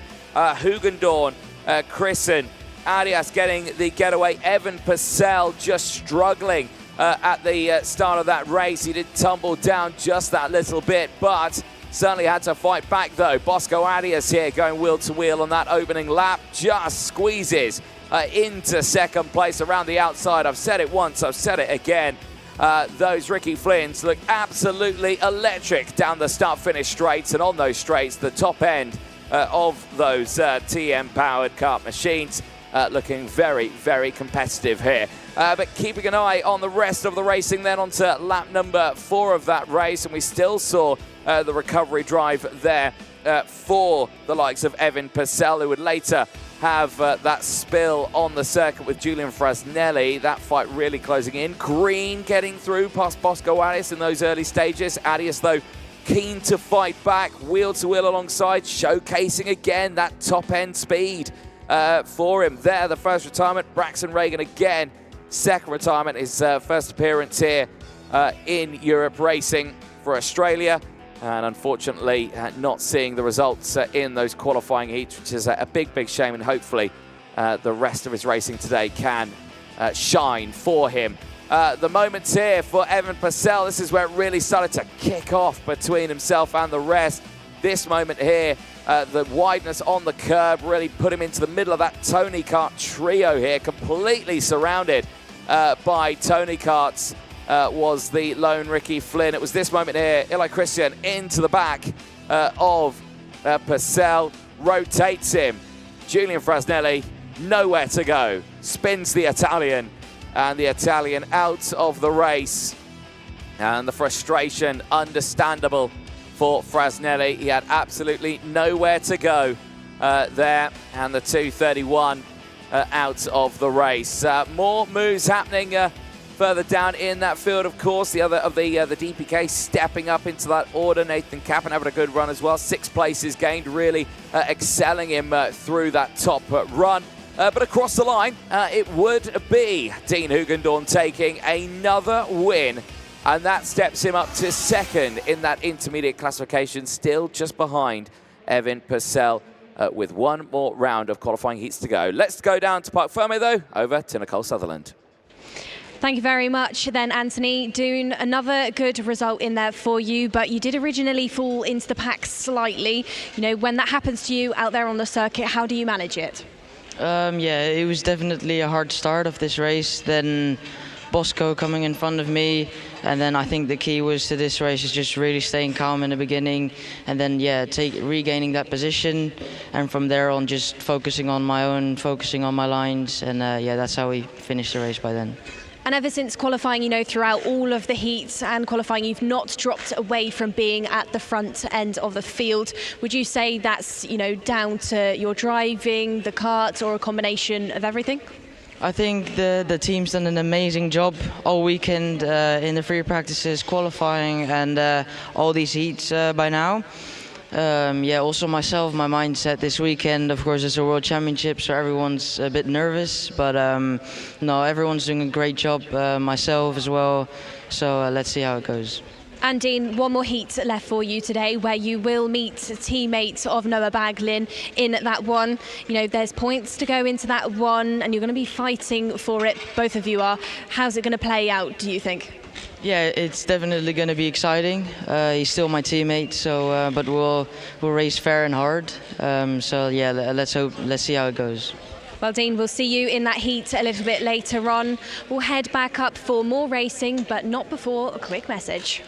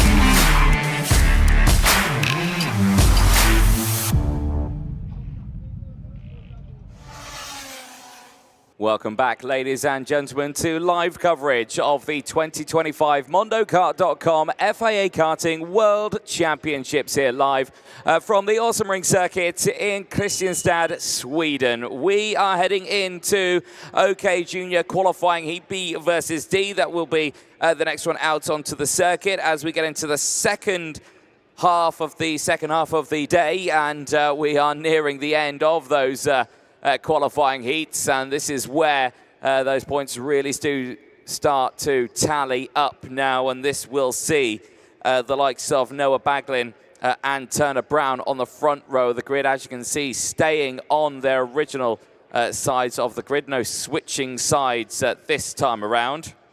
As the front row of the grid, no fresh tyres deployed for them. However, at the field behind, all a deployment of fresh tyres on the left-hand side, bar one driver, who I will talk about in a few moments' time. We've just seen, of course, and heard from Dean Hugon. He is going to be in a fight with his fellow teammate later on today. That's going to be an interesting fight that we will look forward to watching. But let's take you through the full starting lineup for this next race, qualifying Heat B versus D. Noah Baglin and Turner Brown on row number 1. Giacomo Justo and William Kalija on row 2, both new tyres on the left-hand side. Iskender Fakari and Alexander Lazarus round out row number 3. Can Lazarus have a good race this time around? He has been struggling at the start as the Bulgarian. Row number 4 sees Lucas Bonhomme and Dan Alleman. Dan Alleman has deployed the fresh set of tyres. Juan Mateo Rousseau and Luke Tal going from row number 5, both of them fresh set of tyres. Egon Perotti and Mark Pilapenko go from row number 6. They will have row 7 with Ascari Volli and Antonio Pizzonia. Ascari Volli has gone for new tyres on the right-hand side of his kart.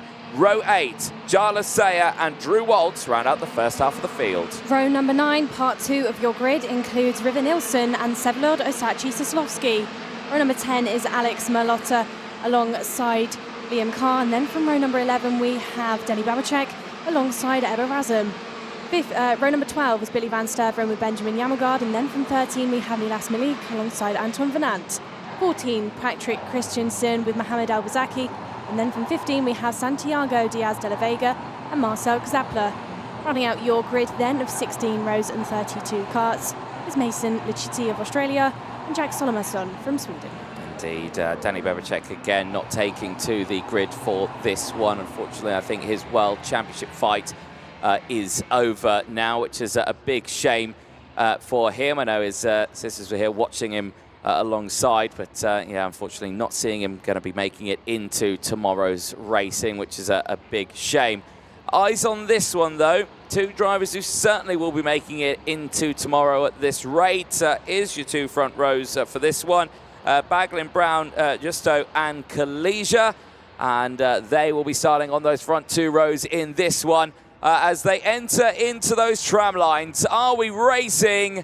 Let's find out. No is the answer. The field will go round again. It's a false start for the drivers here as they get themselves squared away, which once again, due to your prediction here, Nicole, is the fact that it gives them a nice lap to get a bit of that sheen off the tyres. Yeah, there we go. That was my prediction. Yours was the sun.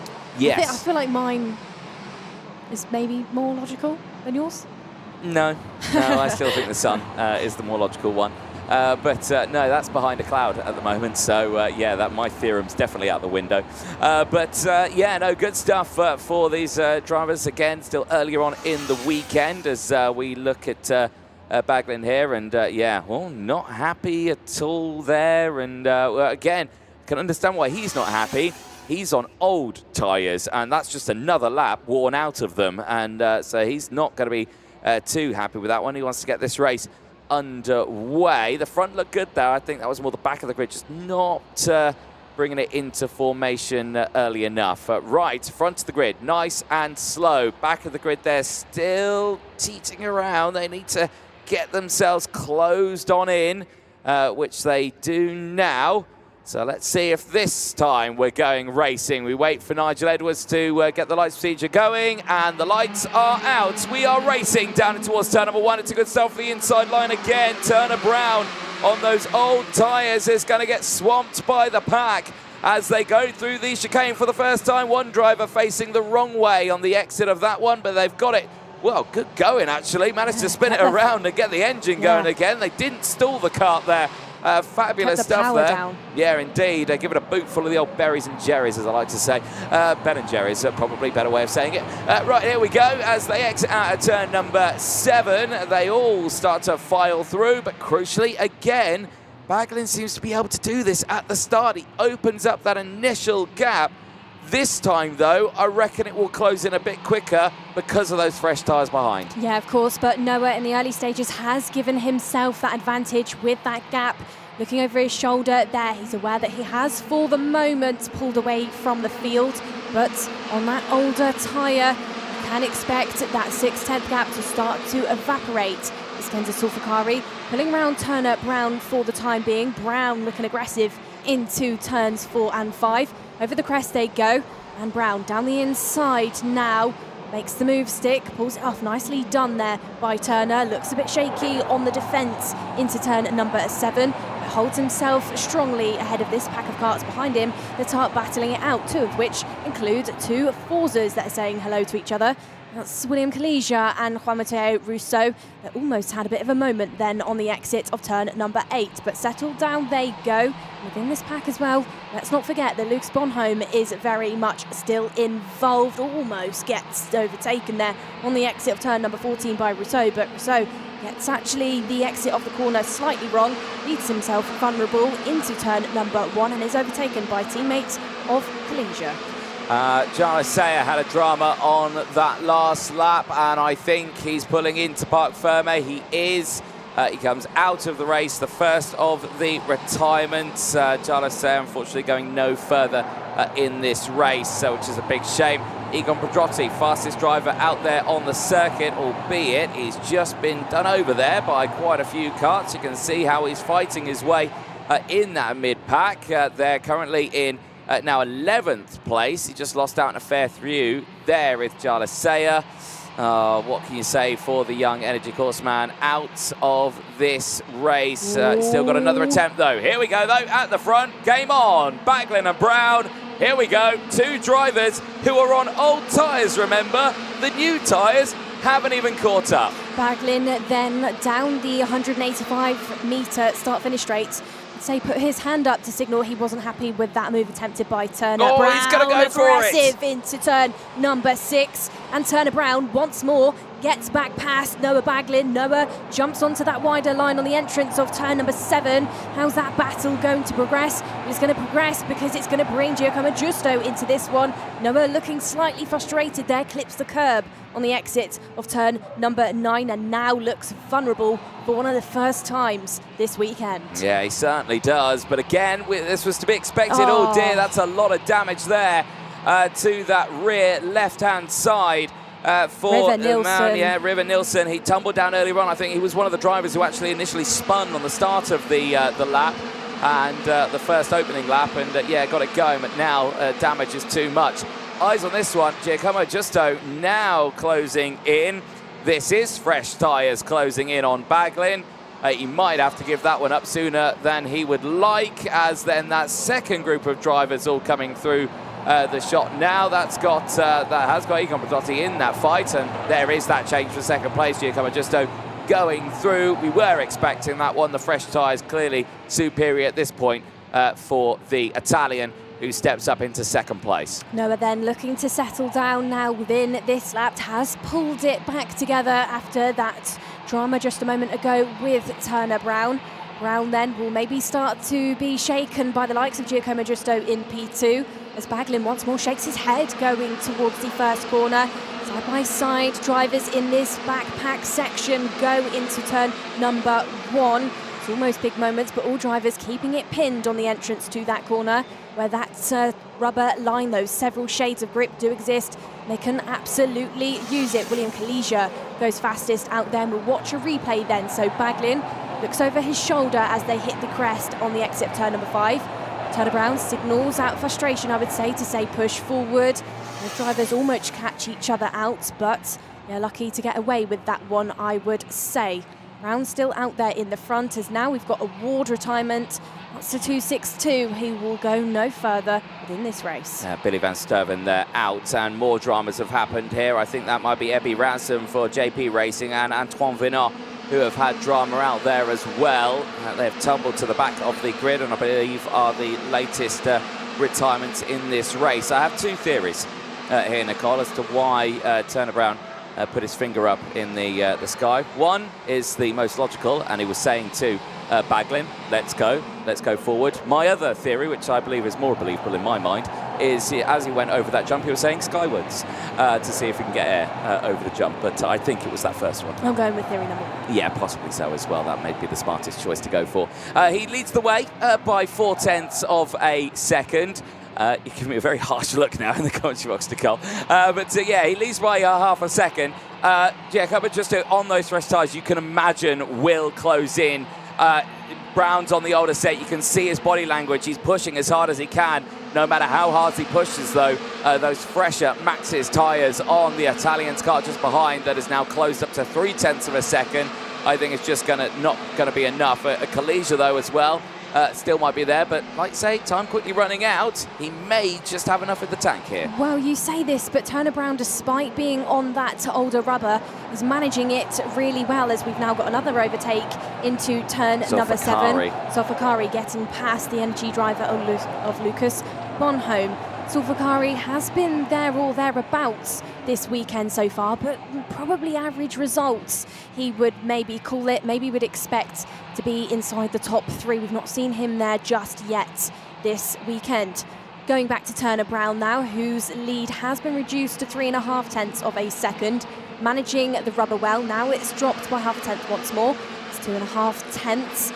I think he's doing a good job to not over-wrestle that car. He's going to go for it. Corner by corner. Is now down the inside at turn number 4 goes William Kalijah on Giacomo Giusto. Kalijah now inside the top 2. So it's now an 0.2k, 1 and 2. But the laps are being ticked off here now. Anthony is down the inside. We've got another move. Noah Baglin definitely under threat. He's under a challenge now within this bit for the first time this weekend. Yeah, indeed. So we will see that fight progress on here with the last of these laps coming in. The last lap board will be out this time to these drivers as they enter into that final corner. Turner Brown leads the way by 0.3 of a second now from William Kalijah. Baglin from Justo, Zulfikari from Bonhomme in this lead group of 6. Giacomo Giusto, Juan Mateo Rousseau, sorry, and Antonio Pizzonia still there, 7th and 8th, are trying to close in, but are just not close enough to put a dent into those top running 6 drivers at this moment in time. But Brown and Kalijah breaking away as Justo goes defensive there from Zulfikari, has abandoned his chances of trying to close back into Baglin. He sits behind, and there's going to be no change here for the top 2. Turner Brown will do enough here. He'll step up to 4th in the points, 235 to his name out of the final corner. Despite the old tyres, Turner Brown's done enough across the line. He takes the win ahead of William Kalijah. Baglin in 3rd from Giacomo Giusto. Zulfikari from Bonhomme. Pizzonia from Rousseau. Lazarus from Oscarivali, who rounds out the top 10. A 3-place gain at the end of that one. But once again, it's Ricky Flynn Motorsports on top here in the field. Jack Solomonson, though, fastest and biggest mover on the track, started 32nd, finished 21st, a gain of 11 places. Superb drive there for the driver from Sweden. Excellent result then for Turner Brown, Kalijah and Baglin, 1, 2, 3 at the end of that race. We'll see the full results on your screen imminently here for the World Championships qualifying. Heat B versus D, the top 10 we've gone over. Dan Alaman finishing in 11th place from Alex Malota, Mark Pelapenko from Drew Waltz, Egon Pedrotti from Sevoloda Sachi Savlovsky, Luke Tal from Benjamin Yamgard, who round out the 18 top positions in that one. 19th place downwards sees Santiago Diaz de la Vega and Liam Carr. Jack Solomonson from Mason Luchetti. Then it is Nilas Malik from Mohamed El Bazaki, Marcel Zappler and Antoine Vinot, Patrick Christensen, Ebby Razvan, Billy Van Sturven, Riva Nilsson and Jarlif Sayer. All of those drivers' retirements at the end of the race. Only 26 karts finishing that race. Turner Brown, though, solid end to that race. Puts him now 4th in the intermediate classifications. Let's see how that all unfolded. The first false start attempt, then attempt number 2. Baglin on the inside line. Brown down to 4th in that early stage. Managed to squeeze himself back up into 3rd. You can see how Justo just losing out on that one. Then you had the dramas at the start. I believe River Nilsson was the driver that initially spun at the start of that race. We then saw right at the end the first of the retirements. Jarnov Sayer would be the first retirement from that race in the early stages of the race. A big shame for the Energy Course driver. Brown back up into 2nd, would later close in on Baglin. The first time Baglin really having to fight this weekend. We saw in the last race how at the end of it he looked over his shoulder when he won the race, and how there was a little bit of a shake of the head, seeming like he wasn't fully happy with how it was all going. And then in this race, finally it happened. The change for the lead. Turner Brown down the inside into that final corner. Despite Baglin's attempt of fighting back, that top-end speed from the Ricky Flynn machines was just keeping it in tow. Baglin just managed to squeeze it through. The drama for Jarlis Sayer, retiring from the race and out of it. There, though, Lucas Bonhomme still gaining those positions in the early stages. He's been a name we've been talking about a lot. Is the Frenchman for the Energy Course team, pushing his way through. That moment there for Brown, that was the retake of the lead. There was a completely missing wheel there. Well, it's not missing, but the tyre completely coming off the rim there on the 302 machine of River Nilsson. That may have been caused by his spin earlier on. It may have popped the bead and then it slowly started to fall back, and there's him pushing it back into the weighbridge. That will have been very, very tough to push onto that weighbridge there. Lap number 7 of the race. Still some big lunges in the background, one of which came from Eskender Solfakari, the Forza Racing driver, getting through past Lucas Bonhomme, stepping back up into P5. Later, bigger movers again from Forza Racing drivers, this time from William Kalija, to get up into 2nd place past Baglin. Baglin then started to fight back on the final stages of the race, but would be unable, and you can see the disappointment on his face in 3rd place, or on his body language there. But Turner Brown, though, taking the win as we head down to Nicole Sutherland down in Parc Ferme. Thank you very much then, Anthony. You just called it. Turner Brown, a win under his belt. Turner, a good win there for you, but it wasn't easy. We saw some moments between you and Noah Baglin. Can you talk us through it? Yeah, I mean, it was a tough race. The beginning, I was really fast, and I looked for an opportunity. It took me a bit longer than I had hoped for to get past him, but in the end, after I overtook him, I just maintained to have a cool head out there on track and keep the lead. And you said keeping that cool head. How do you manage to do that? How do you manage, to keep your mindset clear, to make sure that you don't get frustrated and then trip over yourself or another driver? Yeah, it's just all about looking forward and keeping your eyes forward. The minute you look back, it invites your competitors in. So I just tried to have a steady head and be aware, and yeah. And in the commentary box, we were questioning, you made a signal on the entrance to turn number 6. Can you tell us what you were trying to tell the drivers around you? Yeah, I was just telling them to go forward with me. We're the only 2 out there on old tires, so yeah. Well, Turner, great insight there. Great to speak to you, and good luck for the remainder of this weekend. We'll head back up then into our commentary box. More races coming up next.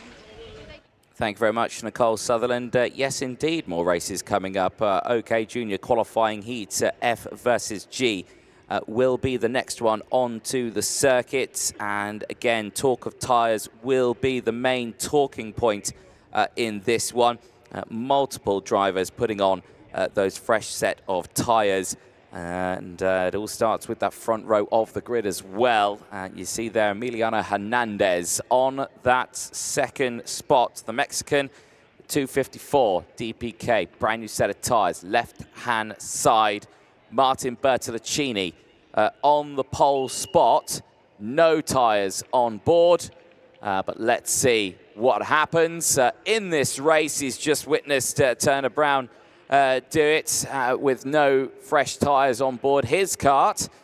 Can Bertolacini do it from the front of the grid? We're moments away from finding out. He's not alone on those old tyres, though. Lucas Sell, Louis Bazare, Manny Nuvolini and Jus Mulder, all of them as well on the older used tyres as well. It's only Hernandez inside the front six that has deployed those tyres. So we'll have to wait and see.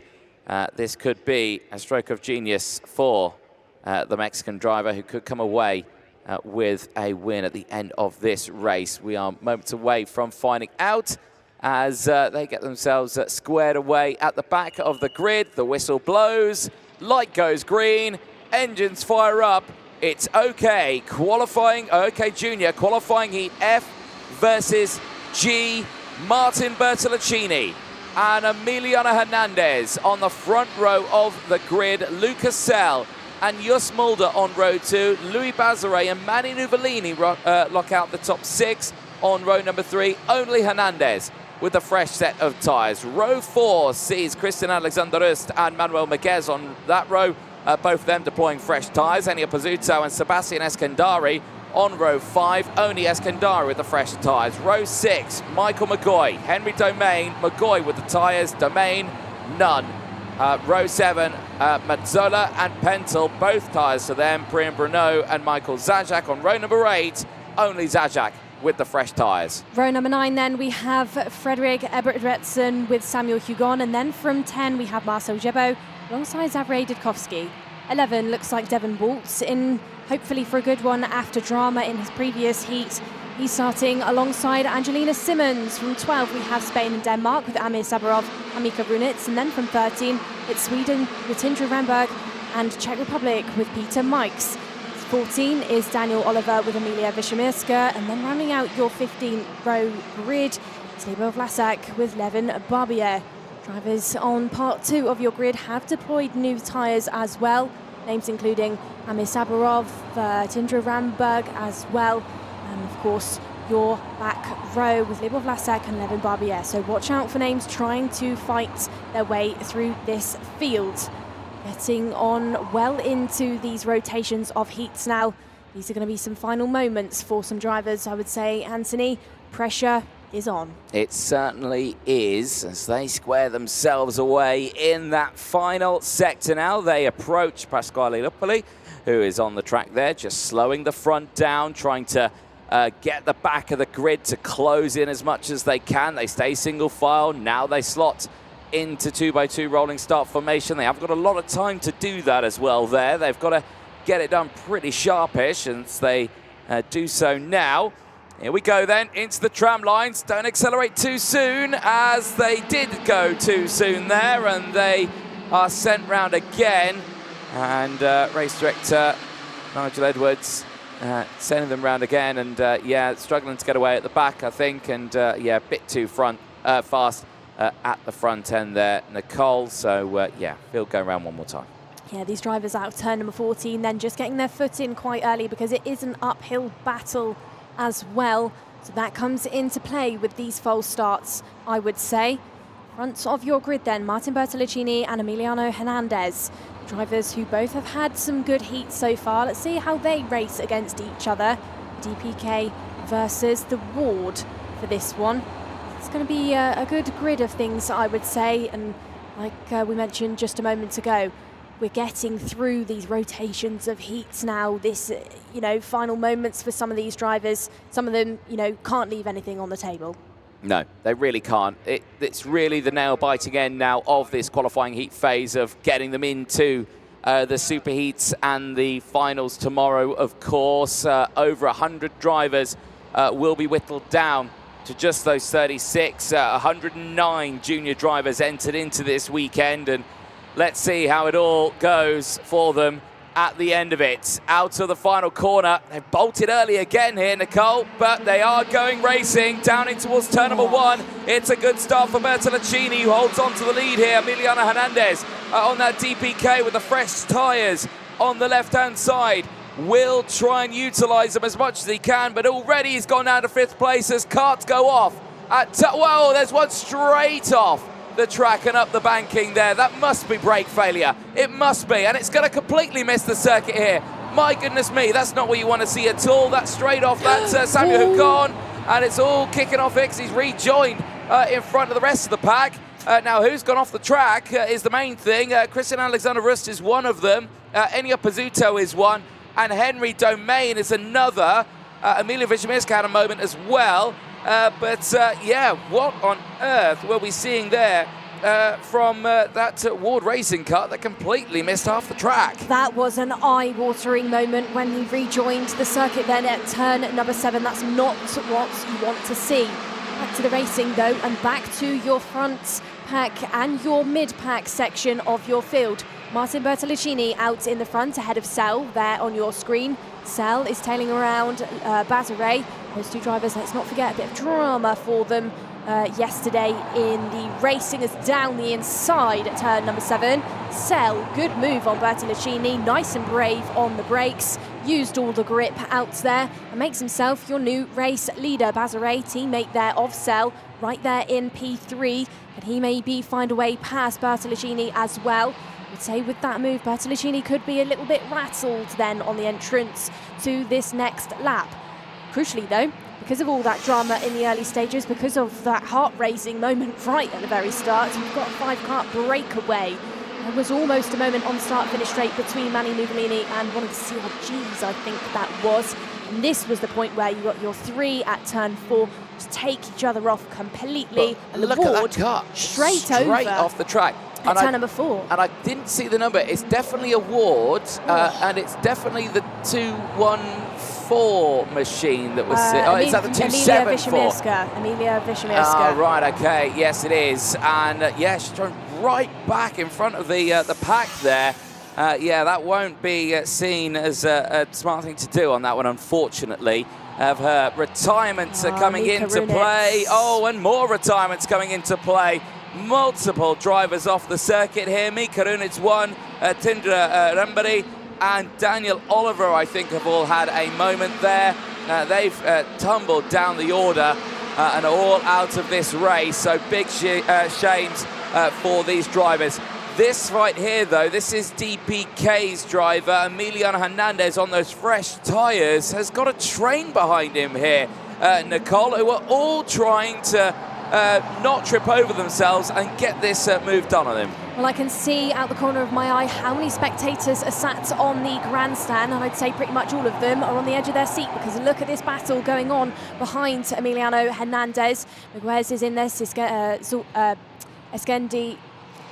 Sebastian Eskandari Minardi in there as well, Priam Bruno, Manuel Miguez, Michael McCoy in P10 currently. He's on the back of this train. Out there in the front, still though, Lucas Sell leading Bazare Smolder, Mani Nuvolini now in P4. Crucially, within this one, Martin Bertolicini dropping back into the field, not having the start he would have wanted. He's still right there, looking at the back of the 244 of Nuvolini, but he's lost some positions in the early stages. Bertolicini, though, I think has maybe heard me over the tunnel and said, actually, watch this, because I'm going to put in the purple lap. Yeah, indeed. Fastest lap of the race now as he will continue to push forward here. There he is, right on that rear bumper of Mani Nuvolini. And we have seen a lot of Mani Nuvolini inside that top 10, but not at the sharp end, right at the front. We've seen, I think, one or twice for Mani Nuvolini, but I think 4th or 5th has been his highest result. We've not seen a top 3 for him. But let's see how his race weekends progress on earlier in this race. But yeah, he's pushing as hard as he can here. But Bertolicini all over his rear bumper. Absolutely is. Then Mani Nuvolini, one of the other drivers this weekend, this FIA season, who's with the Mercedes Young Junior program. Him, Kenzo Craigie, James Anagnostiadis, Luna Flusha as well. He's doing a good job so far this weekend. Has now been overtaken through turn at number 7 by Bertolicini once more. Still very much within the sharp end of your field. Let's watch a replay. No, let's not watch a replay. Let's watch a moment. Emilia Wiśniewska then pulls into pit lane, actually knocks the cone out of the way and pulls right into the wing scale. Is now off the road. That's one of the Ricky Flynns and one of the boards, I think it is. See who that is that tumbles down the order, but this is drama in this qualifying heat, F versus G, and it just goes to show this is the stage in the weekend. The pressure cooker is on full volume. It certainly is, and even between somewhat teammates here, as unfortunately, was that the front? Oh, it was. That's the front nose cone getting caught on the front wheel there of Kevin Pentel, and you saw his foot went out there to kick the nose cone, and, well, you're not allowed to do that on the track. Even if you feel like it's just because it's got caught on your wheel, you can't touch it. You've got to stay away from it, and that replay there might be seen by the officials who goes, oh dear, that is a no-no on that track. Yeah, big no-no within karting. I think every single driver knows that that is not allowed. Eyes on this battle then, mid-pack section, still getting busy with each other and trying to fight for position. Selvo out there in the front for one of the first times this weekend. 3/10 splits up him and teammate of Louis Bazaré, just Mulder, still right in there as well. So it is currently a victory lane 1, 2 and 3. Let's not forget, 2024, they did finish in categories just outside the podiums. A team that's a bit newer in FIA karting doesn't mean that they aren't quick. It doesn't mean that they could not be in for maybe a championship title at the end of this weekend. Currently then, there are 3 drivers in this junior grid doing a very good job. Battles raging on thick and fast though for the remaining positions in this mid-pack section. Oh dear. Busy as you like, side by side, trading paint. These drivers go almost a moment Oh, there. no. That's a moment. And more is going on, and if anything, that's not what you want to see at all for Brian Bruneau. And Waltz off as well. That's a disaster for Devin Waltz. The two colliding, both of them saying, that's your fault, no, that's your fault. And, well, the officials will have to look at that one at the exit of turn number 12.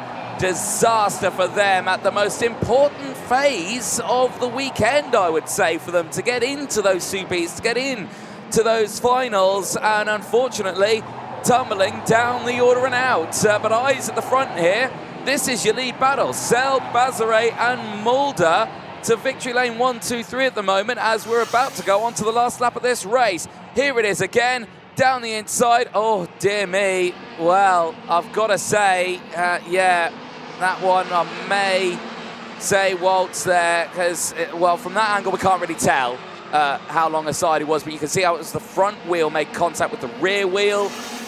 That's a frustrating one for both of them, and yeah, I think that's going to be one for the officials to look at. They've got a lot more camera angles than us, but from that angle, really difficult to tell. Final lap board is out. Sel, Bazaré and Mulder, 1, 2, 3. Victory lane 1, 2, 3. We saw these two earlier on in the weekend having dramas with each other. This time around, it's all harmony within the French team right now, as they're going to finish on those top 3s. Lucas Sel, Louis Bazaré and Jos Mulder, 1, 2, 3 in the qualifying heat, F versus G. Bertolacini finishes in P4 from Manny Nuvolini, Sebastian Eskandari from Emiliano Hernandez, Ludovico Mazzola, Manuel Maguez and Xavier Dukowski round out the top 10. Fabulous drive there at the end for the victory lane team. That's a solid result there, and for those 3 drivers, that'll be a nice kick up the board in that intermediate classification. This is Kevin Pentel. Now, we saw him going off here, so his nose cone's caught on the wheel there. Watch his foot comes off, and I don't know if he actually touched it, but he definitely looked at it, and that is a big no-no, unfortunately, in the racing. You just can't do that, unfortunately, because the official will say that looks like you've hit your nose cone out, and of course, with the nose cone penalties, it's a big no-no. There you go, a trio of victory lane drivers here. The red, the blue, and the green there. All different race suits for your drivers. Lucas Sel, Bazaré, and Mulder. 1, 2, 3. And Martin Bertolacini and Manny Nuvolini. Sebastian Eskandari. Emiliano Hernandez from Ludovico Mazzola. Manuel Maguez and Xavier Dukowski. Amir Sabarov and Frederick Flood Engebretsen. Marcel Zebu and Levin Barbier. Then you've got the rest of it. Vlasak there, Zajac and McGoy, Hugon from Simmons, Mikes and Pentel, who finish in 21st place. Retirements, Renault, Waltz, Wiszymiska, Runitz, Ramberg, Oliver, Rust, Pazzuto and Domain. At the end of that one, all don't see the checkered flag. A big shame for them. But there we will see the rest of the results come through very, very soon. Good result there for Lukas Sell. He comes through nicely with that result of P1. But let's see those highlights on the screen here. So you've got the initial getaway at the start of the race. They go through. You can see it's a good getaway for Bertolacini. But there you can see the rest of the field going through. But watch the rest of this field, because this one all starts to kick off nicely here at the front. There you can see how the Prema Kart there diving in. Manu Nuvolini, his best result of the weekend was a third place. You saw the drama at the start of that race. 3 cuts off the track. Emilia Wiszymiska completely missing the braking zone, cutting half the track. She rejoined on the other side of the circuit, right in front of the rest of the field. Not what you want to see at all. When she comes back on, you can see the chasing pack coming through. A very close moment there.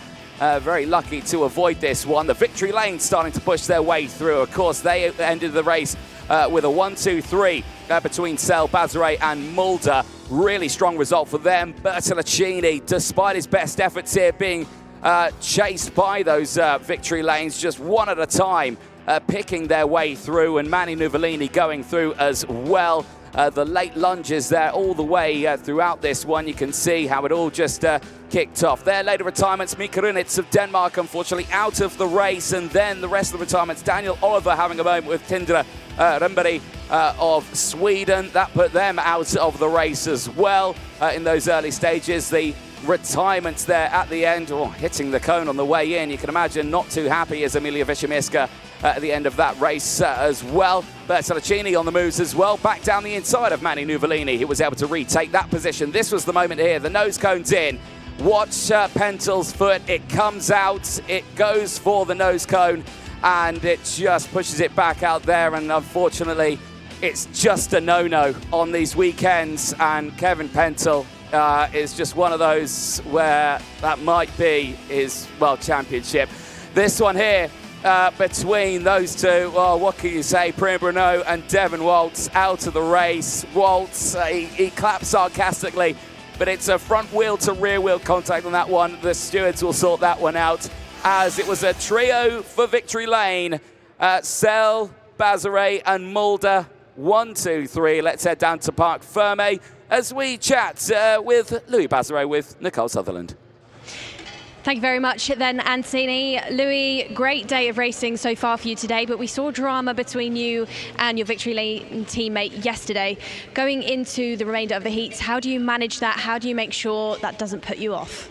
No, it's always not nice to be out with his teammate, but today was a new day, and I think at the moment I do good, so yeah, that was unfortunately a bad crash for the team.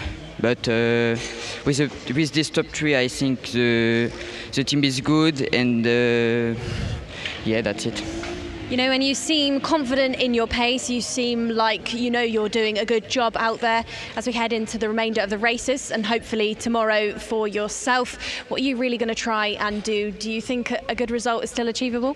Oh yeah, it's always that, but no, I'm a good pace for the X30 guys. It's not bad, so my objective is not to enjoy this beautiful event, and we will see tomorrow. Well, Louis, great to catch up with you. Like commentary box just said, it was a victory lane 1, 2 and 3 for that heat. We'll find out who grabs victory in the next round of heats. We'll head back up. Thank you very much, Nicole Sutherland, down there in Parc Ferme. Yes, indeed, 6 races to go. This is the last rotation for the senior category, the last hope for drivers to get inside that top 72, the last hope to see who will start on pole position for the senior class. This race will see Jindra Purcell and Tibo Ramikas on the front row of the grid. We will see, of course, tyres be deployed in this one. I will understand if it comes to the back of the grid, but I think it's more going to come from the front here, the even side of the grid that are going to go for the tyres here. One of them being Tibo Ramikas on that front row of the grid. He has deployed those tyres, the same as a smattering of other drivers as well. We'll go over those in a second. But this is going to be a real push forward in this race. Beautiful shot there. The sun beginning to get lower in the sky here in Kristianstad in Sweden. It's been a beautiful day for racing. 21 degrees. The clouds have come over now, but as you can see there, it's very thin clouds. They're very high up in the sky. No threats of rain at all here today as the field gets sent out for groups D and E, their last race of the day. They make their way out onto the circuit. Let's take you through that full starting lineup. Jindra Purcell and Tibo Ramikas on row number 1. Lev Krutolov and Aston Sharp go from row 2. Armin Kari Osman and Marco Gas round out row number 3. Jesse Phillips and Toby Gale go from row number 4. They'll have Sky Parker and Mariana Lopez on row number 5. Jörg Pokela and Kare Fairhand go from row 6. Paul Andriotis and Simon Bulbarella go from row 7. With Peter Stiller and Inge Rostad on row number 8. Jaguar de Troja and Luke Corner round out the first half of the field on row number 9. The remaining drivers in your grid include Evan Duranov and Zhao Xijun on row number 10. Row number 11 is Jason Bralick with Clovis Nugarade, and then from 12 we have Maria Neto with Aaron Garcia. 13 is Olin Gali with Vanessa Schilkenator. Then from row number 14 it looks like Austin Gale alongside San Yibi. 15 Stylianos Kolovos with David Trefilov, who is missing, we will mention. And from 16 it's Lamberto Ferrari with Christian Mosiman. 17 Makar Sevelev and Matis Umer rounds out your grid. Drama for Lamberto Ferrari. He's out of this race before it started. His kart has ground to a halt. The Italian for the IPK factory team is out and he's off the track at the exit of turn number 6. And unfortunately his kart just ground to a halt there. He goes no further in his last chance to get him up into that order. And that might have taken Lamberto Ferrari out of contention going into tomorrow. He qualified at the back. He's had some tough races over the course of the season. He's had some good results as well, but I don't think they've been enough. There he is. Well, he's happy about it. On his face. He's got a thumbs up, but that might be his chance of getting into tomorrow's Super Eats and finals done and dusted. But yes, at least he has a smile on his face nonetheless. Right then, here we go. Front of the grid, ready to go racing. Tibo Ramikas, fresh set of tyres in second place. Purcell, who had that dramatic retirement earlier on today on the front row. Lights are not out. We're going round again. Look good at the front. I don't think the back was in order and maybe just that little bit quick off the line. Yeah, we've had a number of false starts then this afternoon. Very similar to yesterday. Actually, I'd say yesterday we started the morning, was fine. Then the afternoon, a lot of false starts. Similar stuff then today as you're pointing out the commentary box window, Anthony. Yeah, I think it's because the sun's come out from behind a cloud, Nicole. Thank you for that. You knew it was going to happen, didn't you? You lined me up for it as well. Right, but they go round again. They get themselves sorted out for another attempt at a rolling start here. Again, we've said it time in and time out. It's not easy to do one of these, despite that, you know, your keyboard warriors at home or anyone sitting down on the sofa that could say, oh, I could do that from home. Trust me, it's a lot harder to do it than it looks. Absolutely. You know, I've done this a number of times, not specifically in this championship, but with 34 karts on the grid, there's 34 people to affect this start, 34 people for Nigel Edwards to be looking at. So, yeah, exactly. You know, there's a lot that goes on, and Pasquale Lupoli, their deputy race director, who is assisting Nigel, he's also watching on every single competitor in this field to make sure that those starts are absolutely spot on, so we can go racing into turn number 1. For now then, hopefully this time round we'll get to go racing, led by Jindra Purcell and Tibo Ramikas on your front row. Indeed. Round that final corner, You can understand them wanting to get on the power sooner rather than later. It's an uphill struggle here at Kristianstad as the smoke clears. Lights go out, we're racing down towards turn number 1. Good start for the inside row. Ramikas there on the outside will have to try and cut in. And I think he cuts in and around 3rd place. He does, yes, down the inside. Goes Lev Krutolov. Remember, Krutolov had a win earlier on. Can he get another one right here, right now? Well, he goes defensive in towards turn number 6, but he is not able to get the move done on Purcell, who holds on to the lead for the time being. Down the inside, the rest of the field, some of the Wards making a good move. Sky Parker all on her own. You can see there that looks like Toby Gale's made a good run. So is Aston Sharp. They're all fighting through as much as they can, but crucially at the front, it is Purcell who leads the way. Krutolov there in 3rd, in 2nd, Ramikas in 3rd, trying to close in, make it 2nd, down the inside, Ramikas is through. Good stuff then by Timo through turn number 14. But watch Lev Krutolov, because he's an aggressive driver within this field. He gets his elbows out when he knows he needs to, and he said in the driver interview earlier on this weekend, he thinks drivers and competitors around him, teams included, should be watching out for him this weekend. The Energy driver that finished P6 in the world in the junior competition last year. In for a good result, as is Tibo Ramikas, who now goes down the inside at turn number 7 on your previous race leader of Jindřich Purcell. So Purcell and Ramikas have traded places. Krutolov is being backed into Amin Kara Osman, who needs some good results after a little bit of bad luck, a spot of bother earlier on in this weekend. Aston Sharp, still consistently within this fight, is now down the inside at turn number 14, goes Lev Krutolov on Purcell. That's potentially going to open up the door for Amin as well. No, it doesn't. Slots back into P4, allows Purcell to stay in front of him for the time being, closes in quite well through curbs 3 and 4, and now down the inside at turn number 5. That opens up the gap for Aston Sharp, who also gets past the Tony kart. Yeah, it's a nice move that down the hill and towards turn 4. It's just a case of just releasing that brake a little earlier and just slotting that kart down the inside. Nicely done by Amin Kara Osman, albeit it doesn't last very long. Aston Sharp now gets through and up into 3rd place. Now Purcell wanting to fight back. Has already seen that first overtake. Can we get another one down in towards turn 14? Looking to the inside, not close enough. Sticks on that rear bumper.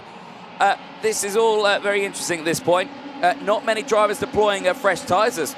There's Joe Turney on your screen. He's there watching this race. He'll believe he's in the next race. Yes, he is, starting for the 3rd row of the grid. But back to this race, because it's all kicking off still. Ramikas broken away nicely at the front. Krutolov not going to be able to catch up. Ramikas pushing away those fresh tyres. There's no chance anyone could catch up to Ramikas unless disaster strikes. More lunges down the inside. There is Toby Gale. That move on Purcell puts Gale up into 5th place now. Busy stuff then for this mid-pack section, which includes Jesse Phillips trying to fight the way past drivers like Marco Gas. We've got Laura Firhand in this and Peter Stiller as well. Intermediate classification for the time being. Of course, we've got more senior heats left to go. Lev Krutolov leads the way with 202 points ahead of Tibo Ramikas. Despite Ramikas actually being in front of Lev on the road, Lev still leads things points-wise as it stands. Sky Parker now under pressure on the entrance to turns 4 and 5. Goes defensive onto the white line to try and keep this pack of karts behind her, which includes Mariano Lopez and Yopokla as well. Settled stuff, but now that over-defensive driving by the rich mill young talent of Sky Parker, who is with Birrell for 2025, has lost her that position to the Fusion now. Sky has had some good pace this weekend, but a DNF, a penalty, might throw her off the tracks as we try and qualify drivers into those superheats later on. For now though, Tibo Ramikas 9/10 clear of the Energy, who's now just heading down that 185 metre straight, readjusting the carb there, trying to get the most out of that engine. Indeed, because of course these ones, I know they've been experimenting with where the rev limiter really comes into play. Of course, it comes in quite early on in these karts. They don't have a high top end. It's all about the acceleration of the OK karts, the original kart of what it's called. As looking to the inside there, that was a late lunge from Marco Gas. I didn't impress of an owl there, sorry. But there was Jarl Pokla. He does get that move completed. this time getting the move done on Simon Barbarella as he goes down to 9th place. Yeah, of course, you were just going into a bit of like the technical bit of the karts as well. Let's not forget that uphill run out of where these drivers are exiting right now. Turn number 14, that's going to add more stress onto the engine. So they're going to essentially hit the limiter even earlier, and then they're completely flat through turn number 1. Little lift and brake here. Yeah, loads of stress still though through 2 and 3. I would say this is a track where there's a lot of stress and pressure on the engines, particularly. I think that's maybe why we've seen actually a couple of Caesars this weekend, drivers just not finding that balance. Yeah, quite a few more than a couple though. We've seen them all the way throughout the field here. It really is a stress on the karts. Big changes here. Sky Parker under problems here. Marco Gas got a fair hand inside that battle. Peter Stiller, who we saw make great runs earlier on, is currently rocking around in 13th place. Not had the full charge through the field than what I think he'd like at this stage. Back to the front, that is that Fairhand Sky Parker battle. Peter Stiller just behind it as they head on to the start-finish straight here. Are we going to see a pull out of the slipstream here from either one of these drivers? The answer to that is no.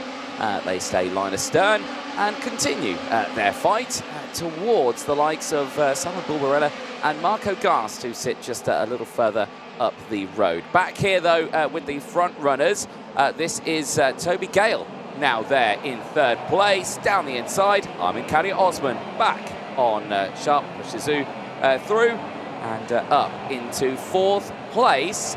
And this is a much better, stronger start for Armin Kari Osman here. Had a really tough start to the weekend, did Osman, and to today as well. These results here, getting into 3rd, maybe even 4th, will really help them out, as now we're seeing moves from Mariano Lopez here down the inside of Indra Peschel. Steps up into P6. Peschel then has remained inside the sharp end of the field throughout this weekend. He's been caught out a couple of times and has just fallen back into the pack slightly within this one. 6 places overall lost for the Tony kart. Down the inside then, moves going on. That's, I think, Sky Parker at the front of this pack, but Jesse Phillips getting past Jaguar Detroiter there in the Kart Republic. Detroiter then looking like he's going to fall into the clutches of Paul Androtis, who gets just bumped from behind by Maria Neto, sat in that parallel.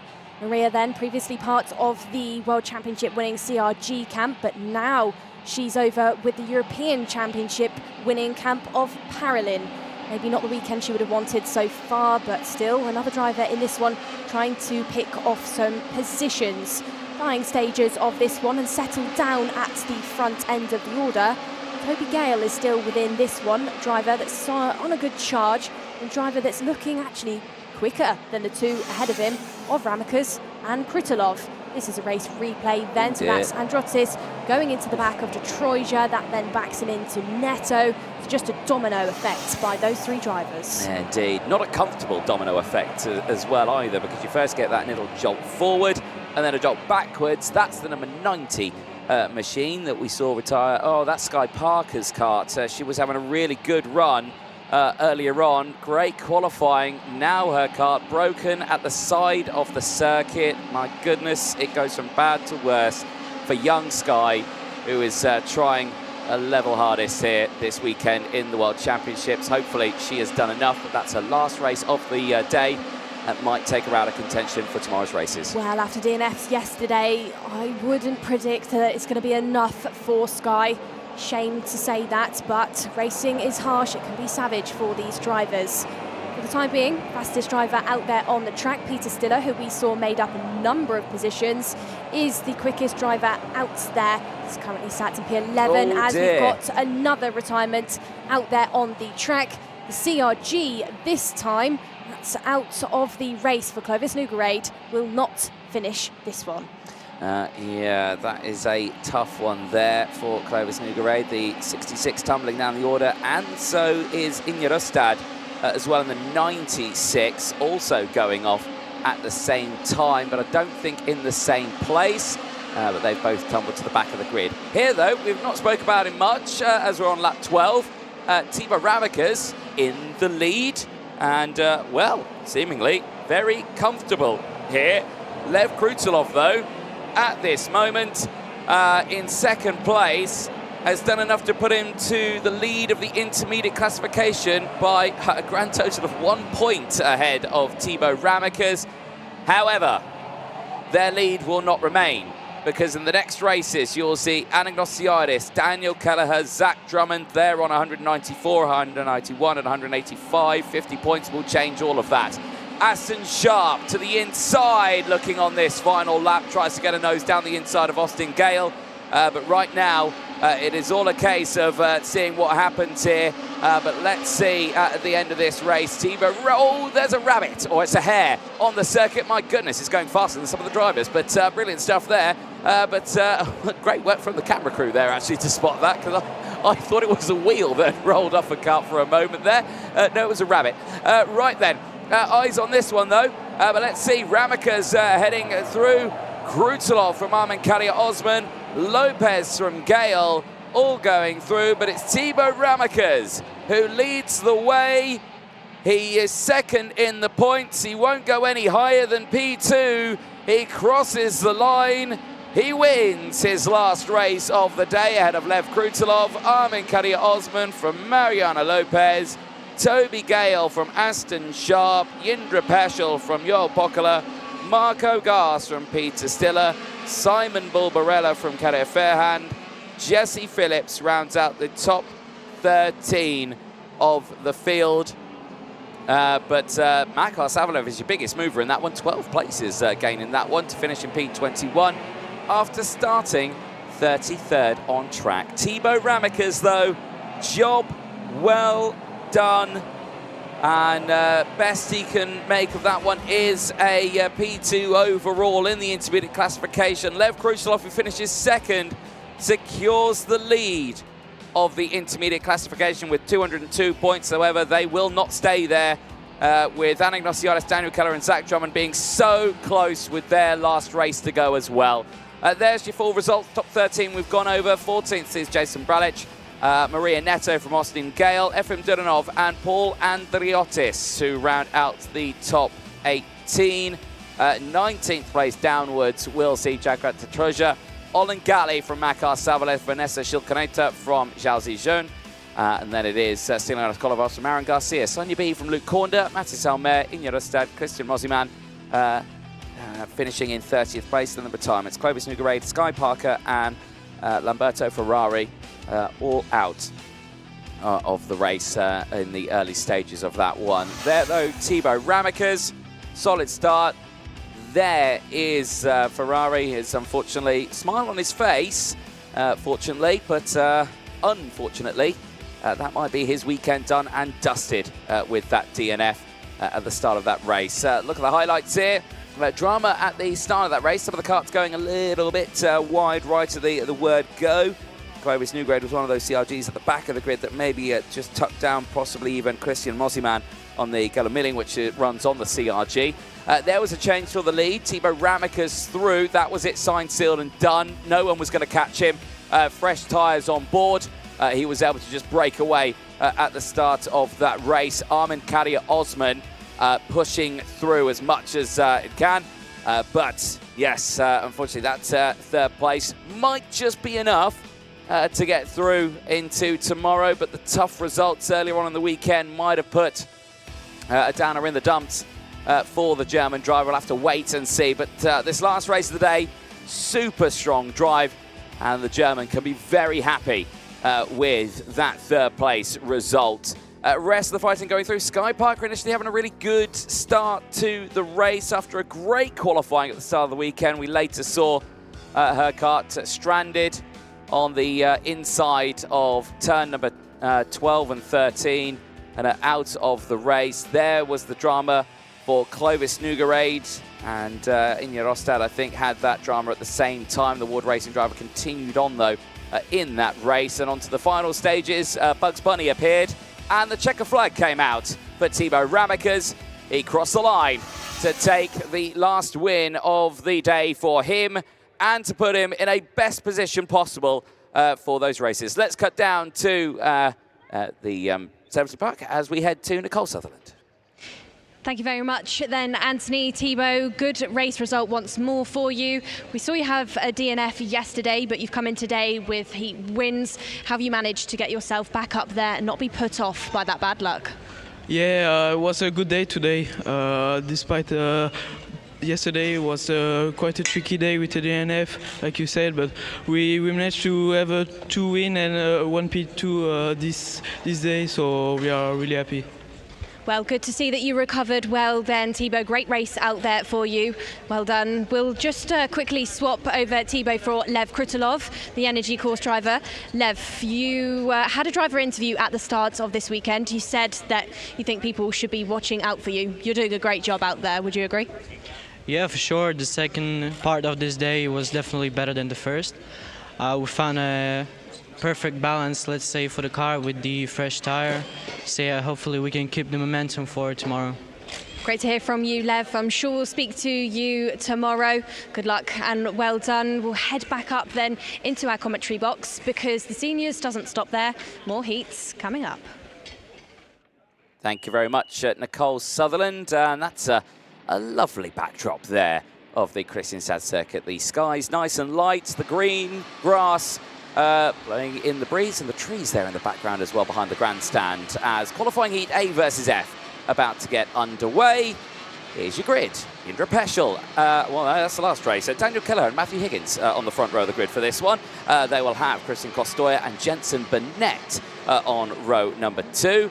Oliver Kinmark and Joe Turney go from row number 3. What can they do from that position? Louis Cochet and Jakub Kamenik go from row number 4. They'll have Filippo Sala and Elliot Kaczynski on row number 5. Jacob Mikulev and Oliver Rasmussen will round out the top 6 rows with P11 and P12. Jacopo Martinez and Franciszek Siedzielski go from row number 7. They will have Karl Luthart and Jiri Pacheka on row number 8. Leo Nilsson and Sara Matsui will round up row number 9. Bastawanado and Radek Vavra go from row 10. They'll have Gino Rocchio and Zhang Jose on row number 11.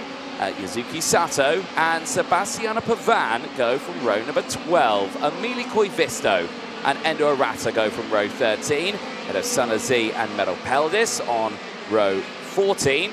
Dean Pedersen and Elias Leman round out the top 30. They go from row 15. Sebastian Hayden and Vilma Svan round out an all Swedish row 16. They'll have Alexander Dahlström and Mateus Gonzalez on row 17. Elias Hagen round out the 35 drivers in this race, starting on row 18. We talked about, of course, tyres that will have been deployed over the course of this one. Can report again. This time it's for the drivers at the front of the grid who are going to be deploying them. And one of those drivers does include Daniel Keller, who's gone for a brand new set of tyres on the left-hand side of his kart. Matthew Higgins has not got those new tyres, as I believe he deployed them earlier on at the top of my head. He did. So that's going to be an interesting one for him. Turney, yeah. Turney has deployed them now. Yes, yep. He's deployed them now. So has Jensen Burnett. So has Christian Kostoya. So has Oliver Kinmark. Basically, if you're Matthew Higgins, duck and cover. You've got some fast cuts coming through, unfortunately, in this race. Here we go then. Out of the final corner. Lights out. We're racing. Down towards turn number 1. It's good stuff for the inside row. Higgins down to 4th place there. He's going to try and carry the speed around the outside of Louis Bazare. Spin in the background. And that's a wheel off for an MP kart there. That's one of the Falcons going no further. And maybe Emili Koivisto. I might eat my words on that one. No, it's not Emili Koivisto. I am going to eat my words. It is Elias Hagen is one of them. Sebastian Heaton is one. You've got, unfortunately, the victory lane of Sun and Ji. He's gone off. And the DPK of Fastawanado. They've all had drama. We've also had drama out at turn number 6 then for Radek Vavra and Elias Leman there on your screen, trying to push start those karts once more. Both of which look like they are giving up. That's it. Those two, the 70 and the 100, are out. Eyes and ears back on the front end of your order though. Number 1, Daniel Kelleher. 2, Christian Kostoya. Number 3, Louis Cochet with a 4-place gain in that opening lap. You questioned it then, Matthew Higgins, who did not deploy those new tyres and who is under pressure by Jensen Burnett, the Canadian for Forza, has dropped down the pack already to P6, now potentially make it P7. So it looks like Jensen Burnett has pulled that move off. Joe Turney, with those new tyres, has made a 1-place gain. So has Oliver Kinmark and Christian Kostoja, as we've got drivers at this stage already in the race exiting circuit from all sorts of angles. And we've had 5 retirements already in 1 lap. Yeah, indeed. A very tough run for this one. Joe Turney down the inside, not wasting any time there. And he moves up past Louis Cochet up into 3rd place. And yeah, Kelleher, Kostoja, Turney now will close in on each other, I'm sure. But keep an eye on Cochet right now. He is still on that rear bumper. Might feel he could justify a move down the inside here. Not close enough. As Oliver Kinmark here could certainly push forward and go ahead. We'll watch a race replay then of what's happened right at the start. Daniel Kelleher wasted no time out in the front because of that slingshot move. And then this is the drama. We lost one of the drivers who clipped another, but that was right at the back. That Sebastian Heiden for AD Motorsport was the first driver to go, and then it was just a knock-on effect for these drivers. And this was where we lost the 70 and the 100. Elias Leman and Radek Vavra caught each other out at turn number 6. Both abandoned the race and karts. Rising is back on though this mid-pack section.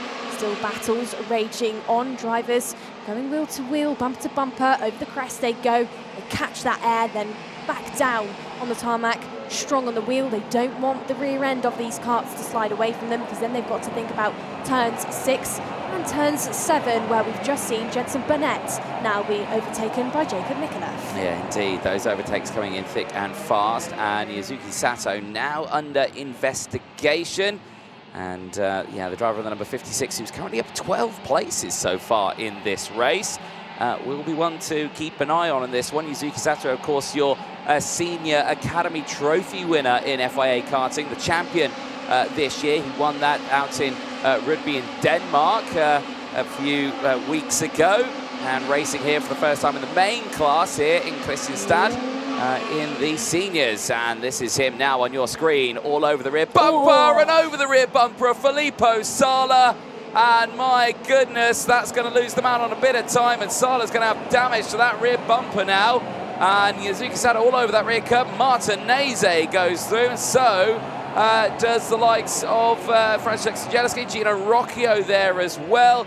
Sato on the outside is just going to get muscled out of the way now. That's very unfortunate for the driver from Japan. Yeah, you can see the damage to the driver's engine side of that back bumper.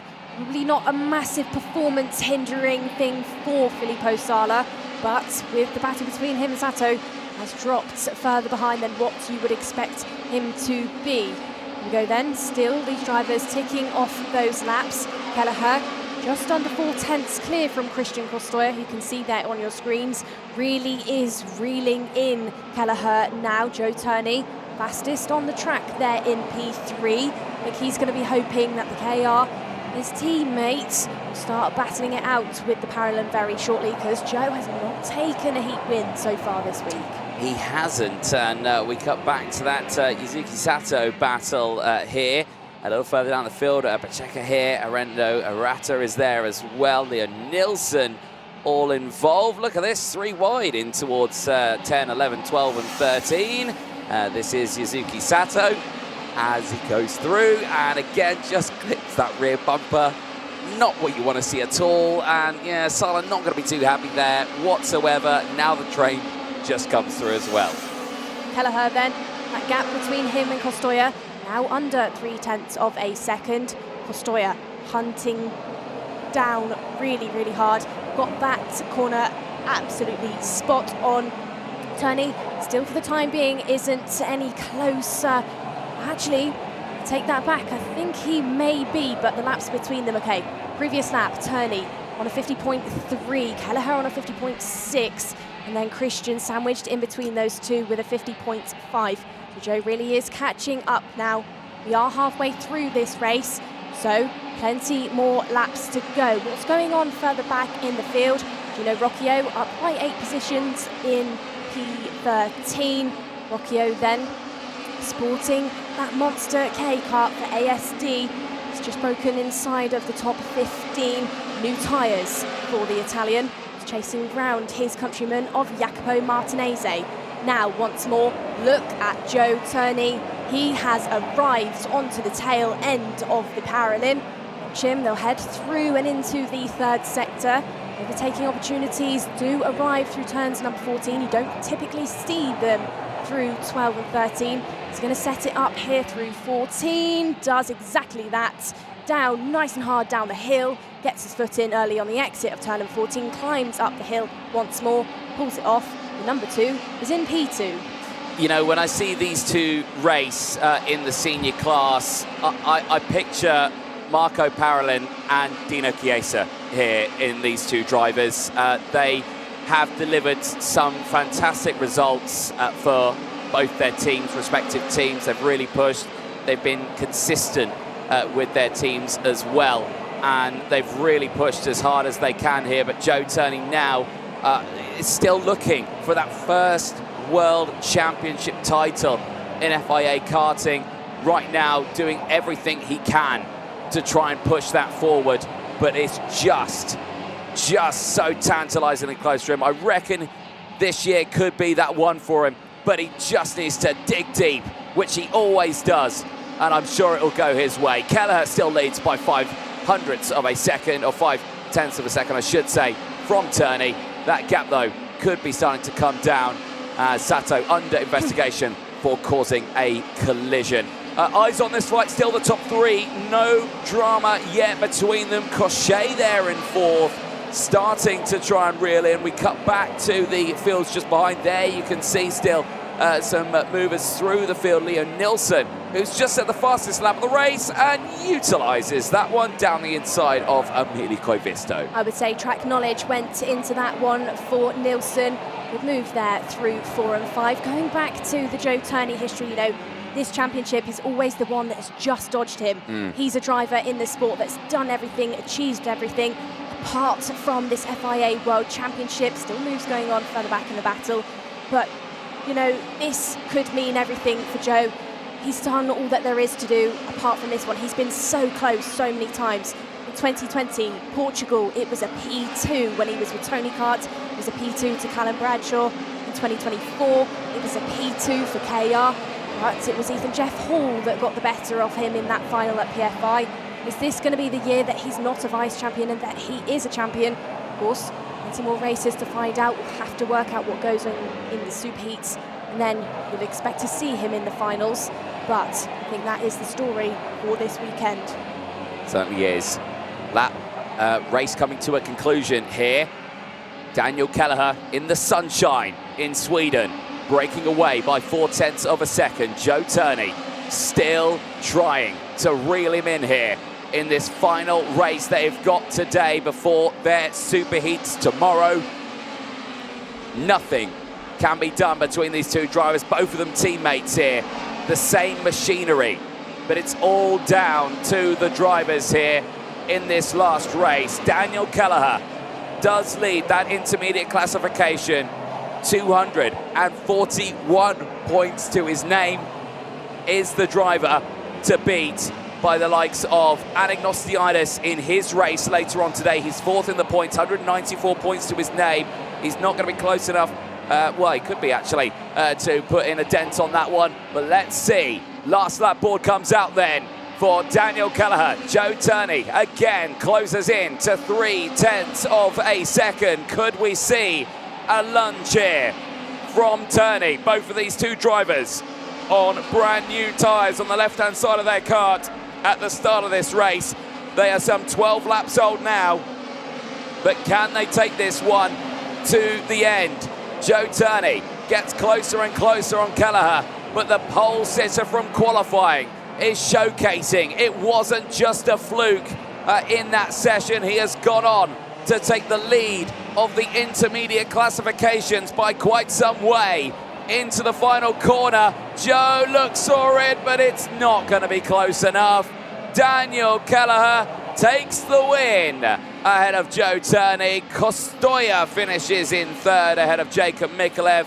Cochet from Kinmark Burnett from Kaczynski, Kamenek from Rasmussen, who rounds out the top 10. But there you see it. Great run for the two Kart Republic Motorsport drivers. United on the circuits in P1 and 2. And going on, I'm sure, to a fabulous day tomorrow. Vilma Svan, the biggest mover. 13 places gained to finish in P19. A superb drive at the end of their last race of the day. One more senior race to go, but it's Daniel Keller, Joe Turney and Kostoya, your 1, 2, 3 at the end of their last race of the day for the 2025 MondoKart.com FIA Karting World Championships. There's the rest of your order. Matthew Higgins finishing in P11. We knew that was going to happen. Unfortunately, the old tyres there, a lot of fresh tyres in that one, pushed their way through, finished in P11 ahead of Jacopo Martinez. Filippo Sala from Gino Rocchio. Sajaliski finishing in 15th place from Leo Nilsson. Emilio Koivisto from Zhang Jose. Vilma Svan from Endo Arata. Dean Pedersen from Jedovicek. Sana Matsuri from Metapaldis. Alexander Dahlstrom from Carl Luthard. Sebastiano Pavan from Yuzuki Sato. And Mateus Gonzalez rounding out the top 29.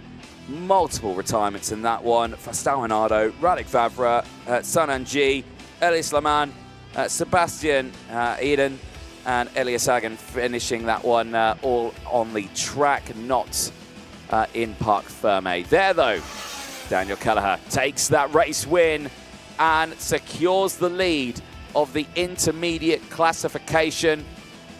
Superb end of the day for the Irishman, who will go into tomorrow being on that sharp end. There was the dramatic start for the race there. I think Elias Hagen, they're losing not only a side pod, but a rear wheel as well. The later moments as well. Elias Laman, Sun and Z having those drama. There was the Radek Vavra Fastao Nada moments as well. That was the dramatic moments all the way throughout that race. All those retirements happening throughout that race. Filippo Sala, really tough racing he's had so far this weekend. Not what he wanted for the Ferrari Young Academy driver, who has certainly wanted to impress this season.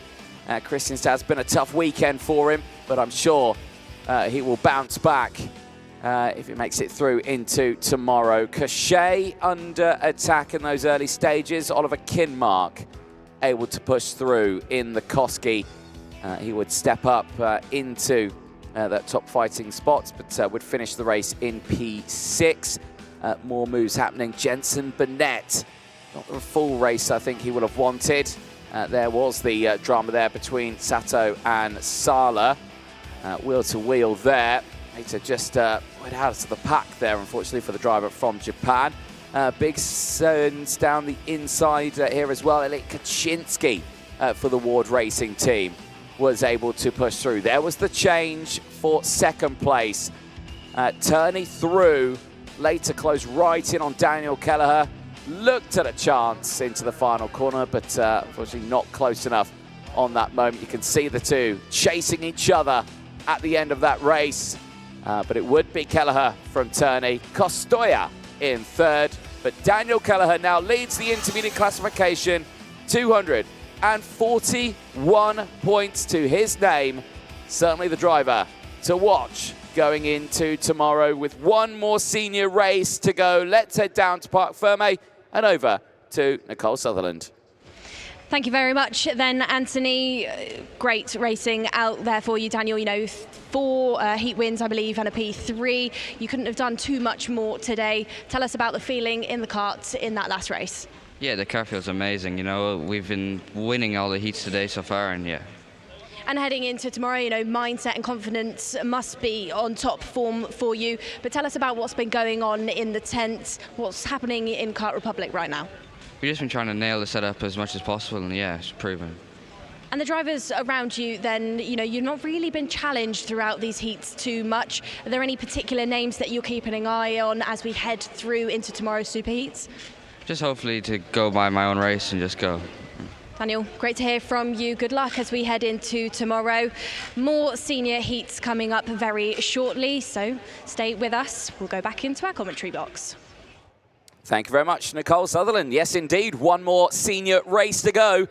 This will determine who starts on pole position tomorrow. Of course, 50 points up for grabs in this one, and James Anagnostiadis currently sitting fourth in those points with 194 points to his name. Add another 50 onto that, brings you to 244. James Anagnostiadis here could take pole position for Superheat 1 tomorrow. But another driver also could put in a pole position spot here. Zach Drummond, at the moment, does have 185. 50 points would put him up, though, second behind Anagnostiadis. He won't be able to get behind Kelleher at this moment. Drummond won't be able to take pole position for Superheat 1 tomorrow, but he might be able to take it for Superheat 2. And that could put him in a really, really good spot for tomorrow's racing. That included, as well as other drivers who we will see pushing this one. But the front row is the one we're going to keep a close eye on this one. Tom Pradier and Davide Battaro. They are suited, booted, seated, ready to go racing. And what can they do here, especially as everyone on the top two rows has got brand new tyres, including the third row as well, on the left-hand side. Well, let's see how they line up then for this last senior race of the weekend. Tom Pradier and Davide Battaro on row number 1, James Anagnostiadis and Zach Drummond on row 2, Vladimir Ivanikov and Zach Green round out row number 3. Only Green has no fresh tyres, I believe. He deployed those earlier on. Noah Wolf and Augustin Sepulveda go from row number 4. They'll have Nicolo Kaman and Hugo Marti on row 5. Boris Lysin and Roman Kamyab round out row number 6. Row 7 sees Marcos Shilkunis and Mateusz van der Kerkhoff, Francois Cadal and Kasper Reipol go from row number 8. So they'll have Chiara Batik and Victor Gustafsson round out the first half of the field on row 9. Part 2 of your grid, row number 10, looks like Lewis Francis alongside Kenzo Craigie, both on those KRs. Row number 11 is Scott Marsh with Jorn Helder, and then from 12 we have Oscar Gallen with Sebastian Mins. 13, Ella Hakkinen with Lillian Scarborough. And row number 14, it's Clara Kowalczyk with Daniel Picorni. 15, Zarif Raquel alongside Roberto Renderos, and then from 16 it's now in Natipaton with Henrikas Klapicus. 17, Maximo Tobagino with Luna Fleischer. Keep an eye out for Luna after that astonishing 21 position gain in her previous heat. Final row of your 18-row strong grid, 36 karts joining us for this one. Senna Munir with Fred Sarex. Who else is joining us? Lots and lots of spectators, Anthony. Indeed, indeed. They're all over the banking. They're all in the grandstands here. They're all lining the circuit, all wanting to watch who could potentially start on pole position for Superheat 1 and 2 tomorrow in the senior category. Could it be Daniel Keller? Could it be James Anagnostiadis? Or will Zach Drummond have something to say? Or could it be Lev Krutolov? We're about to find out at this moment in time. The last senior race of the day, I don't think is going to be going racing. Nicole, they're not lined up at all. They go round again. No, absolutely not. Not ready for that one. And that is consistent false starts from our drivers this afternoon in these heats. I don't think we've gone on the first time of asking for quite some time now. This gives us more time then, Anthony, to talk and think about these drivers. One name of which I really want to highlight, James Anagnostiadis. Has been consistently taking those heat wins. Zach Drummond has had a number of those as well when they start alongside each other on that second row of the grid. I think that one we could be in for a good battle. Of course, both drivers sat inside those Kart Republic machineries, but of course for two different teams. James with Prema, Zach for Fusion. Fusion for 2025 is Zach, claimed a P3 in the European Championship. Moved over though, of course, after being on a strong run last year with Parolin, back to Fusion where he started his kart career, and it seems like it's working for him this weekend. Here they go then, drivers lining themselves up on the entrance to turn number 14, and this time much slower by the Tony Karts of Thomas Pradier out the final corner. Here we go then. Last senior race of the day. It's a bit shaky there in the middle of the pack, but we are going racing. It's a good start for the outside line. Keep an eye on David Abataro. Can he hold it round the outside and hold on to second place? The answer to that is no. Anagnostiadis gets through as they all file through. Drama there for the 93 machine out of the race. That is further down in the order. Maximo Tomagino out of the race at the back of the grid.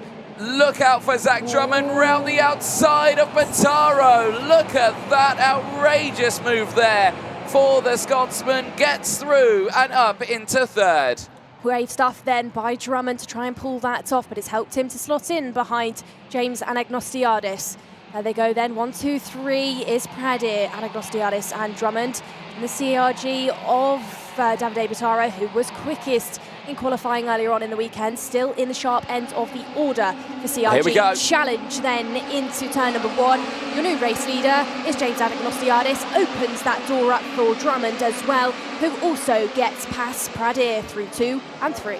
Nicely done there from James Anagnostiadis. A controlled overtake there through turn number 1. Takes the lead of this race, and with that takes the lead of the intermediate classification, but Drummond's not going to let him have it for too much longer. Slots it down the inside at turn number 7. This is the race we wanted to see, Drummond and Anagnostiadis, but now they've got the likes of Pradier, Bataro, Ivanikov, Green, Sepúlveda, all there as well, all trying to get involved. Now that puts Daniel Keller back into the lead. Anagnostiadis goes second. Drummond will only best third at the moment. Anagnostiadis, while Drummond wants Anagnostiadis to go down the order even more, but at this moment, I don't think that's going to happen here. Anagnostiadis wants to do one thing, and that's go forward. Drama at the front, out of the race. Lillian Scarborough going no further. The driver from the USA is out of this race and walks away from the machine at the final turn. Ella Häkkinen under investigation for a potential start infringement. I also saw that Luna Flusha was under investigation as well, so we'll have to keep a close eye on that one as they exit through one of the DPKs, wide onto the grass through turn number 8, but manages to just squeeze it back onto the circuit as everyone pushing through. There is Victor Gustafsson, currently wheel-to-wheel with Boris Lysen. Lysen goes through, demotes the Swede down another place and into P12. Change for P3 then between the Birol and CRG of Ivanikov and Davide Bataro. A couple of corners ago, those two drivers changed positions. Under the start-finish gantry they go. Drummond, Anagnostiadis, Ivanikov and Davide Bataro. And Zach Green, your final driver inside the top 5. Pradier has dropped to P6. Augustin Sepúlveda in P7. Then Noah Wolf there on your screen, who's just going over the crest of the hill on the entrance to turn number 6. Is trying to fend off Mateusz van der Kerkhoff. And now looks like he's overtaking into turn number 7, as was the other driver shortly in front in the battle. Zach Green trying to get involved. Noah now looking like he could be in a spot of bother. His Lysen's there, tailing round Hugo Marti, looking strong in this part of the race. Further up in the order, more changes going on. That's now Sepúlveda getting past Zach Green. DPK has just got past his previous teammate, who's now part of the Kart Republic camp. Green still out there in the front by under 0.4 of a second. James Anagnostiadis, I've watched him this weekend. He can almost turn the pace up when he actually wants to, Anthony. He's really clever with it, will push harder in certain parts of the circuit where there's not too much stress on the tyre as well. And the driver will see if he can apply that within this one, especially using that tyre that they've got on board. More changes going on back in the field. It's Van der Kerkhoff now your newest driver to get past Zach Green. Indeed. Drummond and Anagnostiadis still first and second for the time being. The gap 0.3 of a second. Move down the inside. Boris Lysen again on the charge, this time on Zach Green, and steps up now into 8th place and is looking to push his way forward. There is Noah Wolf just behind that fight, so he's there in the top 10 at the moment. Wolf, I think, is going to be okay to get into tomorrow's racing. He did have a DNF, of course, in his first race. but he came back stronger. He's had wins, and he's been up in that sharp end, so I think he'll be okay to make through to tomorrow. So I think a 10th place right now will be okay. Pradier down the inside of Davide Battaro. That was for 4th place, and he pushes his way through nicely there. Sepulveda trying to hold off now Boris Lysen, who is on a real charge here, Nicole, who seems to be just taking position after position, lap after lap. Ooh, and nice another move one down there into turn number 14. You called it there, Anthony, for that driver. Good stuff to get promoted up the order. Zach Green now loses another position, this time to Hugo Marti, so he's now dropped outside of the top 10. Was just a moment ago inside the top 10 in the intermediate classification, so wondering now what that does for Green points-wise. This is your fight on your screens for that P1 spot within the race. Drummond versus Anagnostiadis. Just under 3/10 splits up the Prema for the Fusion for the time being. Both drivers on that previous one lapping almost identical times. It was a 50.602 for Zach. It was a 50.601 for James. There's nothing in it between these two drivers. Out of turn number 14, these drivers will go. The barrel loads of speed down the hill. They get their foot in early. On the apex of 14, climb up the hill, down straight through this far section of the track, using all of the rubber, making sure they're under the rubber so they're not sliding around the place over the crest. Now he's arrived. Look at James. He's really, really closed that gap. Is evaporating now, especially into turn number 7. Where's he going to pull the pin then, Anthony? Because he's looking hungry here. James, though, will be patient on 4 wheels. He's not going to be silly with it because he's got a lot to lose with the points that he has on his name. Currently 238 to be exact. It's not enough to so far be ahead of KR plate of Daniel Keller. Is still your intermediate classification leader. It is enough to keep him in P2 for now. Still hasn't closed that one up just yet. The times between those two really are so similar. Times between 2 other drivers that are similar. Vanikov and Pradier still going at it for P3. Yeah, they certainly are. And in that meantime, they're not going to be closing in on these two up in front. It is in Anagnostiadis' best interest to get this overtake done. For Zach Drummond, you know, even if he could let Anagnostiadis through, it's not going to affect himself. It obviously will put Anagnostiadis on pole position if it's what he wants to stop him from achieving. Yes, albeit defend that position. But if he didn't mind that Anagnostiadis was starting on pole position in Super Heat 1, he could just let him pass and carry on the race and not have to worry about potentially battling or pressure for this overtake. But it is a choice for the driver to see what he wants to do, really, at this stage. For both of them, they just want to finish as high as possibly can to earn as many points as they can to push their way through.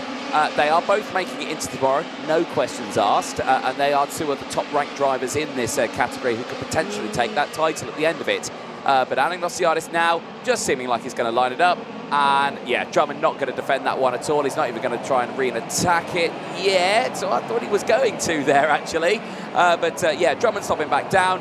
This puts Anagnostiadis back into the overall lead and drops Kelleher down to pole position for Super Heat B tomorrow. Anagnostiadis looking at Super Heat A tomorrow. Just shows all drama out there. Oh, that multiple is carts. Multiple carts out there. So we've got CRG involved. I think that's Victor Gustafsson. Mins. We've got Kuman. MP, Kuman for Forza, Sebastian Mins for Victory Lane. They're all out and parked. That is on the exit of turn number 10. And furious for some of those drivers out there. That was the MP that was visibly not happy with, I believe, Victor Gustafsson.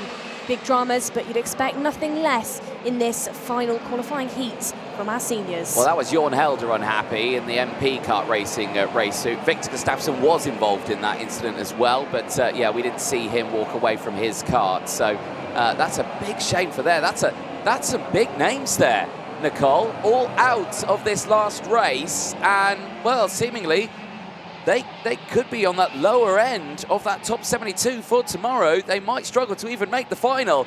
Here we go then. We're nearing the end of this race there. Oh, there is our man, Jorn Helder, out and sitting on the banking. Not a happy chap at all. And that is completely understandable reaction from him.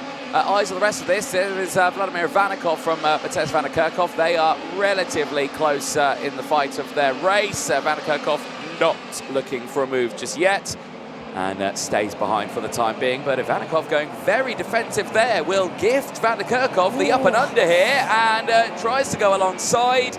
Not close enough this time around. Yeah, over defensive slightly there by Vladimir Ivanikov. Lucky to get away with that one, but I just maybe want to highlight, Anthony, how strong the victory lanes have been as we've headed into this weekend. Very, very good showing from them so far in both the senior and the junior grids. Strong showing as well for none other than the two drivers at the front. Still, it's Anagnostiadis that leads the way on this final lap, ahead of Zach Drummond. This battle, though, for the time being, these final couple of corners remains wide open. Certainly does. Anagnostiadis, Drummond, 1-2. Pradier, Lysen, Ivanikov, 3, 4 and 5. This is that fight, though. Ivanikov is trying his best to hold on to P5 here. He's backing everyone up into each other as now Sepulveda has been passed by the number 11 of Hugo Marti. Hugo Marti now is going for another one on Van der Kerkhoff, and he's done it. Look how close they are here between all of them. You can see Bataro there as well, but seemingly at the front of the field. James Anagnostiadis of Australia secures pole position for Superheat A tomorrow. The Australian from Prema Racing is looking at his first FIA World Championship title if he continues this trend for the rest of the weekend. Anagnostiadis, a win from P3 puts him on pole position. Daniel Keller will secure pole position for Superheat 2. But the biggest part of it is that Zach Drummond and Anagnostiadis once again will face off tomorrow in that Superheat, with them both starting on the front row of the grid. Daniel Keller and Lev Krutolov will face each other on the front row of the grid for Superheat 2 tomorrow. There is your top three: Anagnostiadis, Zach Drummond, and Tom Pradier. 1, 2, 3 at the end of their last race of the day. There's your full results. Boris Lysen in P4 from Vladimir Ivanikov, Hugo Marti from Augustin Sepulveda, Davide Bataro from Matej Van der Kerkhoff, Kasper Reipold from Noah Wolf, Marcus Schilkunas from Kenzo Craigie, Luna Flusha from Zach Green, Chiara Batig from Senna Munir, and Roman Kamiab, who rounds out the top 18. Daniel Picorni from Oscar Gallin, from the likes of Clark Walczek, Ella Hakkinen, Zarif Racal from Scott Marsh, Luis Francis, Francois Cadal, Roberto Renderos, Fred Sareks, and Enriquez Klepekas. There, Anagnostiadis on your screen, pushes his kart off the weighbridge.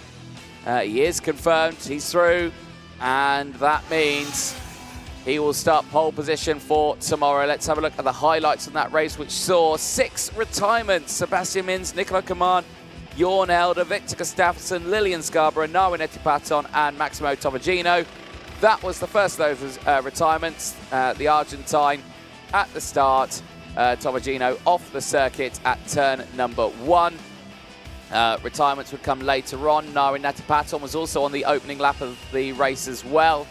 You can see he was still on the track there at the back of the field at the start of that race. He would later, unfortunately, fall off the circuit. Eyes on this one.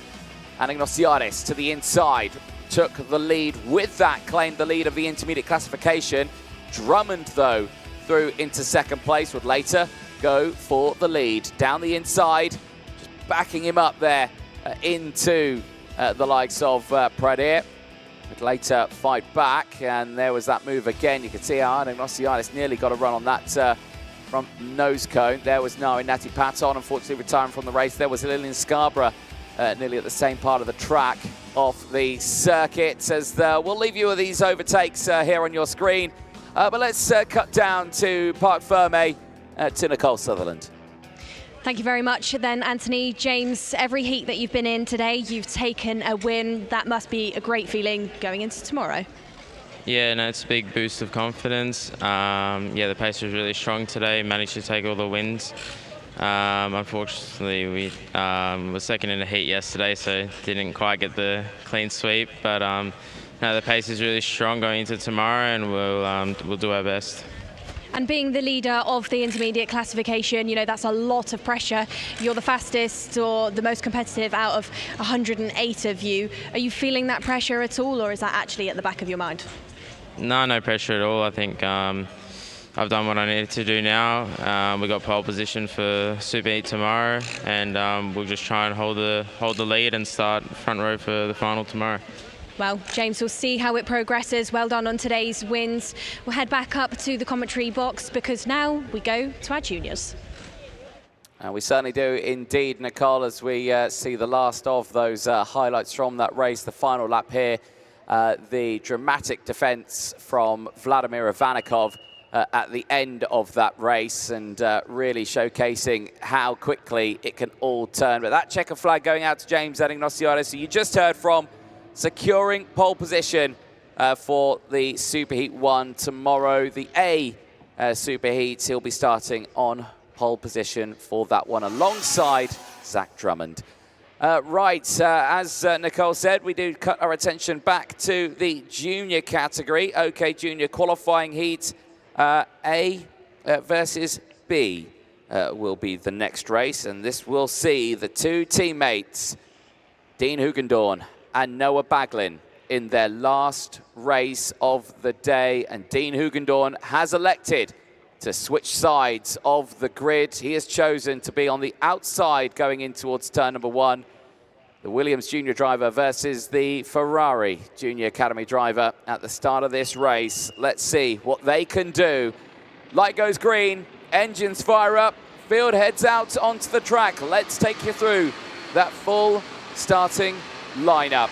It is Dean Hugon and Noah Baglin on row number 1. Eli Christian and Giacomo Giusto on row 2. Bosco Arias and Iskender Zulfikari will round out row number 3. Smattering of tyres on board this one. We'll go over those in a few moments' time. Row number 4, we'll see Will Green and Lucas Bonholm. Row 5, we'll see Mateo Rivals and Juan Mateo Rousseau of Panama. Melka Millell of Sweden and Egon Pedrotti of Italy go from row number 6.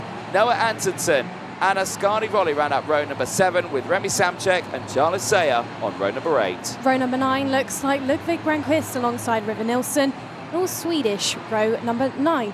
10 is Nathan Kappen alongside Alex Malotta, and then from 11 we have Archie Owen with Denny Babacek. Row number 12, Juan Garciafe with Billy Van Severen, and then from 13 it's Matteo Nant Mason with Milas Malik. 14, Hugo Eklund with Patrick Christensen, and then from 15, Magnus Morch with Santiago Diaz de la Vega. Rounding out your grid then, 16 rows, 32 karts, Alexander Rogstad with Mason Lucitti. Indeed, this is going to be a great race, this one. The fastest drivers from qualifying. A and B back out racing. I don't want to say again, we've not seen groups A and B actually at all for this one. We've not seen Hugon and Baglin face each other off in a race scenario. The only thing that's going to make it a bit interesting in this one, Nicole, is that Baglin has a brand new set of tyres, left-hand side. Hugon does not. You say the only thing. I think there's going to be a lot of interesting points in this race because, of course, you've got Eli Christian within this fight as well. A big name within this competition this weekend. He's had a number of good results. 9th in the points. He's going to be a spanner in the works for the two Premers ahead of him. Well, now just rolling into turn number 14 to try and go for this race start. Here we go then. Last time today for groups A and B in the OKJ classes. Are we racing? Lights are out. We are racing. It's a good start for the field. It's a great start for Iskender Zulfikari. What happened to Baglin there? He tumbled down the order as they go off the track. Oh my word, there's several off the track there. But look at this from Hugon in the lead of the race. Absolutely fine and dry. Where did Baglin go? Down to 5th place, not the start he wanted. Absolutely not, but Dean Hugon did a good job to get in there right at the race start. Now is the leader of this 5-kart battle, which Noah Baglin finds himself at the back of. Baglin then going for that racing line instead of the defensive posture like the driver ahead of him. So watch the driver in the Prema try and get back past through turn number 14. He's going to be able to make something stick on the exit. Not quite yet on the Energy. He's going to need some patience. Thinks against that though. Down the inside at turn number 1. Keeps his foot in. Gets past Lucas Bonholm for P4. Now then, Hugon is not pulling away at all from Giacomo Giusto or Iskender Sulfakari.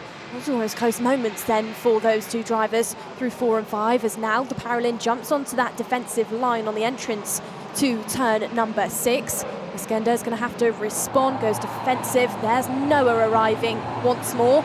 Side by side goes him and Iskender through on, almost colliding on the entrance to 8. But the sticker to the tarmac, no dramas between those two. Yeah, indeed. Slots back into 4th place there. Did not fancy a run around the outside there into turns 8 and 9. And sticks behind just now as they go through. Ooh, bit of a twitch there under braking for Zulfikari. That's going to scupper his exit speed here. Might give Baglin a chance to go to the inside. Thought about it as Prodrotti's going defensive from a Ascari volley on the start-finish line. They get through turn 1 unscathed, but meanwhile the big battle's happening all over the place. Iskender Sulfakari still there, 3rd place. Dean Hugon still in the lead, but Justo has not dropped off the back of him now as they continue this fight in towards turn number 7. Baglin looking to the inside again. Needs to be careful. Lucas Bonholm's on the scene here. He's not got a fresh set of tyres, but certainly could be a contender. Noah's trying everything he can to try and find his way past the Forza driver. Hasn't been able to pull anything off just yet, and I think that's actually ending up backing him into the likes of Lucas Bonholm. Almost a bit of a moment then on the exit of 13 as well. Intermediate classification as it stands. Dean Hugon, your race leader, is up there as the intermediate classification leader, ahead now of his Prema teammates of Noah Baglin. Hugon is not pulling away, but Noah is managing to pick things back up again once more, gets past Iskender Sulfakari for P3. Lucas Bonholm continuing on this really good form that he's had this weekend. Defensive into turn number 7, ahead of the two Forzas of Juan Mateo Russo and Iskender Sulfakari shortly behind, with then Eli Christian, who's on the quickest lap of this race so far, is there as well. Back to Bonholm then. He's had a great showing so far, really impressed by the young driver for Energy Course, the French driver. Moved over to a different chassis partway through the season, has absolutely been working for him so far. Noah now looks like he's found some rhythm, almost as does Eli Christian, who gets the door slammed on him by the Forza there, now loses out to Ricky Flynn of Bosco Arias as well. Indeed, the old classic, you tried it, you failed, and now I will capitalise on that fail. And he pushes through, does Bosco Arias, and through into 7th place. But don't be discouraged, as down the inside, here we go. Baglin's done it on Giacomo Giusto's got through. Now, we didn't see how they did it on Sulfakari. It may have been earlier on, I think we did see it. But yeah, he's got that done now. And Baglin up into 2nd place. 0.4 of a second is the gap. The clean air in front, the fresher tyres. His next target is Dean Hugon, and this overtake might change who starts on pole position for Superheat 1 tomorrow. Let's find out. We're on to lap number 6 of this race, and the gap is 0.3 of a second. Noah now looks like he's sparked into life in this halfway point of this race. Looks like he's in a rhythm now. We watch him through turns 4 and 5, closes that gap slightly once more to teammate of Hugon. So the two Premas, 1 and 2. Giacomo Giusto, though, very much still there in the Prema. Noah is more than aware of that because he's just looked over his shoulder to the gap between him and Giacomo, as that was a send down the inside. Prodrotti wasting nothing there to get past the drivers ahead. That was some bravery. Will Green then is your driver there on your screen, right in the middle of this pack, which includes Alex Malotta, Remy Samchek, Milel there trying to find a way past as well. Dean Hugon absolutely has not pulled away in this race.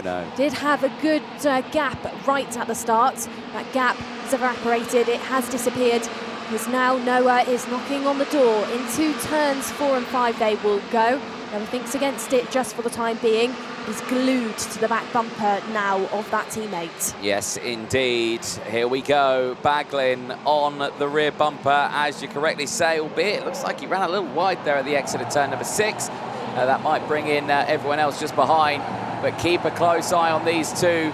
Surely Baglin's going to try and think of a move at left, right and centre, because of course he's got Justo just behind. He has to commit to an overtake, and it has to stick, of course. If he fumbles on an overtake here, doing a half attempt, he'll have Justo all over his rear bumper, which he's got right now. Patience. But yeah, it's going to have to be a long run. He might wait to the last lap. He might wait for the end of this lap. He might do it on this lap because he closes in so nicely through there in the chicane. It's a lot of that curve. That unsettles the car, but not enough. Down the inside. Nice overtake there.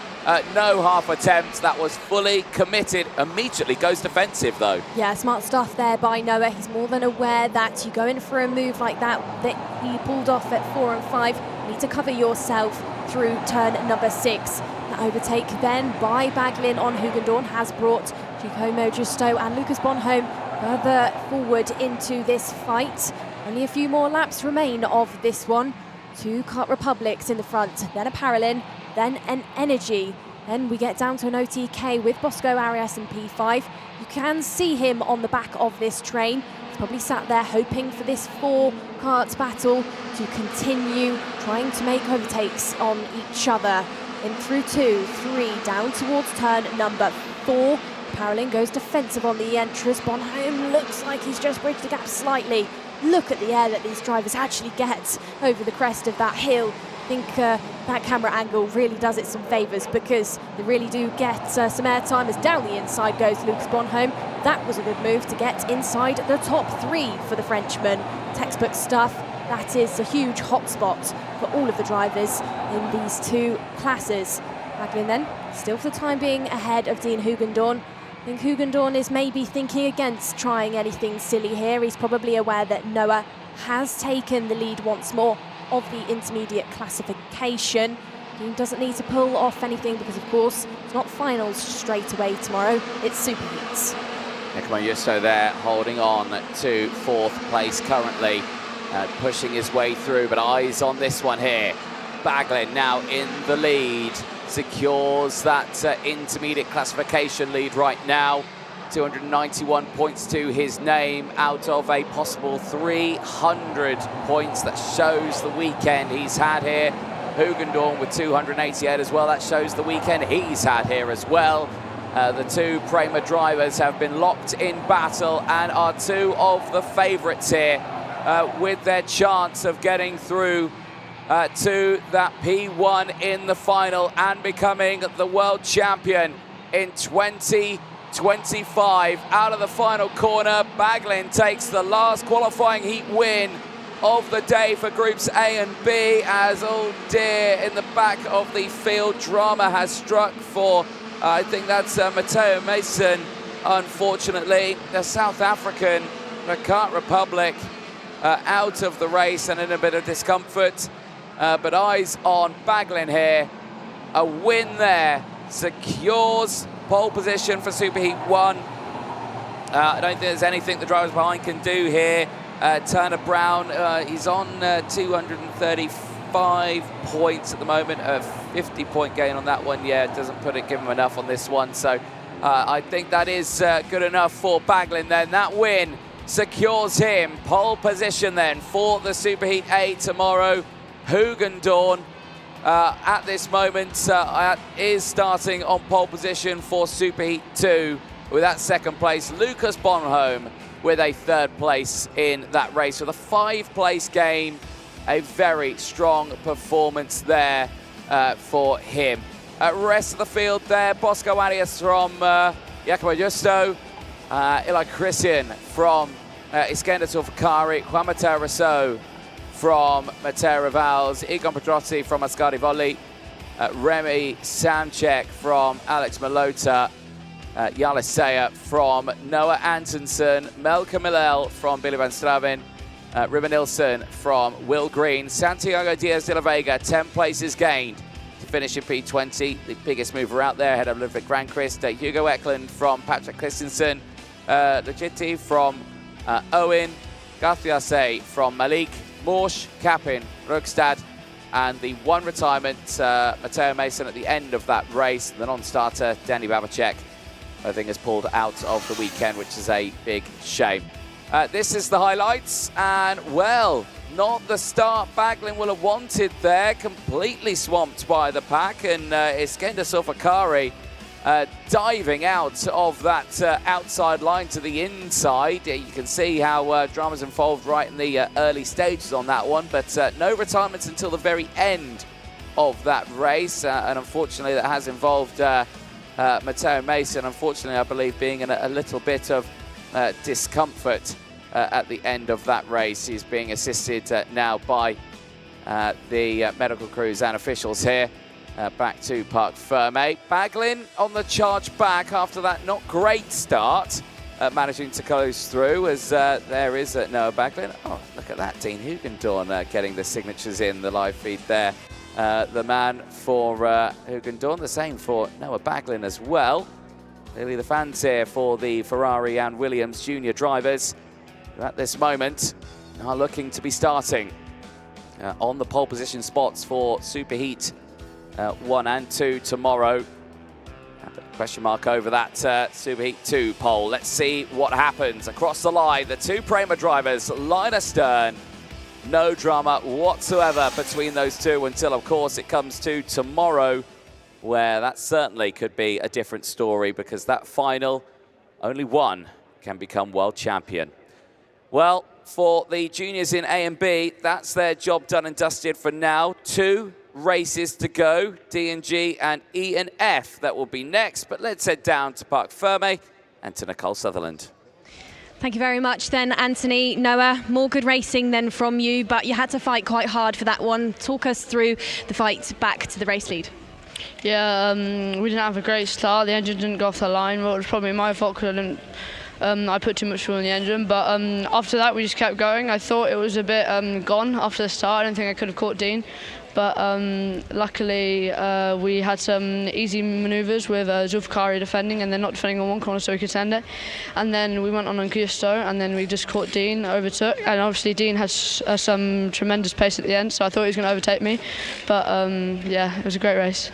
And Noah, between now and tomorrow's Superheats, what's it going to look like for you? What are you going to do between now and then to make sure you continue with this pace and with this upper hand over everybody else in the field? Yeah, obviously I'm going to go out and practice tomorrow and try my best and see what we can do with the package and the whole setup, and then hopefully we can bring this momentum onto the Superheat tomorrow and maybe start the final in P1. Noah, great to hear from you. We'll just swap you out with your teammates of Dean Hugon. Okay, this side for me, Dean. Dean, another good race there for you. You did eventually lose out on the lead to Noah. When you could see that Noah was going for that overtake, what was going through your head? Did you just sort of back out, allow him to take the move? Yeah, you know, we were on old tires in this one. Noah was on 2 new, but definitely pace was still there. So. And there was no risk to take a big sender in the last lap, so I was just there and to stay calm. And then, yeah, I knew the speed was there. Tomorrow we'll try even harder, but the team's again done a great job. Yeah, we spoken with Noah and the team boss about the start with switching sides, and then I think that all went perfectly out. So I think it will be good tomorrow. Well, Dean, great to hear from you once more today.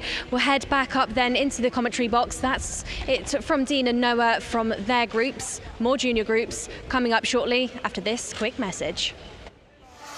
Instead of the traditional system, we've built a school specifically for athletes and anyone who needs a more flexible education. We provide a full school curriculum including GCSEs and A-levels, mentoring support from ex-athletes like myself, and the ability to study from anywhere in the world at any time. Welcome to MBA, the #1 school for athletes. Hi, I'm Kai, I'm 14 years old, I'm a karter for Chaos Sport, and I'm an MBA athlete. What's the #1 thing you like about MBA?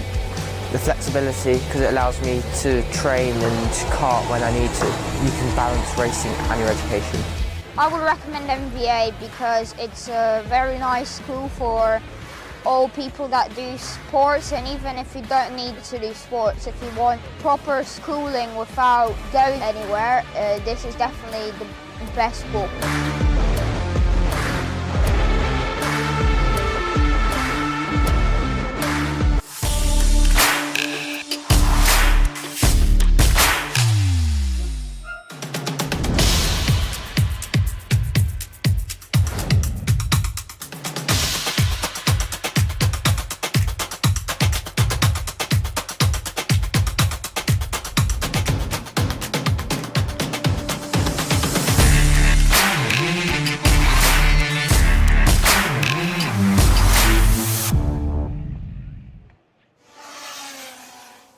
Two more races to go here in Kristianstad for the MondoKart.com FIA Karting World Championships in the qualifying heats day.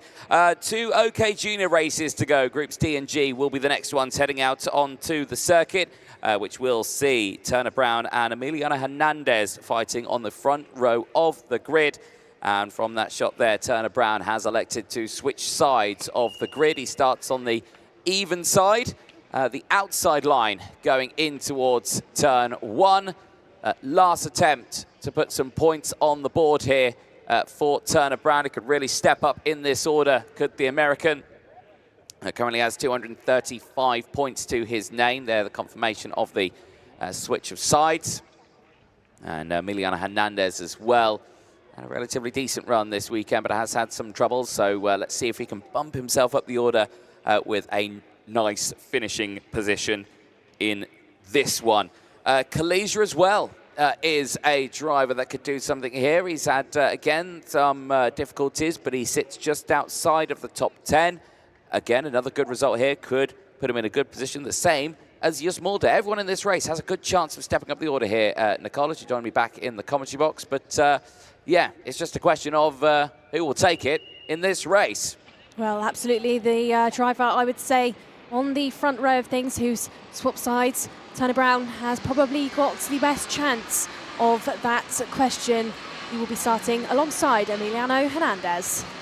William Kalesia and Jus Mulder then will go from row number 2. Alexander Lazarus and Manny Nuvolini, whose best result has been a P3, got that yesterday, on the third row of the grid. Row number 4 sees Dan Aleman and Manuel Miguez. They start from row number 4. They'll have Luke Tal and Sebastian Eskandari on row number 5. Mark Pilapenko and Henry Domain go from row 6. We'll have Antonio Petsonia and Kevin Pentel on row 7. Drew Waltz and Michael Zajac round out the first half of the field on row 8. Part 2 of the grid for the final time today. We have Savlado Sachi-Soslovsky alongside Samuel Hugon. From 10 is Liam Carr with Zavre Dudkovsky, and then 11 it's Sweden versus Spain with Ebba Raza and Angelina Simmons. 12, Benjamin Yamelgard with Mika Runitz, and then from 13 it's Anton Vanant versus Peter Mikes. 14, Mohamed Albazaki with Amelia Vishamirska, and then 15 is Marcel Zappler with Levin Barbier. Going from the final row of your grid then, home soil for Jack Solomonson. He will be starting from that 31st spot on the grid for this junior qualifying heat D versus G. Penultimate race then today here in Kristianstad in Sweden for your MondoKart.com FIA Karting World Championships. Big things on the line for these drivers, both today and of course for tomorrow. Indeed. Well, this penultimate race of the day could certainly prove to be important for a handful of drivers in this one. Will they be able to get up into that top 72? That is the question. So many drivers at the end of today might find themselves being here tomorrow, but unfortunately not taking part tomorrow, which is one of those tricky things in these one-off weekends. There is your intermediate classification as it stands at the moment. Baglin and Hugendorn are the leaders of those at the moment, and they are looking to start on pole position. Here are some of the drivers further behind in that do have a chance of stepping up in those orders at the end of this race as the field head into the final corner. For the last time today in groups D and G. Let's see who will get a race win. Lights go, no, they don't go out. I thought they were going, no. False start, Nigel Edwards sends them round again. Another false start then for our drivers. Anthony's looking at me because he's got a theory that it's because of the sun, but I don't think it is. I just think the drivers can't line themselves out of turn number 14. No, I was looking at you because you started giggling because I nearly sent them when it was a false start. Did I? Yes. Okay. There we go. See, giggling again. Yeah, the field will go round again. That is not the start that we wanted. And, of course, for a couple of drivers in this one, they've got some fresh tyres. Only 4 drivers deploying fresh tyres in this one. 2 of them, however, in the top 2 rows. Jos Mulder on the second row of the grid. Turner Brown on the front row of the grid. The pole setter, brand new tyres on that left-hand side of his kart. So we will wait and see what happens in this race. Here we go then. Back into that final sector, back towards the final corner. Groups D and G in the OKJ category. Who will get the win in this one? Could it be Turner Brown? Could it be Emiliano Hernandez on the front row of the grid? This time, lights are out. We are racing. It's a good start for Brown. He sweeps across the nose. Hernandez goes sideways. He loses out on second, third as drama in the chicane. 2 karts collide, one of them being the 218 of Drew Waltz. He's out of this race. He has collided with another, and I'm trying to think who that possibly could be. Possibly Mark Pilapenko. There's been drama for Evi Rezum as well. And for Peter Mikes, but Mikes has got going again. Eyes on the rest of them. There is Drew Waltz. Oh dear, there is the Fusion driver, I think, of Mark Pilapenko. A lot of discomfort there at turn number 1. But I think, yeah, he's with the medical crews there, and good to see. At the front here, though, Turner Brown leads the way. Emiliano Hernandez sideways at that start there, showcasing those old tyres. Might be just a fraction too old for him here, as Drew Waltz is on his recovery drive now after getting restarted. Yeah, Drew Waltz then, I think, identical crash to what happened in a previous heat with Devon Waltz. Is a pinch point in this circuit. It tightens up, of course, when you've got all those drivers, 31, trying to get into only 2 corners. We're going to expect things like that to happen. Emiliano Hernandez then is being hustled right now by Alexander Lazarus for P4. Has fallen further down in the order after that start, like Anthony said, going sideways. Bumper to bumper goes these karts into turn number 10. That's one of the wards getting a bit aggressive. Elbows out moments for some of these drivers as we head through these final moments today. Alexander Lazarus, Sebastian Eskandari getting involved as well as out of turn number 14. That was aggressive by the 256 of Lazarus. Let's fight his way past, but was elbows out to try and achieve that one. Out though in the front, still Turner Brown that leads the way. Ward then of Eskandari trying to defend from the drivers behind after that moment from turn number 14. Probably have thrown him off of his tracks ever so slightly. Manny Nuvolini on your screen, defensive into turn number 7. That's bumper to bumper for these drivers, but they do all get back onto the road. Sonia, one of which manages to get back onto the tarmac after falling short onto that rumble strip. Oh, that was just like the worst thing you could have for nose cones there. Just a driver breaking that fraction earlier for the corner, just to try and make the apex on that tighter line. And the drivers behind not realising, and then bump into the back of each other, and then, yeah, you come away with nose cones. Not what you want to see. Manny Nuvolini, though, tucking in as much as he can. He is still there, holding on to 7th place. Luke Tal just behind him here, wanting to reacquire that pace. This is a little further up the road. As, oh dear me, if it all goes wrong in karting, rallycross might be your option. There, all the way at the back of the field, one of the Koskis going off the circuit. Xavier Dukowski, yes, going off the track. That's your race leader then, Turner Brown for Ricky Flynn. The new team that has just announced a partnership with the Formula Academy of Trident.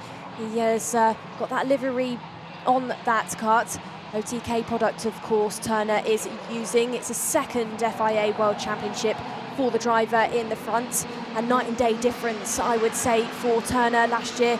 Not the results he would have wanted, but now he is one of those drivers to beat. He's currently the driver that Jos Mulder in P2 is trying to close the 6/10 gap down to.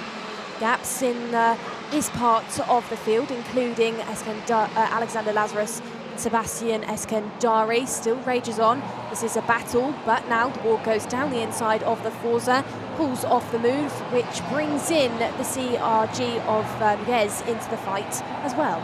It certainly does. Lazarus having a big look over the shoulder there, and Alexander Lazarus has been struggling somewhat a little bit with these races so far this weekend. He has dropped backwards a little bit in quite a few of them. But this is really looking like a strong performance from him now. He is going to lose out on another one here from Miguez, but that drops him only down to P6, and still looking at some of his best results here. Communicates with Miguez to say, let's go. Here we go. 3 wide there for the drivers behind. Pizzoni, Tal, Nuvolini and Domain here on your screen. And it looked like there the victory lane of Luke Towers very... well, all over the place there into the braking zone down in towards turn number 1. The car looked very unsettled. It's settled now as Domain sends it down the inside of Manu Nuvolini and moves up another place. Domain then had some bad luck earlier on this weekend, got caught out at one of those starts. That bumper was lifted up by the driver behind him. He was then forced off the road and could not restart that Forza kart. Didn't complete the session, therefore he's right down there in the points, and he's not been helped this weekend either by a poor qualifying. So his final showing today, he's really trying to piece the bits of the puzzle together. Has got past Manu Nuvolini for the time being. There you can see him just heading down the start-finish straight, looking over his shoulder, because there's nothing in it between him, Nuvolini and Hernandez, who is still within the top 15 but really has dropped down. Take that back slightly, because now he's the newest driver to overtake Manu Nuvolini, who loses out to not 1 but 2 positions, returns 4 and 5. Indeed. Eyes on this though, to the inside. That's a late move there for Hernandez on Domain. That will scupper his exit. Down the inside goes the ASD Monster K factory driver of Sachi Sobolewski, but he has not managed to get the move fully committed. Stays behind, and now Manu Nuvolini might reacquire this position. No, thought about it though, but so did Sobolewski, and that's what just kept those two at bay. All the meanwhile keeping Liam Carr just behind as well on that Cup Republic. So we'll keep a close eye on their progression, but he's all over that rear bumper now, alongside, and now in front is Liam Carr and Manu Nuvolini. Pushes through into 12th place. This specific point in the weekend then, Nuvolini just looking like he's tailing off slightly. Is it the question where tyres are just not in his favour, or is it maybe a driver fitness thing? We've done a lot of practicing, qualifying and heats now for these drivers. They've put in some serious laps, so maybe keep that in your minds, because these karts, you know, they're seriously difficult for these drivers to get round the circuit. It's a 14-turn circuit, 7 to the right, 7 to the left, up and down. There's certain points where it's bumpy for the drivers as well, and there's a lot of grip that's being laid down out there, several shades of it, as you can see on the screen. So these drivers have got to be strong. Maybe some of them could be starting to struggle with that at this point in the weekend. Back to the racing though for the time being. Still, battles going on for P2. Just Mulder ahead of William Kalesia. Gap between the two is not too much. Kalesia, I would say, has maybe got a couple more moments to give it a go, but we are starting to run out of time. We certainly are. Last lap board will be out for the drivers this time around, as Hernandez continues to cover off the Sobolewski, Carr and Nuvolini train just behind. This is the fight at the front. Brown, Mulder and Kalesia. 1, 2, 3 across the line. Now Turner Brown. My mouse in my head was correct. It was not going to be enough to close in on Hugon Norm, but he will be starting on the front row of the grid with this position, with Noah Baglin at this moment with one more race to go. Kalesia with his 3rd place is stepping up to 5th in the points. Just Mulder stepping up to 7th in the points. So they're having a very strong run in those qualifying heats. That will really help them out. Going into it is down the inside. Last attempt on the last lap. Kalesia goes for it on Just Mulder, and that will actually bump Kalesia up past Evan Purcell and up into 4th. That might be a front row start alongside Dean Hugon for Kalesia. Across the line he goes. It is Brown who takes it. He stays 3rd in the points. It's not enough for Kalisha in that second place to put him up on the front row with Hugon. He stays 5th in the points for that P2. Mulder stays 7th with 3rd. No change there for the drivers after that overtake. Biggest mover, Jack Salomonson, at 13 places gained to finish in P18 from starting 31st at the back of the field. Great drive there for the Swede. There is your top 3. Turner Brown, Kalisha and Jus Mulder. 1, 2, 3 at the end of their qualifying heats. That's all they can do. And Brown secures a front row start alongside Baglin at the moment, but one more race to go, of course. That will see Benjamin Magnac and Martin Bertolacini, Gorski as well, and Lucas Sell. They could certainly do something in that next race. There's a look at your results on your screen.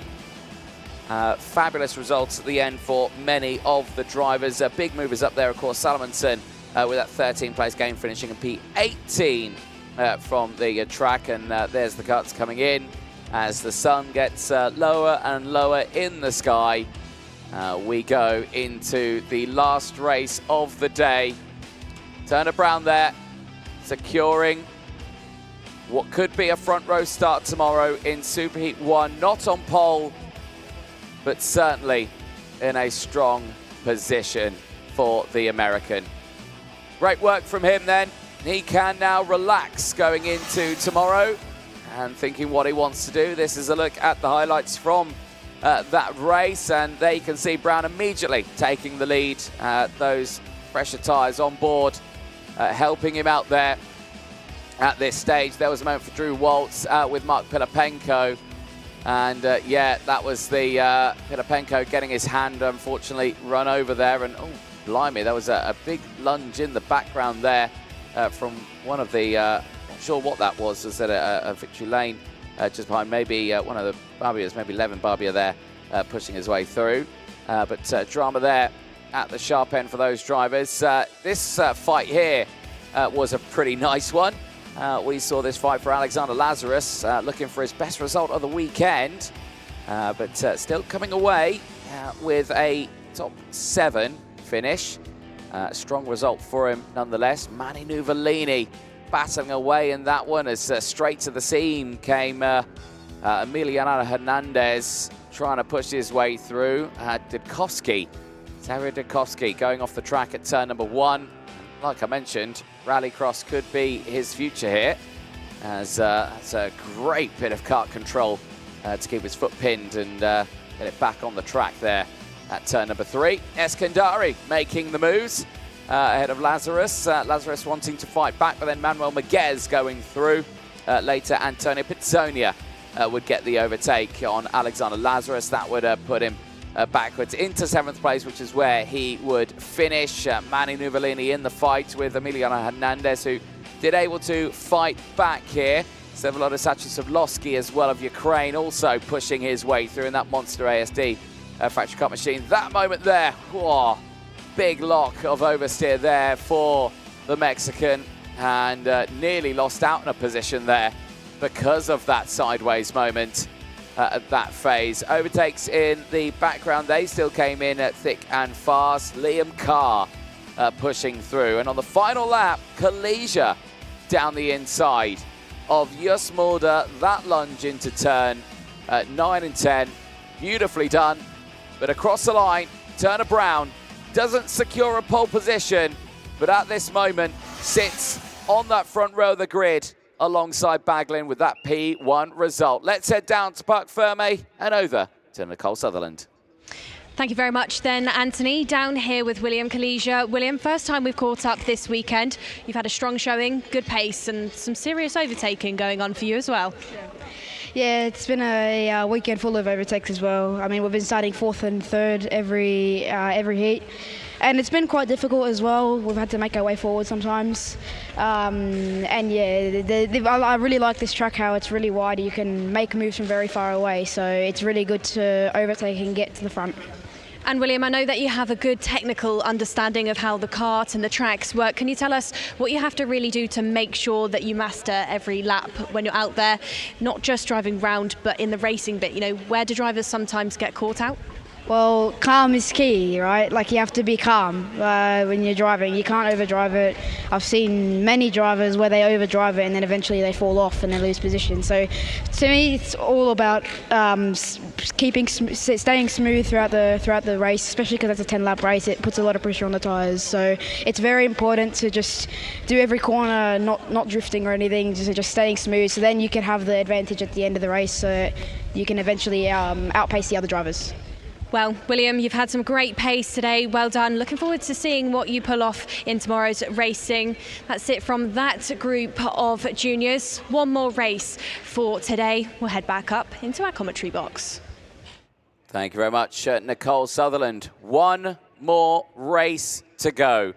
This last one will determine everything we need to know then of who will secure what tomorrow, who makes it through into those superheats as the sun continues to break through the clouds here at the Kristianstad circuit at the Åsum Ring in Sweden. And as heard by there, William Kalija, a track certainly for drivers. Nice, open and competitive for the field with this last race of the day, which quite a few of these drivers have saved their tyres for this last race of the day, including both drivers on the front row of the grid, which we'll see the Spaniard and the Argentine, Benjamin Maniac and Martin Bertolacini on that front row of the grid. Gorski from Poland could be one to watch in this one. He currently sits 10th in the points, 214 to his name.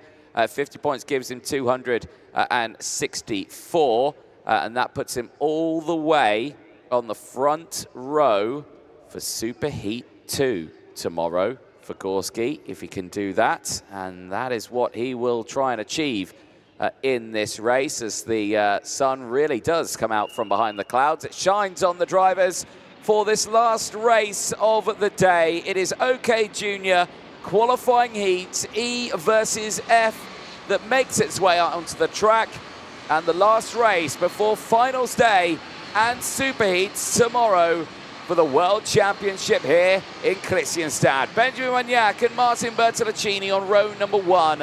Leonardo Gorski and Lucas Sell on row 2. Valerio Villapiana and Louis Bazare, all 6 drivers in the top 3 rows, all brand new tyres. Maxim Bobajov and Christian Alexander Rust go from row number 4. They'll have Roland Nagy and Enia Pazzuto on row 5.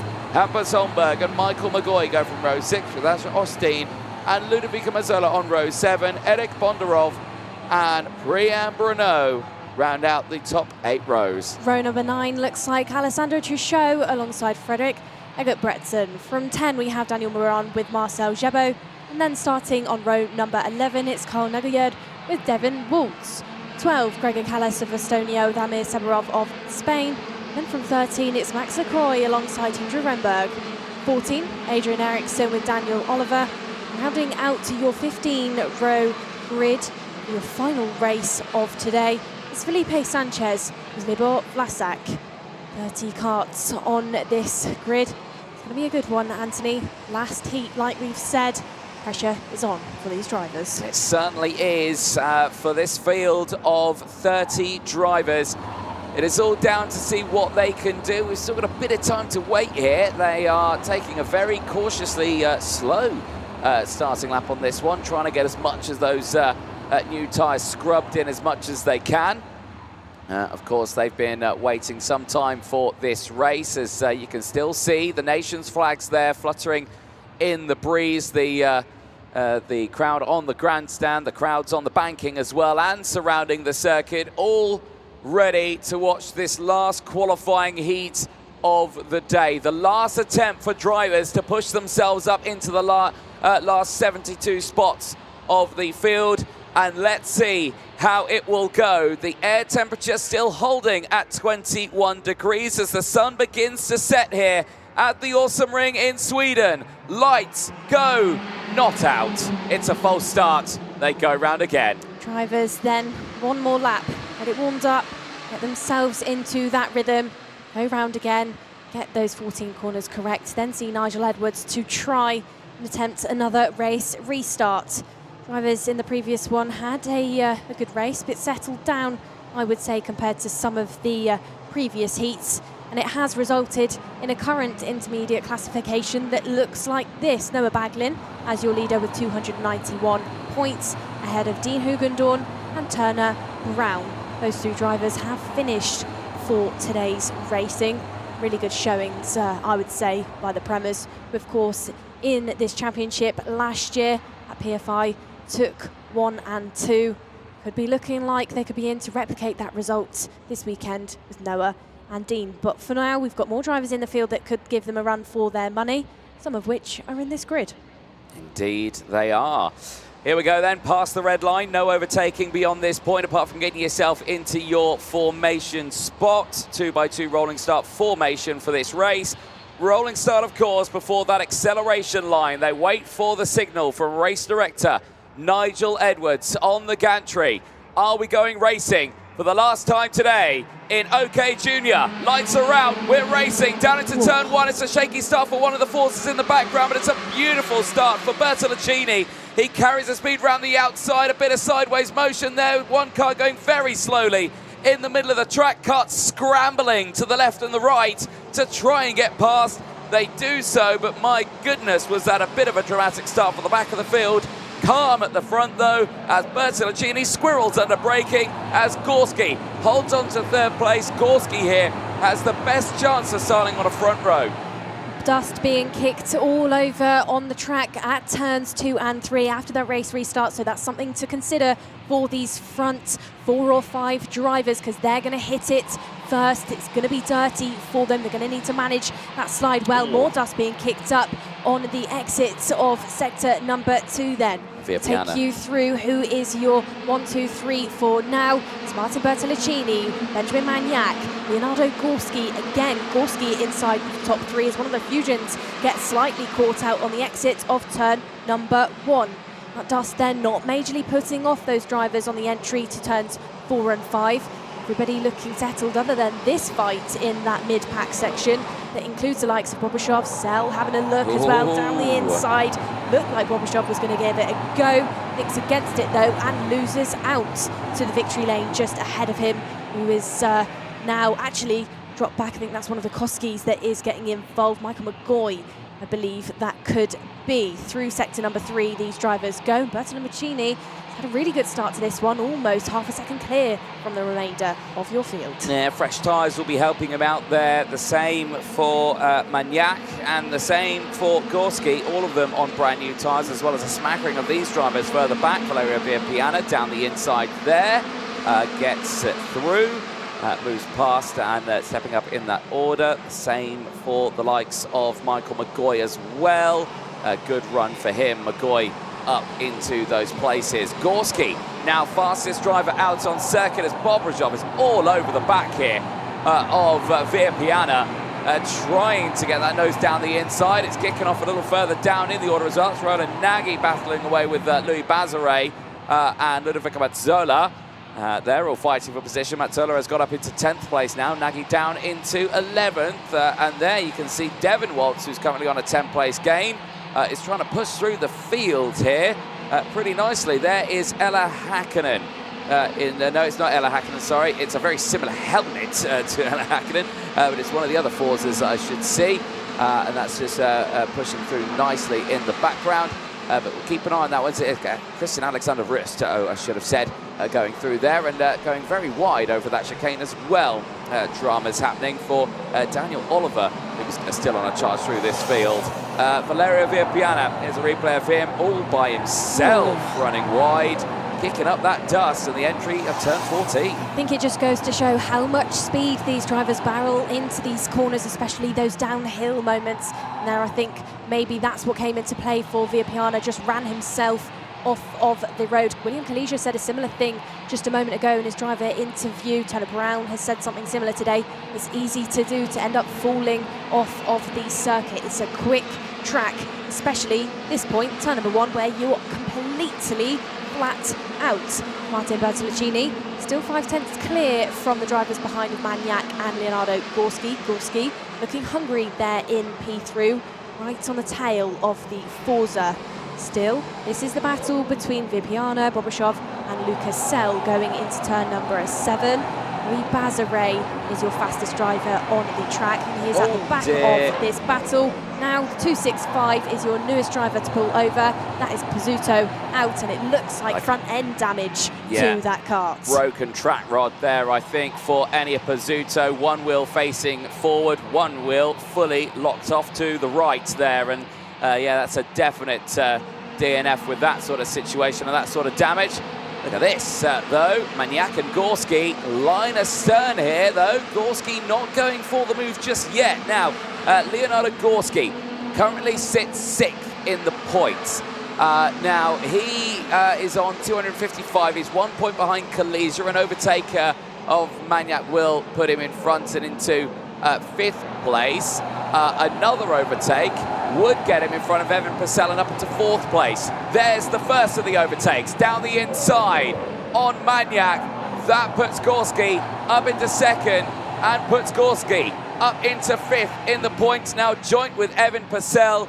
He needs to win this race to start on the front row alongside Dean Hugon in Superheat 2 tomorrow.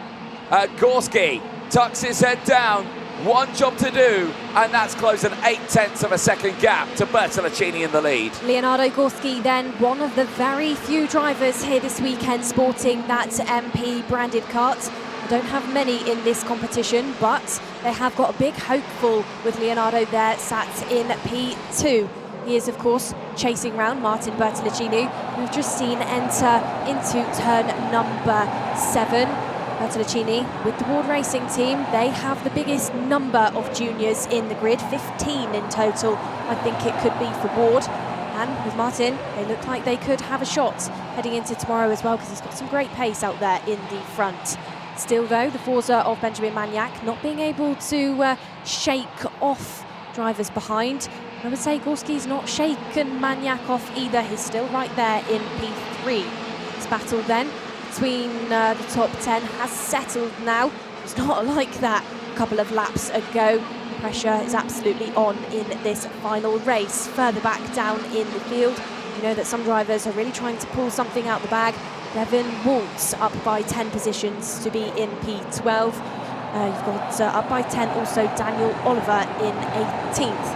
Not sure though if for Oliver it's going to be enough, as Asher Osteen now goes fastest. He's further down. He's currently sat in 13th, chasing down Waltz. It's not happening for Gorski on this one. The gap's opened up to 9/10 of a second. Bertolacini with the clear track and those fresh tyres finally is looking at a race result he can celebrate here. He is in the lead. He's clear by 8/10 of a second. He's pushing forward as, my goodness, I don't think he realised. Yeah, he was alongside him there as they went over the start-finish line. And yeah, very lucky moment there for Louis Bazare. Not to get caught out, big moment there. Eyes on them though as they head down into turn number 6. Big defensive lunges again. And Primo holding on to that one for the time being. But something tells me that's starting a chain reaction here that's going to start an almighty fight. Yeah, this race has come alive once more in the final couple of laps. This battle then between Bobrishov, Sell, Michael McCoy in there as well. Still goes on in through turns 12 and 13. Is there going to be a move on into 14 by the Koski? Just yet has to settle in behind the victory lane, who's still trying to find a way past Maxim for that P5. Eyes back on though, once more the Ward all alone out there in the front. Martin Bertolacini hasn't even seen anybody this race, hardly. He's got his shopping for this race, and I would say checked out. 9/10 clear of Leonardo Gorski, who just flashed past on the screen. So Benjamin Magnac still in P3. Battle then going on into turn number 7. This is between McGoy and Sell. Sell absolutely not wanting to give that one up. No, he certainly isn't. And at this moment, Gorski and Bertolacini will be looking at starting alongside each other on the second row of the grid at this moment in Superheat 1. So this will still be a fabulous result for them. Out of the final corner, Bertolacini, despite the dramas, he gets through into tomorrow's Superheat and starts it on the second row in Superheat 1 for the Argentine. And he will be delighted with that one. A thumbs up across the line. Bertolacini wins ahead of Gorski, Magnac from Viapiana, Bobrajov from Sal, McGoy from Brno, Mazzola from Roland Nagy, who rounds out the top 10. Biggest mover, Devin Waltz, 11 gained, finished in 11th, started 22nd. That's a strong start for the other half of the Waltz brothers. Unfortunately, that retirement for Drew Waltz in that previous race. Well, that's it, done for the day. Bertolacini wins the final race of the day ahead of Leonardo Gorski. Benjamin Magnac can celebrate with that third place as he'll be going into tomorrow, still in a strong spot. There's your full results on your screen. Top 10 we've gone over. Devin Watts finishing in 11th from Asher Osteen, Louis Bazare from Daniel Miron, Christian Alexander Rust from Marcel Sebo. Then it is Frederick Flood Engebretsen and Alessandro Tuchot, who rounds out the top 18. Daniel Oliver from Felipe Sanchez, Hampus Solberg from Eric Bondarov, Gregor Kallis from Tinja, Rambari from Max Lacroix, Amir Sabarov, Libor Vlasak, Adrian Eriksson, Eda Pizzuto and Carl Nelligud. Unfortunately, both of those two drivers retiring from the race. A big shame for Carl Nelligud, the Swedish driver who had such a strong performance last weekend, and unfortunately where it really mattered here in the World Championships, it's just not gone his way.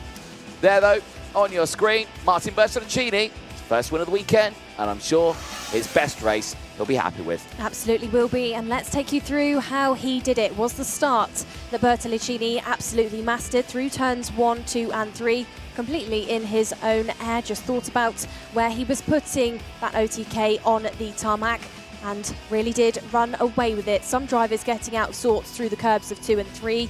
Common theme around this track at the starts, a lot of drivers opting to cut the track to try and avoid drivers around them. Koski, saw Valerio Viapiana and Michael McGoy got involved right at the start. Both drivers making up some good positions, both drivers with some good pace. The Fusions getting overtaken then just on the exit of turn number 1. This was the main story and battle through this race, which included Viapiana, Bobrashov, Sell, Michael McGoy and Priam Bruno a little bit later on. Overtakes going into turn number 1 thick and fast, and through the likes of turns 6, 7 and 8. One of the DPKs almost getting out of sorts, but the foot in over the curb, that driver went. That was the 2.61 of Daniel Oliver, who later found himself a little bit further behind. He had the Forza retire there of Elia Pizzuto, ended up 29th, didn't manage to finish that one off. That was almost a big moment in turn number 1. Very, very lucky there between Louis Bazare and the likes of Priam Bruno, but the two continuing on in that race. For Martin Bertolacini, though, the Argentine celebrates a race win across the line in the final race of the day, meaning it will be Baglin and Hugon 1-2 starting on pole position tomorrow. Turner Brown and Evan Purcell will be joining them on the front row of that grid. That's all tomorrow though. Superheats and finals tomorrow, which will determine who will be this year's MondoKart.com FIA Karting World Champion. Could it be the double for Hugon Dawn? Not since quite a few years, actually. 2019 in the OK class for Lorenzo Travasanuto and Ahmed as well in 2014 in the KF Junior, but there's been no one in the modern era of OKJ who's done the double in both European title and world title in that one, and there's been quite a few in the KZ classes as well. But myself, Anthony Jordan, Nicole Sutherland. Nicole, how would you round out today in 3 words? Can I say numbers? That's more than 3 words. You've already said it. 10 out of 10. 10 out of 10. There we go. That's like say you got 2 questions and you said, well, how many questions do I have? Anyway. There we go. Close enough. That's tomorrow, where you can see those times starting. We're going to be off. We will see you tomorrow. Thank you so much for everyone watching from around the world. But we'll be back tomorrow bright and early for those Super Heats and finals. Don't miss it. Bye for now.